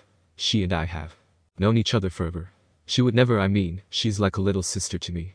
Well, guess it's good that Anabeth left, that would have probably sucked to hear for her. In the stall next to us, the music stopped completely. A man screamed in terror, car doors slammed, and the Lincoln peeled out of the car wash. "You'd better go see what that was," Luke said. "Listen, are you wearing the flying shoes? I'll feel better if I know they've done you some good." "Oh, yeah. They've come in handy. Really. They fit in everything." The water shut off. The mist started to evaporate. "Well, take care of yourself out there in Denver," Luke called, his voice getting fainter. "And tell Grover it'll be better this time. Nobody will get turned into a pine tree if he just..." But the mist was gone, and Luke's image faded to nothing. Anabeth and Grover came around the corner, laughing, but stopped when they saw my face. Annabeth's smile faded. "What happened, Percy?" "What did Luke say?" "Not much," I said. "Come on, let's find some dinner." A few minutes later, we were sitting at a booth in a gleaming chrome diner. All around us, families were eating burgers and drinking malts and sodas. Finally, the waitress came over. She raised her eyebrows skeptically. "Well," I said, "we want to order dinner. You kids have money to pay for it." Grover's lower lip quivered. I was afraid he would start bleeding, or worse, start eating the linoleum. Annabeth looked ready to pass out from hunger. However, I brought out 2 $1 notes and said, yes, we do." Suddenly, we all heard a loud rumble sound, and we looked outside to see a motorcycle the size of a baby elephant had pulled up to the curb. All conversation in the diner stopped. The motorcycle's headlight glared red. Its gas tank had flames painted on it, and a shotgun holster riveted to either side, complete with shotguns. The seat was leather, but I'd seen enough burned humans to know that it was definitely human skin. The guy on the bike was dressed in a red muscle shirt and black jeans and a black leather duster, with a hunting knife strapped to his thigh. I immediately felt like I'd seen his face somewhere before. Clarice, and the rest of Cabin 5. The waitress blinked, as if somebody had just pressed the rewind button on her brain. She asked us again, "You kids have money to pay for it? Well, he can use time powers too." The biker said, "It's on me." He slid into our booth, which was way too small for him, and crowded Anabeth against the window. He looked up at the waitress, who was gaping at him, and said, "Are you still here?" He pointed at her, and she stiffened. She turned as if she'd been spun around, then marched back toward the kitchen. "Ah. Seems more similar to controlling the person, maybe some type of genjutsu." I had a pretty good idea of who this guy was, what with the whole punk thing he had going, and the sudden aggressiveness I was feeling, not to mention the resemblances to the Cabin 5 people. He gave me a wicked grin. "So, you're old Seaweed's kid, huh? Yeah, and you must be Ares, right?" Ares grinned and took off his shades. Where his eyes should have been, there was only fire. "That's right, punk. I heard you broke Clarice's spear." "It was in a fair fight, and she was sorta asking for it," I shrugged. "Probably. That's cool. I don't fight my kids' fights, you know. What I'm here for, I heard you were in town. I got a little proposition for you." The waitress came back with heaping trays of food: cheeseburgers, fries, onion rings, and chocolate shakes. Ares handed her a few gold drachmas. She looked nervously at the coins. "But, these aren't." Ares pulled out his huge knife and started cleaning his fingernails. "Problem, sweetheart." The waitress swallowed, then left with the gold. "I could have paid," I told Ares. "No need to threaten people with a knife." Ares laughed. "Are you kidding? I love this country. Best place in Sparta. Don't you carry a weapon, punk? You should. Dangerous world out there." Which brings me to my proposition. I need you to do me a favor. A god needs a favor, and from me. What is it? Something a god doesn't have time to do himself. It's nothing much. I left my shield at an abandoned water park here in town. I was going on a little date with my girlfriend. We were interrupted. I left my shield behind. I want you to fetch it for me. I honestly would, but we gotta deal with this lightning bolt quest. The fire in his eye sockets glowed a little hotter. "I know all about your quest, punk. When that item was first stolen, Zeus sent his best out looking for it. Apollo, Athena, Artemis, and me, naturally. If I couldn't sniff out a weapon that powerful, he licked his lips, as if the very thought of the master bolt made him hungry. Well, if I couldn't find it, you got no hope. Nevertheless, I'm trying to give you the benefit of the doubt. Your dad and I go way back. After all, I'm the one who told him my suspicions about old corpse breath. You told him Hades stole the bolt." "Sure. Framing somebody to start a war. Oldest trick in the book." I recognized it immediately. "In a way, you got me to thank for your little quest." "Thanks," I muttered. "Hey, I'm a generous guy. Just do my little job, and I'll help you on your way. I'll arrange a ride west for you and your friends. We're doing alright for now." "Yeah, right. Barely any money. No wheels. No clue what you're up against. Help me out, and maybe I'll tell you something you need to know. Something about your mom." "My mom?" He grinned.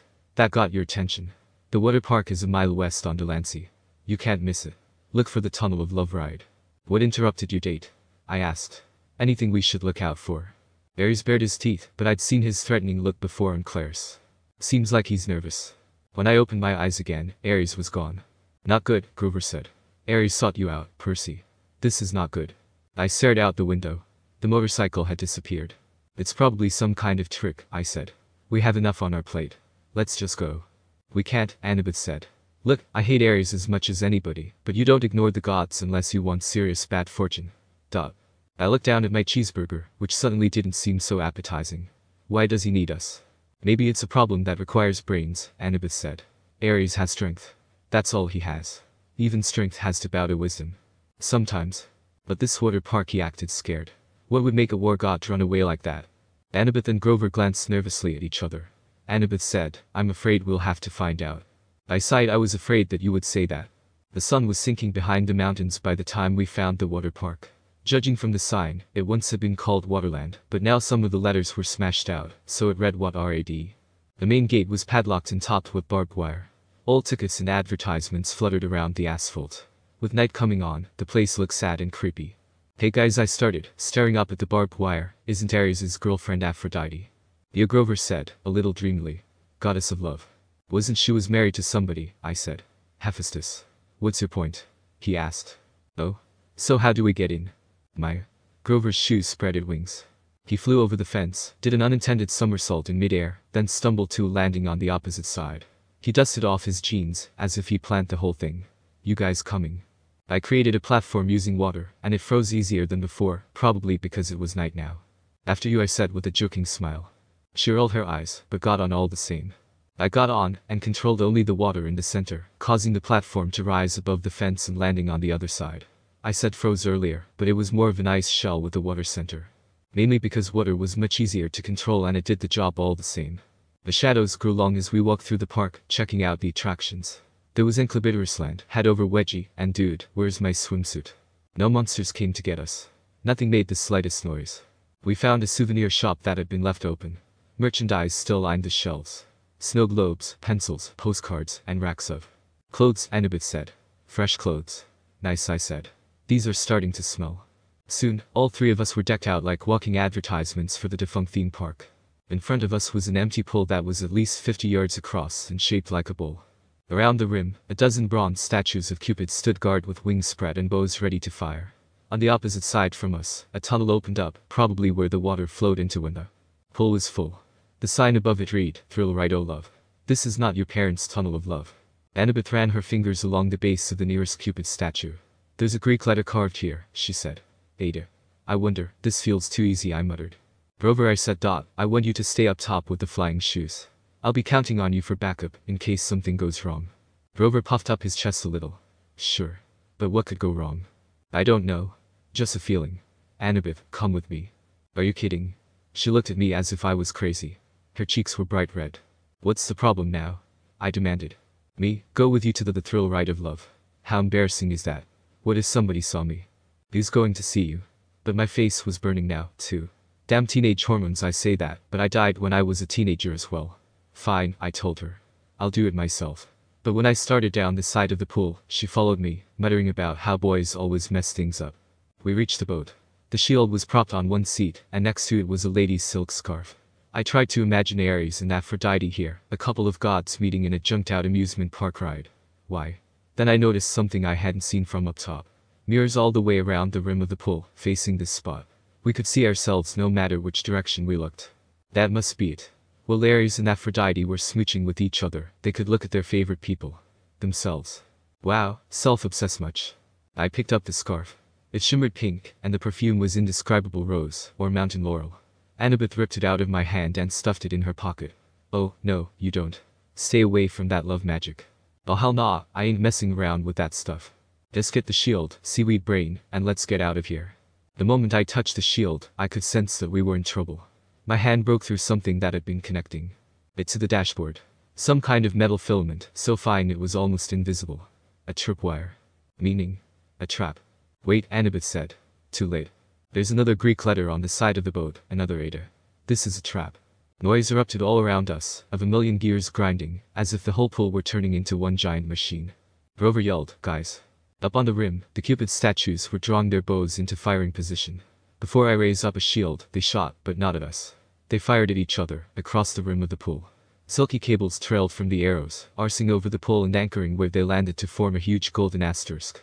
Then smaller metallic threads started weaving together magically between the main strands, making a net. "We have to get out," I said. "Duh," Anabeth said. I grabbed the shield and we ran. "Come on," Grover shouted. He was trying to hold open a section of the net for us, but wherever he touched it, the golden threads started to wrap around his hands. The cupids' heads popped open. Out came video cameras. Spotlights rose up all around the pool, blinding us with illumination. And a loudspeaker voice boomed. "Live to Olympus in 1 minute 59 seconds, 58. Hephaestus," Anabeth screamed. "I'm so stupid. Ada is 8. She made this trap to catch his wife with Ares. Now we're going to be broadcast live to Olympus and look like absolute fools." We'd almost made it to the rim when the row of mirrors opened like hatches, and thousands of tiny metallic bugs poured out. Anabeth screamed. It was an army of wind-up creepy crawlies. Bronze gear bodies, spindly legs, little pincer mouths, all scuttling toward us in a wave of clacking, whirring metal. "Spiders," Anabeth said. "SPSPAR."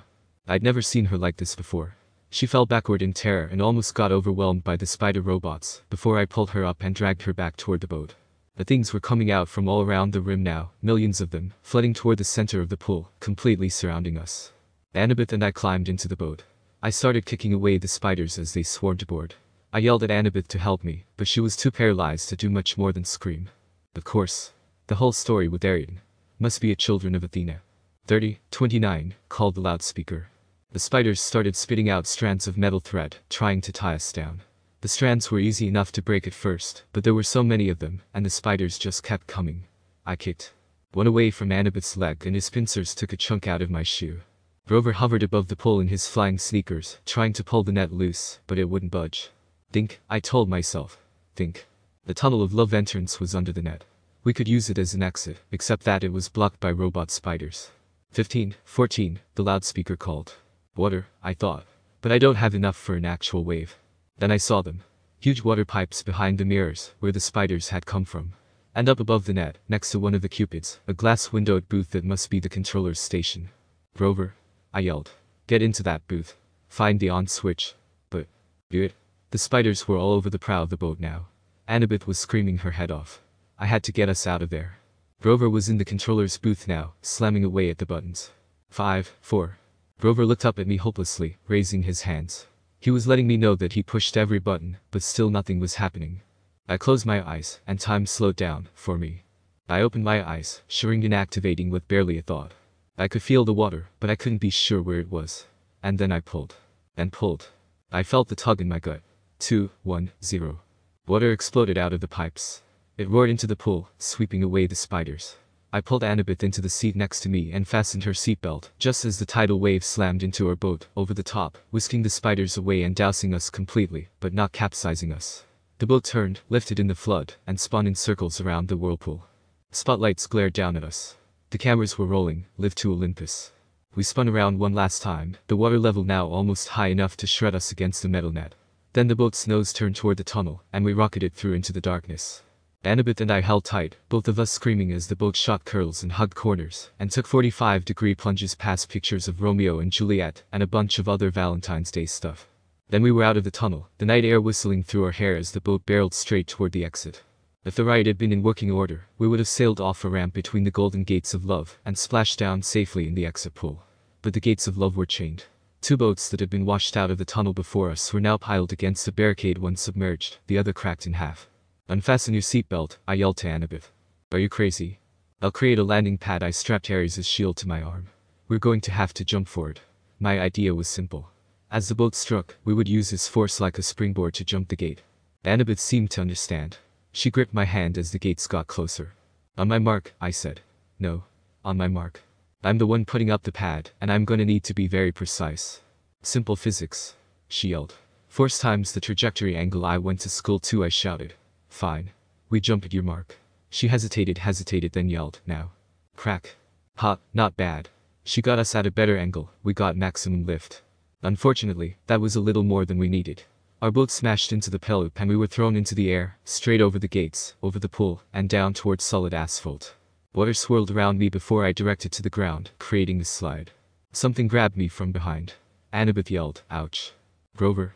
In midair, he had grabbed me by the shirt and Anabeth by the arm and was trying to pull us out of a crash landing, but Anabeth and I had all the momentum. "You're too heavy," Grover said. "We're going down."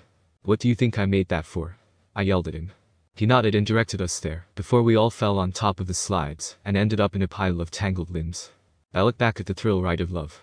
The water was subsiding. Our boat had been smashed to pieces against the gates. 100 yards away, at the entrance pool, the Cupids were still filming. The statues had swiveled so that their cameras were trained straight on us, the spotlights in our faces. "Show's over," I yelled. "Thank you. Good night." The Cupids turned back to their original positions. The lights shut off. The park went quiet and dark again, except for the gentle trickle of water into the thrill ride of love's exit pool. I wondered if Olympus had gone to a commercial break, or if our ratings had been any good. I better get a commission for this guest appearance. I hefted the shield on my arm and turned to my friends. "We need to have a little talk with Ares. We take a zebra to Vegas." 16. We take a zebra to Vegas. Ares was waiting for us in the diner parking lot. Well, he said. "You didn't get yourself killed. You knew it was a trap," I said. Ares gave me a wicked grin. Bet that crippled blacksmith was surprised when he netted a couple of stupid kids. "You look good on TV." I handed him the shield. "Please don't get us involved in your antics again." Ares grabbed the shield and spun it in the air like pizza dough. It changed form, melting into a bulletproof vest. He slung it across his back. "See that truck over there?" He pointed to an 18-wheeler parked across the street from the diner. "That's your ride. Take you straight to LA, with one stop in Vegas." The 18-wheeler had a sign on the back, which I could read only because it was reverse printed white on black, a good combination for dyslexia. "Kindness International. Humane Zoo Transport. Warning. Live wild animals." I said, "Better than nothing, I guess." Ares snapped his fingers. The back door of the truck unlatched. "Free ride west, punk. Stop complaining. And here's a little something for doing the job." He slung a blue nylon backpack off his handlebars and tossed it to me. Inside were fresh clothes for all of us, $20 in cash, a pouch full of golden drachmas, and a bag of double-stuffed Oreos. I said, "You know what? The Oreos even us out," I said with a grin. I looked back at the diner, which had only a couple of customers. Now, the waitress who served us dinner was watching nervously out the window, like she was afraid Ares might hurt us. She dragged the fry cook, who held up a little disposable camera, and snapped a picture of us. Great, I thought. Time to become famous again. Oh well. "You owe me one more thing," I told Ares, serious now. "You promised me information about my mother. You sure you can handle the news?" He kick-started his motorcycle. "She's not dead. I was like 70% sure of that already. See you around, kid." He revved his Harley, then roared off down the street. "Hey, guys," Grover said. He pointed toward the diner. At the register, the last two customers were paying their check, two men in identical black coveralls, with a white logo on their backs that matched the one on the Kindness International truck. "If we're taking the Zoo Express," Grover said, "we need to hurry." I didn't like it, but we had no better option. Besides, I'd seen enough of Denver. We ran across the street and climbed in the back of the big rig, closing the doors behind us. The trailer was dark inside until I uncapped Triptide. The blade cast a faint bronze light over a very sad scene. Sitting in a row of filthy metal cages were three of the zoo animals, a zebra, a male albino lion, and some weird antelope thing. Someone had thrown the lion a sack of turnips. The zebra and the antelope had each gotten a tray of hamburger meat. The zebra's mane was matted with chewing gum, like somebody had been spitting on it in their spare time. The antelope had a stupid silver birthday balloon tied to one of his horns that read over the hill. Apparently, nobody had wanted to get close enough to the lion to mess with him, but the poor thing was pacing around on soiled blankets, in a space way too small for him, panting from the stuffy heat of the trailer. He had flies buzzing around his pink eyes, and his ribs showed through his white fur. "This is Kindness," Grover yelled. "Humane Zoo Transport. Oi, we're in a truck, you know. Keep it down." He probably would have gone right back outside to beat up the truckers with his reed pipes, but the truck's engine roared to life, and we had to sit down. We huddled in the corner on some sacks, and Grover talked to the animals in a series of goat bleats, but they just stared at him sadly. Anabeth was in favor of breaking the cages and freeing them on the spot, but I pointed out it wouldn't do much good until the truck stopped moving. I found a water jug and refilled their bowls, then used a water hook to drag the mismatched food out of their cages. I gave the meat to the lion and the turnips to the zebra and the antelope. Grover calmed the antelope down, while Anabeth used her knife to cut the balloon off his horn, while I used a tiny water blade to get rid of the gum in the zebra's mane. Grover promised the animals we'd help them more in the morning, then we settled in for night. Grover curled up on a turnip sack, Anabeth opened our bag of Oreos and nibbled on one while I feasted on them. One good thing about this world, the sweet food. "Hey," Anabeth said, "I'm sorry for freaking out back at the water park, Percy." "It's fine, we all got out of there alright, it's just," she shuddered. Spiders. Arachne. Anabeth nodded. Arachne's children have been taking revenge on the children of Athena ever since. If there's a spider within a mile of me, it'll find me. I hate the creepy little things. Anyway, I owe you. We're a team, remember? I said. She pulled apart an Oreo, handed me half. In the iris message did Luke really say nothing? I munched my cookie and thought about how to answer. Luke said you and he go way back. He also said Grover wouldn't fail this time. Nobody would turn into a pine tree. In the dim bronze light of the sword blade, it was hard to read their expressions. Grover let out a mournful bray. I should have told you the truth from the beginning. His voice trembled. I thought if you knew what a failure I was, you wouldn't want me along. You were the satyr who tried to rescue Thalia, the daughter of Zeus. He nodded glumly. And the other two half-bloods Thalia befriended, the ones who got safely to camp. I looked at Anabeth. That was you and Luke, wasn't it? She put down her Oreo, uneaten. Like you said, Percy, a 7-year-old half-blood wouldn't have made it very far alone. Athena guided me toward help. Thalia was 12. Luke was 14. They both run away from home, like me. They were happy to take me with them. They were amazing monster fighters, even without training. We traveled north from Virginia without any real plans, fending off monsters for about 2 weeks before Grover found us. I was supposed to escort Thalia to camp, he said, sniffling. Only Thalia. I had strict orders from Chiron. Don't do anything that would slow down the rescue. We knew Hades was after her, see, but I couldn't just leave Luke and Anabeth by themselves. I thought I could lead all three of them to safety. It was my fault the kindly ones caught up with us. I froze. I got scared on the way back to camp and took some wrong turns. If I had just been a little quicker. Stop it, Anabeth said. No one blames you. Thalia didn't blame you either. She sacrificed herself to save us, he said miserably. Her death was my fault. The Council of Cloven Elders said so.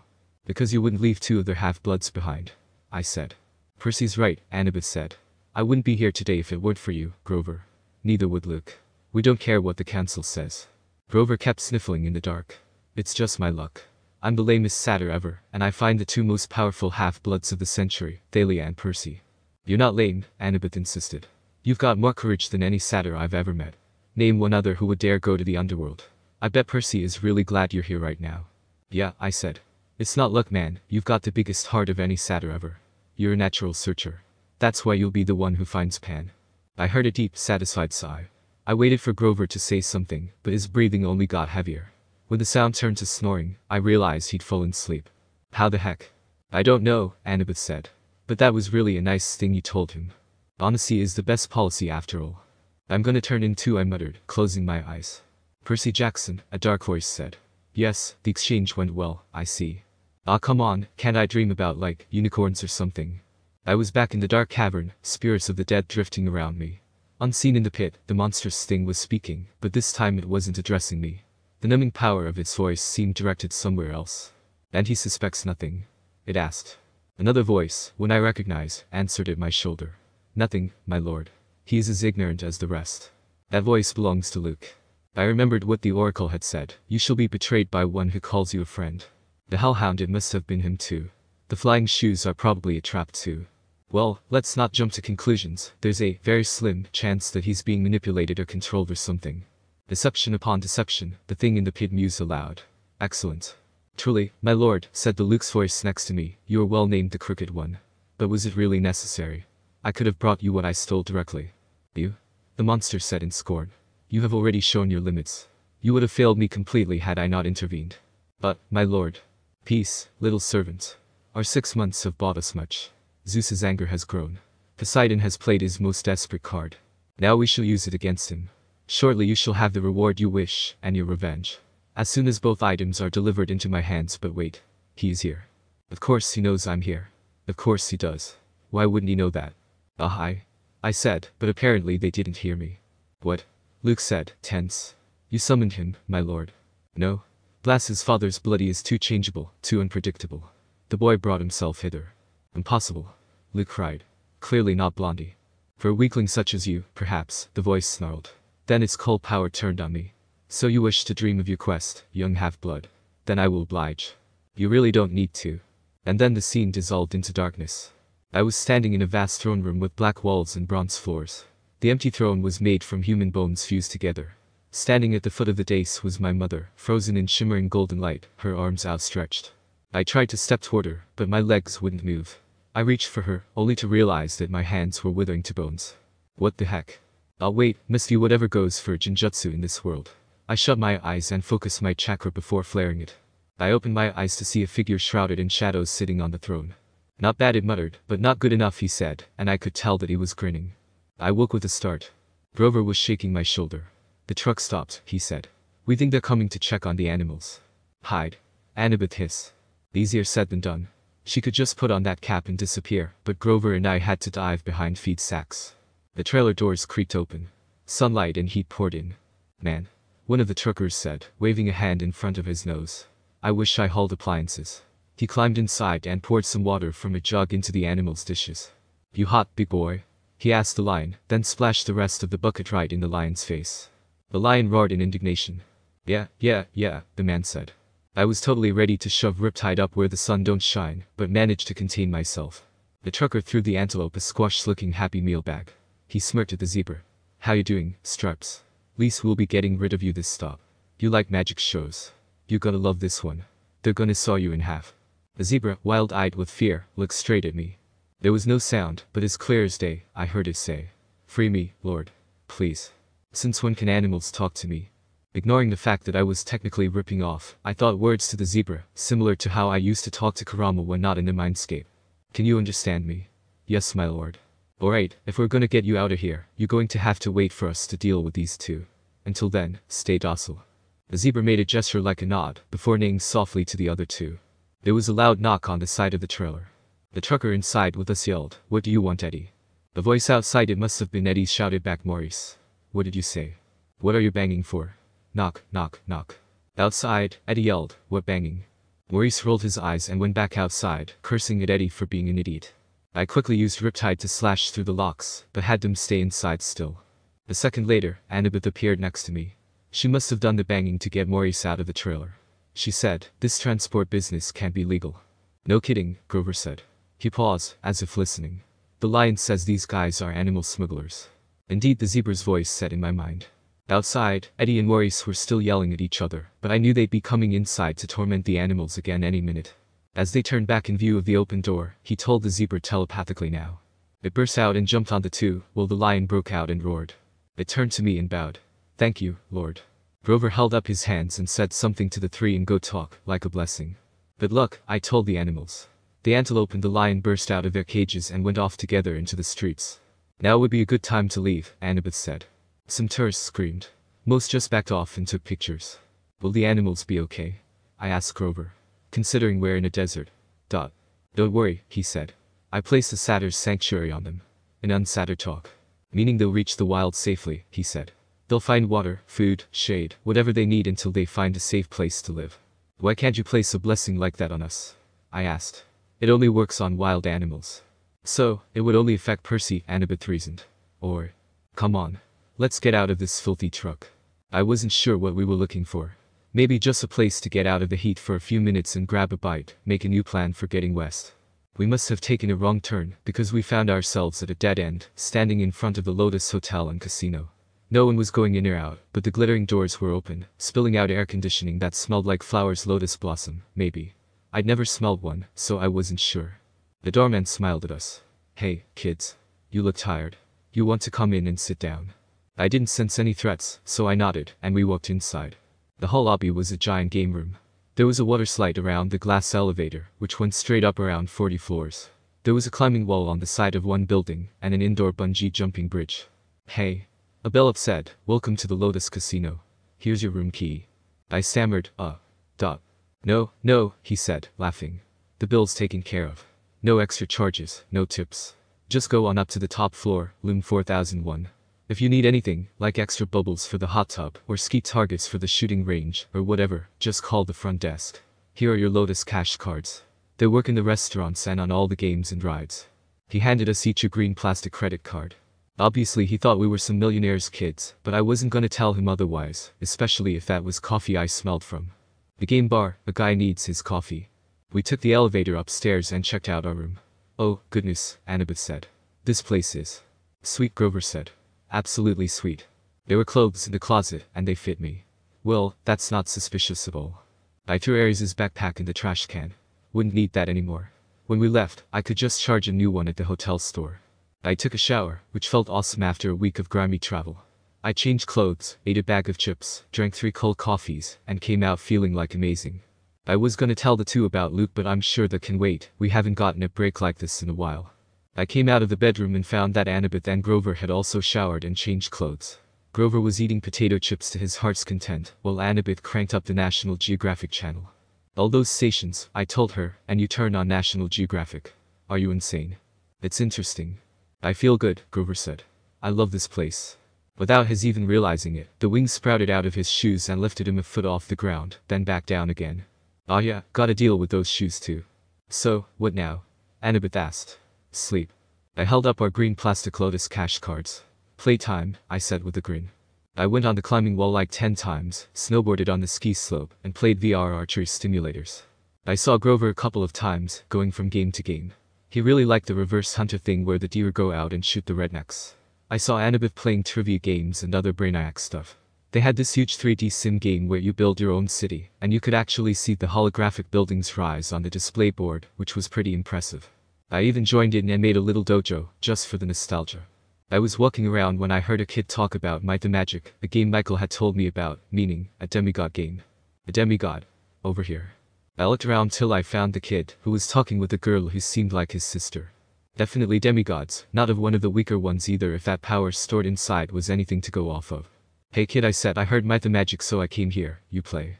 I asked, taking out a couple of cards and figurines I had in my back pocket. Yeah? He said enthusiastically, but his sister grabbed his shoulder and said, Nico, don't trust strangers so easily. But Bianca, he started to protest. No, she's right, I said. I'm Percy Jackson, and I'm 12 years of age, I said with a smile. Not strangers anymore, eh? The girl Bianca looked annoyed but allowed us to play, under her supervision obviously. How do so many cards even exist, I yelled, losing my 4th match in a row against Nico. Bianca chuckled. I tried playing a couple of times, but he's just way too good at this. No kidding, I groaned, collapsing on a bed. I saw a flash of white light for a second, and blinked away the spots. That was odd. I randomly asked a question. What year is it? Bianca looked at me like I was stupid, but opened her mouth before frowning. I don't remember. I shrugged and asked another guy, hey mister, could you tell me the date? 17th July 1955, he said, before going on to play a VR shooting game. Say what now? I reached into myself, onto the blessing of Hestia, and then sensed around for a technique similar to the time abilities I had. I silently swore as my Sharingan activated. All around, I could see a layer of time magic. I don't know if it's magic, but it seems like the best definition on every surface in sight, including the people. He said 1955. Meaning he was here for that long. How long have I been here? It felt like only a couple of hours, but was it? I started walking off back to the architecture game to find Anabeth, but I paused, turning around to see Bianca and Nico looking at me, slightly worried. I can't explain, but I gotta go now. We'll meet again, I'm sure of it, I said, vowing to find these two again eventually, but for now, this place would be a safe place against monsters. I nodded, and I walked off. I found Anabeth still building her city. Come on, I told her. We've got to get out of here. No response. I shook her. Anabeth. She looked up, annoyed. What? We need to leave. Leave? What are you talking about? I've just got the towers, this place is a trap. She didn't respond until I shook her again. What? Underworld. Our quest. Oh, come on, Percy. Just a few more minutes. There's people here from 1955. Kids who have never aged. You check in, and you stay forever. So? She asked. Can you imagine a better place? I grabbed her wrist and yanked her away from the game. Hey. She screamed and hit me. I looked into her eyes and flared my Sharingan, using my eyes as the channel to put some of my chakra into her brain, and showed an image of giant spiders. I might have also put in a couple of hula hooping Mr. DS. Because why not? That jarred her. Her vision cleared. Oh, my gods, she said. How long have we? No clue, but we've got to find Grover. We went searching, and found him still playing virtual deer hunter. Grover. We both shouted. He said, die, human. Die, silly polluting nasty person. I just grabbed his arms and legs with water whips, not wanting to deal with this, and dragged him behind me. His flying shoes sprang to life and started tugging his legs in the other direction as he shouted, no. I just got to a new level. No. The Lotus Bella hurried up to us. Well, now, are you ready for your platinum cards? We're leaving, I told him. Such a shame, he said. We just added an entire new floor full of games for platinum card members. Grover reached for the card, but Anabeth yanked back his arm and said, no, thanks. We burst through the doors of the Lotus Casino and ran down the sidewalk. It felt like afternoon, about the same time of day we'd gone into the casino, but something was wrong. The weather had completely changed. It was stormy, with heat lightning flashing out in the desert. Aries' backpack was slung over my shoulder, which was convenient I guess, but at the moment I had other problems to worry about. I ran to the nearest newspaper stand and read the year first. Thank the gods, it was the same year it had been when we went in. Then I noticed the date. June 20th. We had been in the Lotus Casino for 5 days. We had only 1 day left until the summer solstice. 1 day to complete our quest. I learned Jinjutsu. 17. I learned Jinjutsu. We got in a cab and told the driver, Los Angeles, please. The cabbie chewed his cigar and sized us up. That's 300 miles. For that, you gotta pay up front. You accept casino debit cards? Anabeth asked. He shrugged. Some of them. Same as credit cards. I gotta swipe them through first. Anabeth handed him her green Lotus cash card. He looked at it skeptically. Swipe it, he did. His meter machine started rattling. The lights flashed. Finally, an infinity symbol came up next to the dollar sign. The cigar fell out of the driver's mouth.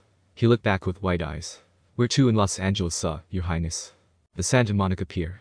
Anabeth sat up a little straighter. I could tell she liked the Your Highness thing. Get us there fast, and you can keep the change. On the road, we had plenty of time to talk, and I told Anabeth and Grover about Luke. She had paled considerably at that. There's no way Luke betrayed us, she yelled at me. Reaching for the knife. I quickly grabbed her hand, forcing her to look into my eyes.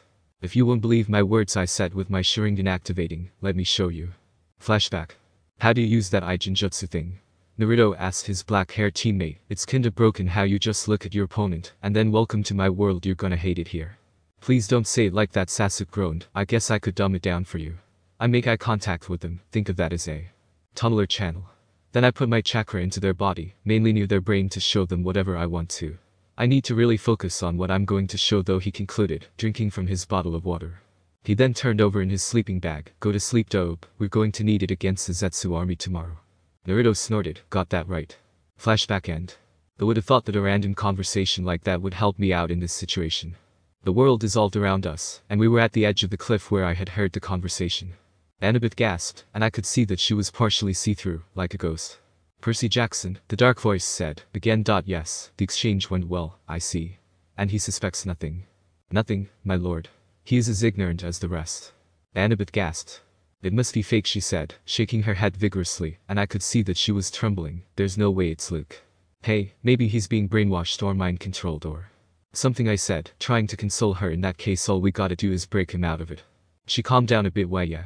The world around us dissolved again and we were back in the cab. Grover was staring at us, looking concerned. I am sorry for that, Anabeth muttered, looking away. Can't blame you. I'd react like that too if someone I was so close to might be traitor. Well, technically I did already react like that, so can't blame her. Also, Luke called the voice Crooked One later on in the dream. Who is that? I asked. She furrowed her eyebrows. Crooked. Are you sure it wasn't the silent one or the rich one? That seems more accurate for Hades. Maybe I misheard it. I'm gonna sleep for now, that vision thing tired me out. At sunset, the taxi dropped us at the beach in Santa Monica. Grover, Anabeth, and I walked down to the edge of the surf. What now? Anabeth asked. Now, I said I go into the water. I walked into the water. I kept walking, up to my waist, then my chest. She called after me, you know how polluted that water is. There are all kinds of toxic. And then I was in the water. I felt something rub against my leg. Sliding along beside me was a 5-foot-long mako shark. I touched its dorsal fin. It bucked a little, as if inviting me to hold tighter. I grabbed the fin with both hands. It took off, pulling me along. It deposited me at the edge of the ocean proper, where the sandbank dropped off into a huge chasm. Then I saw something glimmering in the darkness below, growing bigger and brighter as it rose toward me. A woman's voice called. Percy Jackson. She had flowing black hair, a dress made of green silk. Light flickered around her, and she was on a seahorse. Well, that's new. She dismounted. The seahorse and the mako shark whisked off and started playing something that looked like tag. The underwater lady smiled at me. You've come far, Percy Jackson. Well done. Thanks. I have a gift for you, from your father, she said, handing him 3 pearls. When you are in need, smash a pearl at your feet. And what is that gonna do? That, she said, depends on the need. But remember, what belongs to the sea will always return to the sea. Okay? Her eyes flickered with green light. Hades feeds on doubt and hopelessness. He will trick you if he can, make you mistrust your own judgment. Once you are in his realm, he will never willingly let you leave. Keep faith. Good luck, Percy Jackson. She summoned her seahorse and rode toward the void. I kicked upward toward the shore. When I reached the beach, my clothes dried instantly. I told Grover and Anabeth what had happened and showed them the pearls. Anabeth grimaced. No gift comes without a price. You ever heard of optimism? She shook her head. There's no such thing as a free lunch. That's an ancient Greek saying that translated pretty well into American. There will be a price. You wait. On that happy thought, we turned our backs on the sea. We wandered for miles on foot, looking for dough. Nobody seemed to know where it was. It didn't appear in the phone book.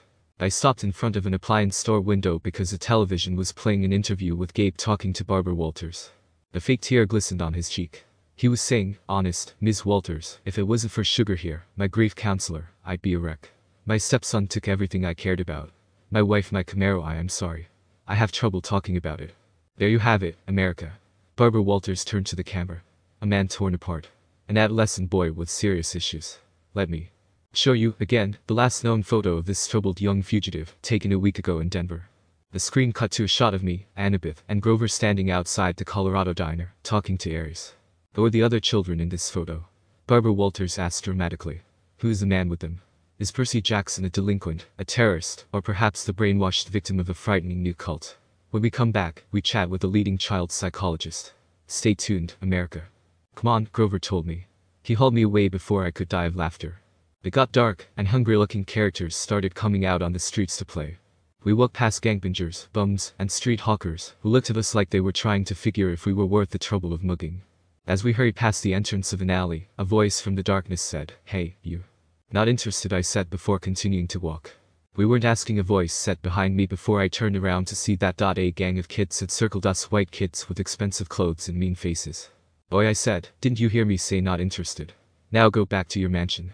3 of the 6 held up switchblades, while 2 others held up sticks. "What was that, punk?" the guy who looked like the leader said angrily. I brought out my pen, but Anabeth grabbed my hand. "Not against mortals," she warned.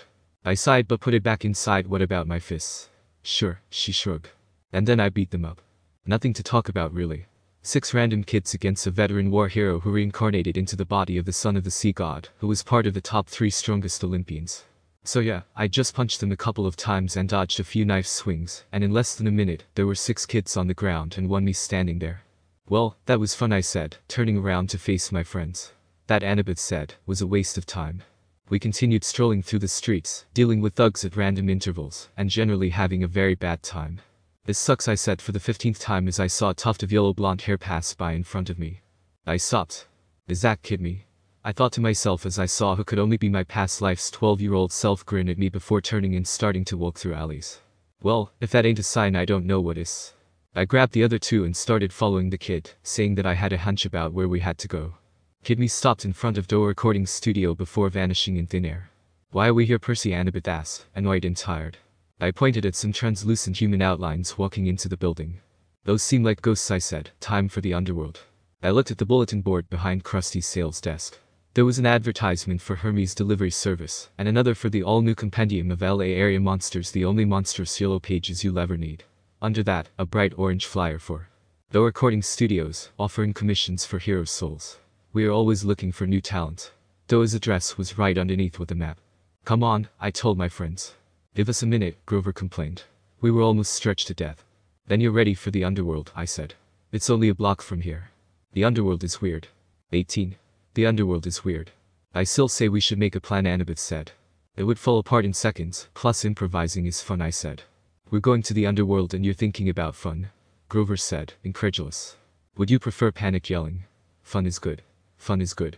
"Don't worry," I said, reaching for the pearls in my pocket. "We got these, whatever they do."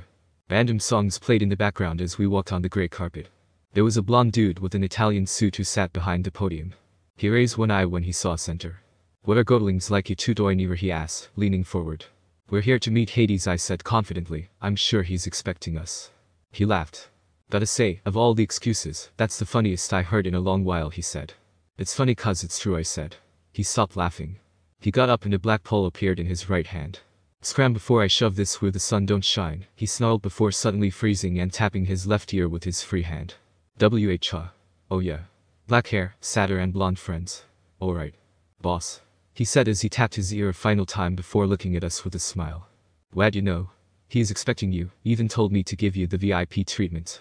"WH, what does that mean?" Anabeth asked. "It means," he said, "you get to sit We entered what was initially an elevator, but it stopped going down and started moving forward. It also turned into a wooden barge. Man, they're really working for the dark and depressing vibe, I thought to myself as we went along the filled with random stuff like diplomas and creepy dolls river sticks. Why is there so much stuff in there? I wondered out loud.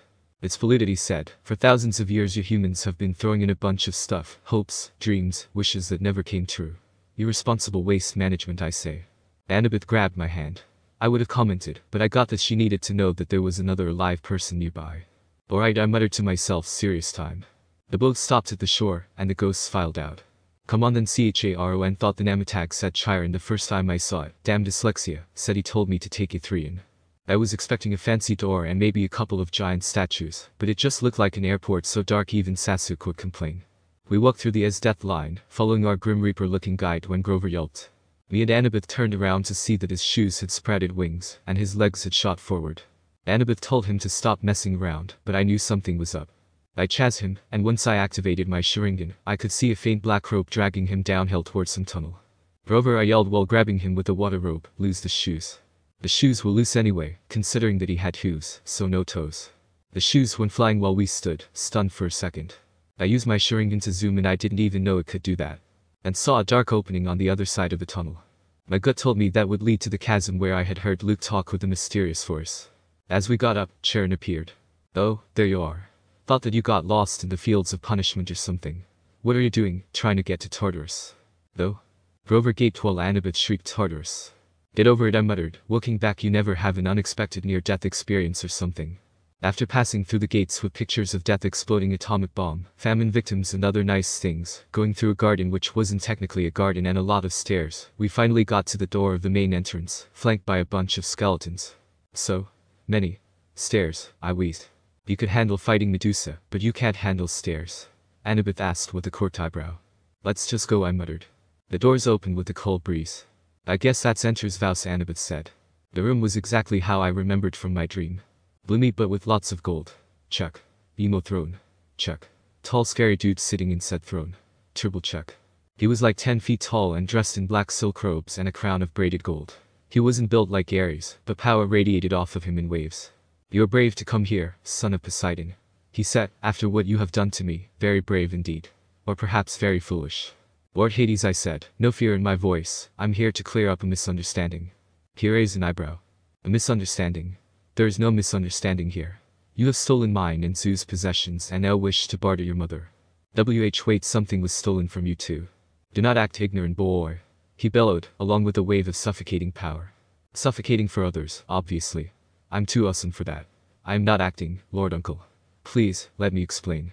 I think he was surprised that my voice actually reached up to him after that fit, cause he made a go-on gesture with his right hand. I only joined Camp Half-Blood this month. From my dreams I found out that one of the campers is being controlled by something in Tartarus. We almost got dragged down there as well.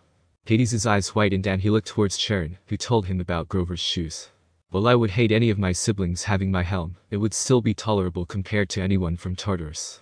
I can tell when someone lies, boy, and I can tell that you are not. However, that does not explain why you have the lightning bolt in your bag, he snarled. Say. What? I spun madly, opening the zip to see a 2-foot-long metal spike cylinder. We didn't know that was there. I swear. Even though he said he could tell the truth, I guess he didn't care because his skeleton soldiers surrounded us and the Fury swooped down. Percy. Anabeth exclaimed as me and Grover went back to back. Give me the bolt now, and I will return her to you, Hades said as my mom appeared beside her in the same golden shower, frozen in the moment she had been taken. Oh, that's just nasty. I got out the pearls and cursed. Only 3, Hades said, saying what I was thinking. You do realize each only protects a single person. Take your mother then, little godling. Who will you leave behind in exchange? The other 2 immediately told me to leave them behind, before arguing among themselves on who to leave behind. Uncle, I said, please return my mother back to her apartment once your helm is returned. His smug expression faded, godling.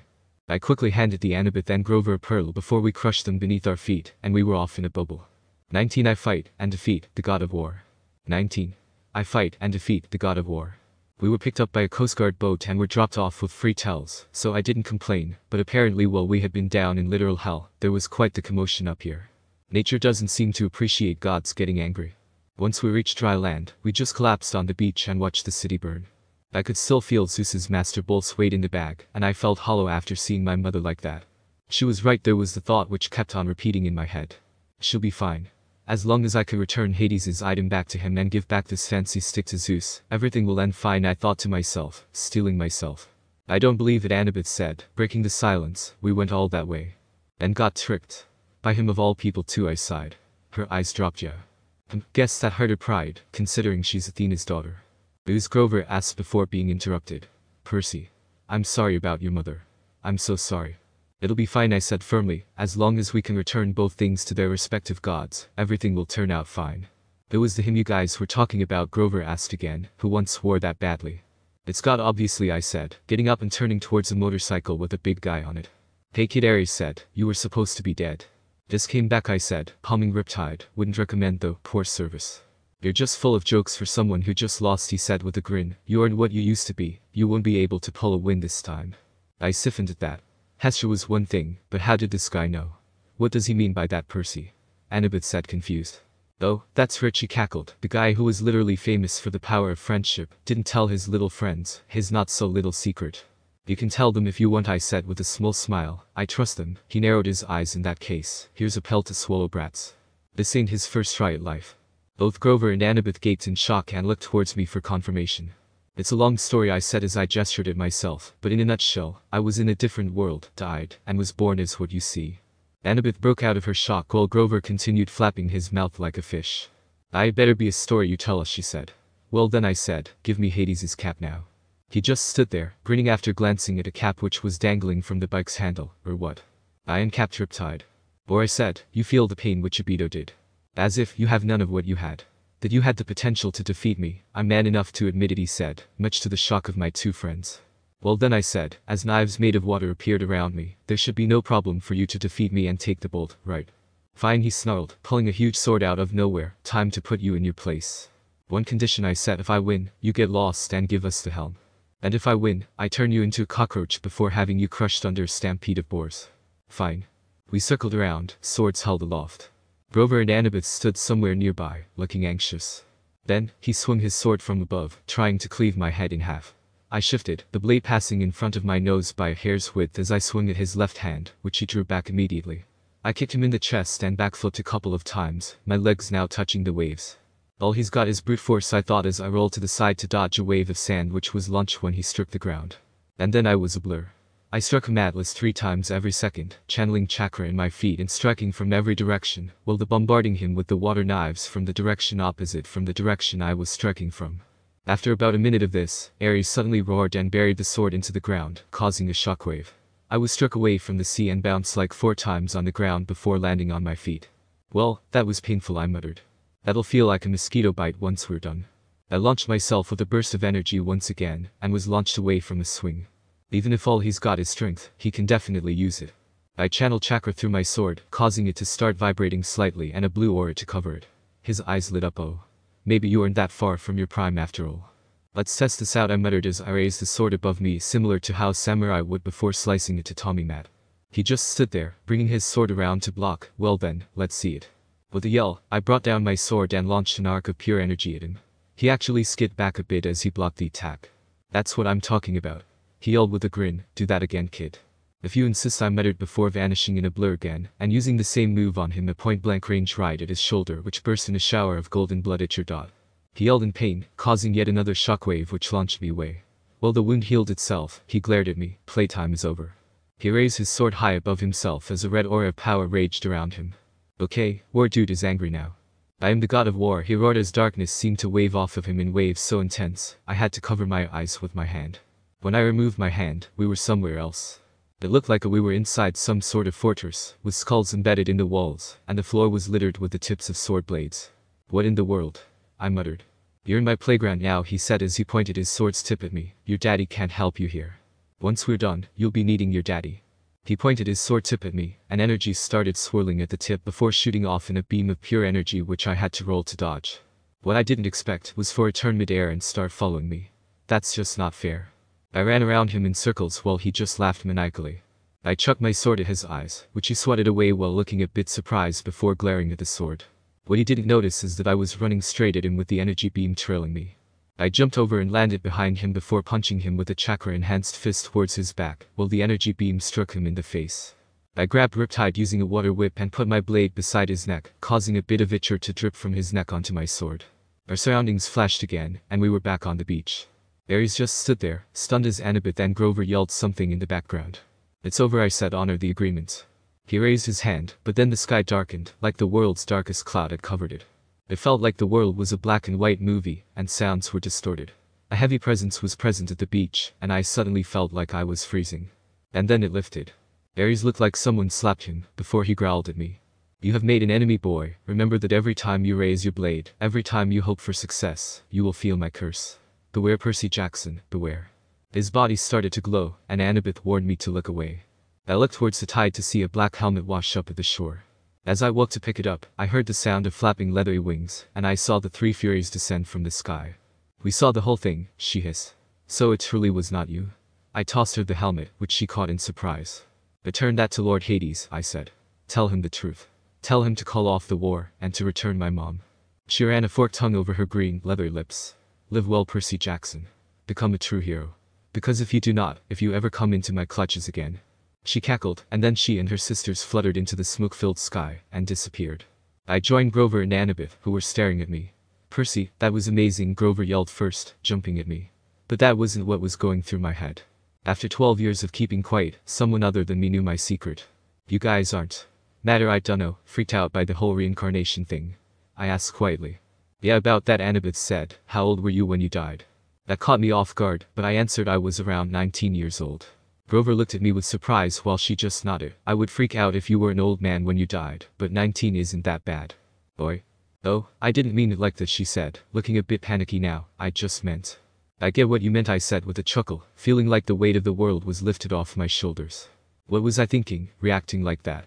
These two were my two favorite people in this world, other than Mom. "I think it's time I told you guys the whole story," I said, "preferably in a plane to New York." "You can't go in a plane," Grover protested, but Anabeth put up her hand to stop him. "Percy's right, the only way we can get there in time is using a plane. Besides, he has the bolt, so Zeus wouldn't blast him out of the sky. I hope." "Fine," he grumbled. "Well then," I said, "for starters. My name was Naruto Uzumaki, and I'm pretty sure I was the strongest human of my time. The gods seemed to like me." 21. The gods seemed to like me. Clearly, normal humans ain't that smart. The news made some story about a crazy kidnapper shooting a police car, causing the explosion, and as usual the normies ate it up. Said kidnapper Ares, if you hadn't figured out by now, was the same guy who kidnapped me and two other kids in New York, and took us on a cross-country odyssey of terror. What does it even mean? Poor little Percy Jackson was innocent apparently. He caused a commotion on the bus trying to escape, and a concerned waiter took a photo, etc., etc. Well, the reporters said this in front of a camera. All we had to do was nod and act tired and tearful. "I just want," I said after a flash of inspiration, "to see my loser sorry loving stepdad again. And I sure he'll be so happy he'll give everyone in this city with a free TV from his appliance store." And people got so emotional they managed to scrounge up enough money to get us on a plane to New York. Going on a plane was clearly not smart, but I was pretty sure that Zeus wouldn't zap and or squash us with wind powers, since we had his fancy glow stick. We split up at a taxi stand near the airport. I told Anabeth and Grover to go back to camp and tell Chiron about everything. They protested, but had to agree once I mentioned the importance of Luke's betrayal before hopping into a taxi myself. Half an hour later, I was walking into the lobby of the Empire State Building. I went up to the guard at the front desk and said, "Floor 600, no such floor, kiddo. I need to speak with Zeus." He gave me a vacant smile, but once he saw I was serious he said, "You don't have an appointment, kid. Lord Zeus doesn't see anyone unannounced." "I have the bolt." He went pale. "It's in the bag, wanna see?" "No. No." He scrambled out of his seat, got a key card and gave it to me. "Insert it into the security slot, and make sure it's just you." I did as instructed and pressed the button which said 600 and waited. Waited for a long time, listening to raindrops keep falling on my head. Finally, the doors slid open and I walked out. I stood on a narrow stone walkway in the middle of the air. Below was Manhattan, and the view was like that of a plane. In front of me, white marble steps wound up the spine of a cloud, into the sky. I walked in a daze, passing by wood nymphs and hawkers selling ambrosia on a stick. Nobody seemed worried about the war. Honestly, they looked like they were gonna bring out the barbecue stand. What actually caught my attention though, was the smell of ramen. I've had ramen, well, weird noodles in a broth before of course, but the smell of genuine ramen, the sort I used to get from Ichiraku's. It had been 12 years since I'd had that. I somehow managed to regain enough control of myself to walk past it. Can't enjoy ramen if I'm dead, can I? I climbed the main road, toward the huge palace at the peak, which reminded me of Hades's palace. Steps led to courtyard. Past that was the throne room. I say room, but it was big enough to call the 10 tails a toddler. 12 thrones in a U-shape like Camp Half-Blood, and a central hard pit. I froze for a second when I saw Hestia in the flames for a second, but shrugged it off. Makes sense, that's literally her whole deal. There were only 2 gods sitting on their respective thrones. If you guessed my dad and Zeus, you win a cookie. Sitting silent and waiting for me to approach. They were an intimidating giant form, like Hades had been. I stopped in view of both of them and did a polite bow. Zeus spoke. Is that how you greet your superiors, boy? Sir, I said with a helpless smile. I literally got into this whole demigod business this month, so I just did what would have been appropriate in my world. Zeus snorted while Poseidon nodded. That does make sense, however, make sure to kneel next time. I just saluted with 2 fingers. Anyway, Zeus said, I believe you have quite a story to tell, starting from what your soul is doing in this world. And so, I spoke. I didn't mention chaos, just said that I died in my world and woke up as a baby here, but otherwise everything else was more or less the same. Once I was done, Zeus opened his palm. The bowl flew into his hand, and went from metal cylinder to a 20-foot javelin of energy. I sense the boy tells the truth, he muttered, and there was a flare of his power, but to think that Ares would do this. He is proud and impulsive, Poseidon said. It runs in the family. He didn't act alone. I said someone, me and my friends think Crow. The King Titan came up with the idea. I explained the dreams, leaving out Luke. Poseidon and Zeus looked at each other. They had a quick, intense discussion in ancient Greek. Poseidon made some kind of suggestion, but Zeus cut him off. Poseidon tried to argue. Zeus held up his hand angrily. We will speak of this no more, Zeus said. I must go personally to purify this thunderbolt in the waters of Lemnos, to remove the human taint from its metal. He rose and looked at me, and there was a small smirk on his face. You're already being a hero here, eh boy? You may enjoy Olympus for a bit, but if you are still here by midnight, you will taste this bolt. Then he was gone in a blinding flash of lightning. Your Uncle Dad sighed, as always had a flair for dramatic exits. He would have done well as the god of theater. No kidding, I snickered. His lips twitched, and he looked at me. You must go, child. But first, know that your mother has returned. I nodded. Want to see her again? I asked. She is a queen among women, but he shook his head sadly. When you reach home, Percy, you must make a choice. You will find a package waiting in your room. A package. You will understand when you see it. No one can choose your path, Percy. You must decide. I just nodded, before turning to leave. Perseus, he called. I turned. There was pride in his eyes. You did well, my boy. I want you to know that reincarnated or not, you are my son. A true son of the sea god. Still. I am sorry you were born, child. I have brought you a hero's fate, and a hero's fate is never happy. I felt happy when he started, hurt when he reached the middle, but when he reached the end I gave him an understanding smile. I wouldn't say you're wrong, but I'll prove you wrong, father. Rather than get offended, he smiled at me. I will look forward to that, Percy. After a quick meal of ramen, eating it on Olympus proves that it is the food of the gods, so ha. I went back down, caught a taxi, and was now standing in front of my smiling mother outside her apartment. Percy. Oh, thank goodness. Oh, my baby. She crushed the air out of me. We stood in the hallway as she cried and ran her hands through my hair. I was crying too. I'd been putting up a tough front the whole time, but damn, I missed her. She said that she just appeared at the apartment that morning, scaring the heck out of Gabe. Last thing she remembered was the Minotaur, and was in denial when Gabe told her about the whole wanted criminal part. She'd been freaking out, but Gabe forced her to go into work, saying she had to make up the salary of the days she wasn't there. Wait here, I told her, once I'm done with him he'll definitely feel. Worked? Percy, no. He's already upset because of something about free appliances. Please don't make him angrier. Fine. In the month I'd been gone, the apartment had been Gabe-ified. There was garbage all over the floor, the sofa had more beer than cushion, and the lamps had either socks or underwear on them. They were so dirty I couldn't tell the difference. Gabe and the 3 Gabernis were playing poker at the table. When Gabe saw me, his cigar dropped out of his mouth. You got nerve coming here, you punk. I thought the police. He's not a fugitive after all, my mom interrupted. Isn't that wonderful, Gabe? He looked back and forth between us. Bad enough I had to give back your life insurance money, Sally, he growled. Get me the phone. I'll call the cops. Babe, no. He raised his eyebrows. Did you just say no? You think I'm gonna put up with this punk again? I can still press charges against him for ruining my Camaro. But. He raised his hand, and my mother flinched. Oh? This escaped zoo creature had been hitting Mom. How much or for how long didn't matter. Within a second, he was on the ground, my right foot on his non-existent neck. I just got my name cleared, I hissed, in a way that only he, and maybe Mom, could hear. I'd hate to be on the run again because of murder allegations. He looked straight at my eyes, and he could tell that I wasn't giving empty threats. I will say this once, I said as I absent-mindedly flipped one of his poker buddies who tried to punch me over the table. I will not kick you out. But you will never touch my mother. You will not demand things of her. Anytime you refer to either of us you will be respectful. You will repay her all the money you owe her. He nodded feverishly. But I said with a smile, enjoy your game. I dragged my stunned mom into my room, which was obviously filled with a bunch of gay things. Mom, I said softly, I want you to understand, what I did out there wasn't part of the whole saving you act. Her eyes snapped up to mine, partially in shock. Only you can save yourself over here, Mom, I said, gesturing to the box which I had sent to Olympus on the bed. One look in that box, and you'll be free. Forever. No, Percy, I couldn't. Your choice, I shrugged. He'll eventually go back to walrus mode, and you're not defenseless, not anymore, Atlas. I just want to be sure of that. She looked pale, but nodded. Where will you go now? Camp, for now. She kissed my forehead. You'll be a hero, Percy. You'll be the greatest of all. I took one last look around my bedroom. I'd never see it again. Then I walked with my mother to the front door. The prophecy is completed. 22. The prophecy is completed. Camp has some weird traditions, is what I learned when I got back. For some reason they made shrouds for questgoers to be buried in case of death, and when we returned safely we would get to burn them. Anabeth was beautiful, and I asked her if she was sure she didn't want to actually use it. I got punched for that.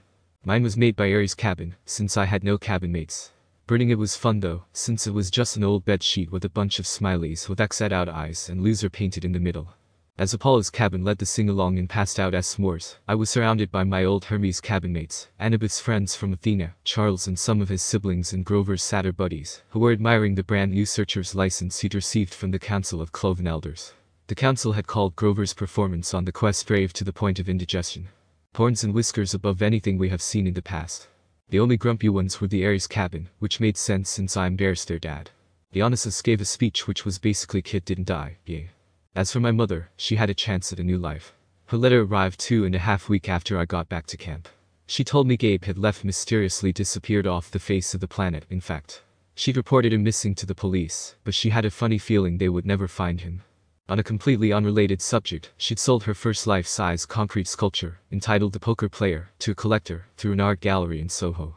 She'd gotten so much money for it, she put a deposit down on a new apartment and made a payment on her first semester's tuition at NIU. The Soho Gallery was clamoring for more of her work, which they called a huge step forward in super ugly neorealism. But don't worry, she had written. I'm done with sculpture.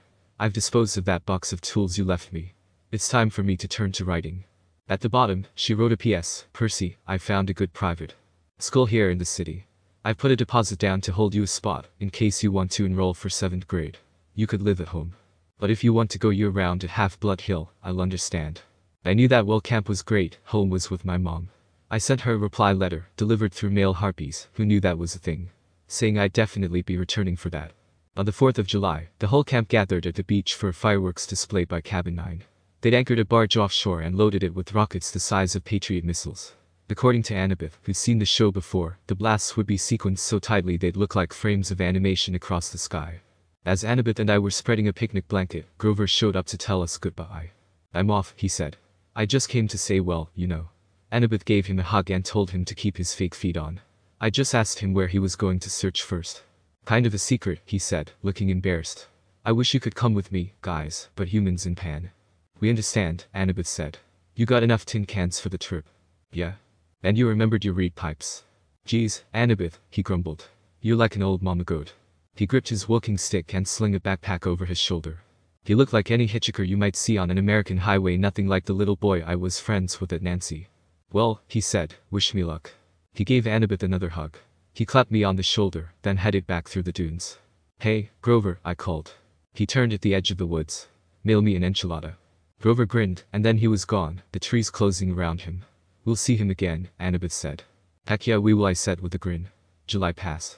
I spent my days trying to figure out new ways to use my powers, and mastered that energy slash I used against Ares. If there's one thing he was right about, it's that the current me was not even close to my old self.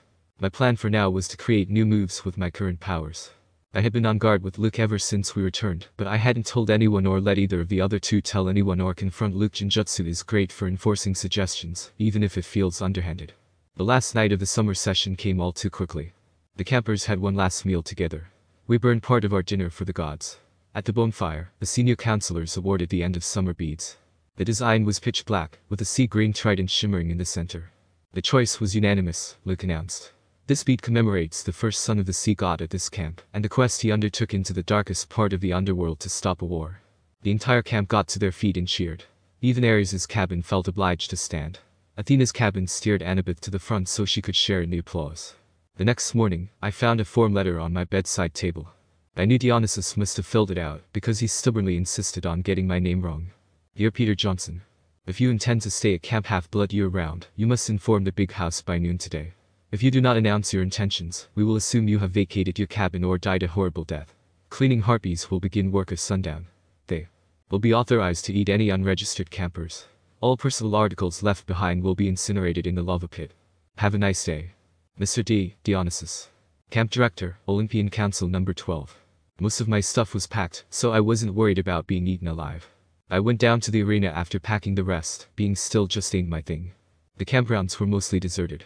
All the campers were in their cabins packing up, or running around with brooms and mops, getting ready for final inspection. Argus was helping some of the Aphrodite kids haul their Gucci suitcases and makeup kits over the hill, where the camp's shuttle bus would be waiting to take them to the airport. I got to the Sword Fighters arena and found Luke there. His gym bag was plopped at the edge of the stage. He was working solo, wailing on battle dummies with a new sword. It must have been a regular steel blade, because he was slashing the dummies' heads right off. The blade was two different types of metal, one edged bronze, the other steel. Luke noticed me looking at it. Oh, this new toy. This is Backbiter. Backbiter. Luke turned the blade in the light so it glinted. One side is celestial bronze. The other is tempered steel. Works on mortals and immortals both. I didn't know they could make weapons like that. They probably can't, Luke agreed. It's one of a kind. He gave me a tiny smile, then slid the sword into his scabbard. Listen, I was going to come looking for you. What do you say we go down to the woods one last time, look for something to fight? Clearly a trap. Unfortunately, for him, I was bored enough to play along. Not. We walked down to the woods and kicked around for some kind of monster to fight, but it was too hot. We found a shady spot by the creek where I'd broken Claris's spear during my first capture the flag game. We sat on a big rock, drank cokes which he somehow got, and watched the sunlight in the woods. After a while Luke said, "You miss being on a quest." "Yeah, I miss it," I admitted. A shadow passed over his face. "I've lived at Half-Blood Hill year-round since I was 14, he told me. Ever since Thalia, well, you know. I trained and trained and trained. I never got to be a normal teenager, out there in the real world. Then they threw me one quest, and when I came back, it was like, okay, ride's over. Have a nice life." He crumpled his Coke can and threw into the creek. "The heck with laurel wreaths," Luke said. "I'm not going to end up like those dusty trophies in the big house attic." "You leaving?" I sounded inquisitive. Inside, I was tense and had a couple of water whips ready to form in a moment. Luke gave me a twisted smile. "Oh, I'm leaving, all right, Percy. I brought you down here to say goodbye." He snapped his fingers. A small fire burned a hole in the ground at my feet. Out crawled something glistening black, about the size of my hand. A scorpion. The whips were put now, grabbing his hands and legs. "I wouldn't," Luke cautioned, while sounding a bit strained. "Pit scorpions can jump up to 15 feet. Its stinger can pierce right through your clothes. You'll be dead in 60 seconds. There was a flare of energy from him, and he was free. "You're not the only one to get gifts, except my patron is much stronger than some." "God." He stood calmly and brushed off his jeans. The scorpion paid him no attention. It kept its beady black eyes on me, clamping its pincers as it crawled onto my shoe. "I saw a lot out there in the world, Percy," Luke said. "Didn't you feel it, the darkness gathering, the monsters growing stronger? Didn't you realize how useless it all is? All the heroics being pawns of the gods. They should have been overthrown thousands of years ago, but they've hung on, thanks to us half-bloods." "I have one question," I said. He stilled, but nodded. "Is this of your own free will?" I searched his eyes. He laughed. "Yes, Percy. I guess he'd hoped that I was controlled or something, but this is all me." The scorpion crawled onto my pants leg. "Kronos got you to steal the master bolt and the helm. He spoke to you in your dreams." The sky got dark. "You should be careful with names." The scorpion was sitting on my knee now, staring at me with its glittering eyes. I tried to keep my voice level. "So why didn't you bring the items to Kronos?" Luke's smile wavered.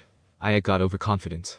Zeus sent out his sons and daughters to find the stolen bolt. Artemis, Apollo, my father, Hermes. But it was Ares who caught me. I could have beaten him, but I wasn't careful enough. He disarmed me, took the items of power, threatened to return them to Olympus, and burn me alive. Then Kronos' voice came to me and told me what to say. I put the idea in Ares' head about a great war between the gods. I said all he had to do was hide the items away for a while, and watch the others fight. Ares got a wicked gleam in his eyes. I knew he was hooked. He let me go, and I returned to Olympus before anyone noticed my absence. Luke drew his new sword. He ran his thumb down the flat of the blade, as if he were hypnotized by its beauty. Afterward, the Lord of the Titans He punished me with nightmares. I swore not to fail again. Back at Camp Half-Blood, in my dreams, I was told that a second hero would arrive, one who could be tricked into taking the bolt and the helm the rest of the way from Ares down to Tartarus. You're being used, Luke. You and Ares both. Don't listen to Kronos. I've been used. Luke's voice turned shrill. Look at yourself. What has your dad ever done for you? Kronos will rise. You've only delayed his plans. He will cast the Olympians into Tartarus and drive humanity back to their caves. All except the strongest, the ones who serve him. And your way to get rid of me is a bug fight me yourself. Luke smiled. Nice try, Percy. But I'm not Ares. You can't bait me. My lord is waiting, and he's got plenty of quests for me to undertake. Goodbye, Percy. There's a new golden age coming. You won't be part of it. He tried to slash his sword, but was grabbed by reformed whips. The scorpion lunge. Time stopped. It was a sign of my improvement that I was able to use that ability with barely a thought, and lunged at the struggling Luke. Riptide was in sword form in my hand and aimed at his neck. His hand was free already, and he used his sword to parry it before kicking me in the gut. How can you use the power of time, he shouted, pointing wildly with his sword towards the scorpion, which was covered in a frozen water bubble which I then proceeded to shatter. Your guy ain't the only one who has time abilities.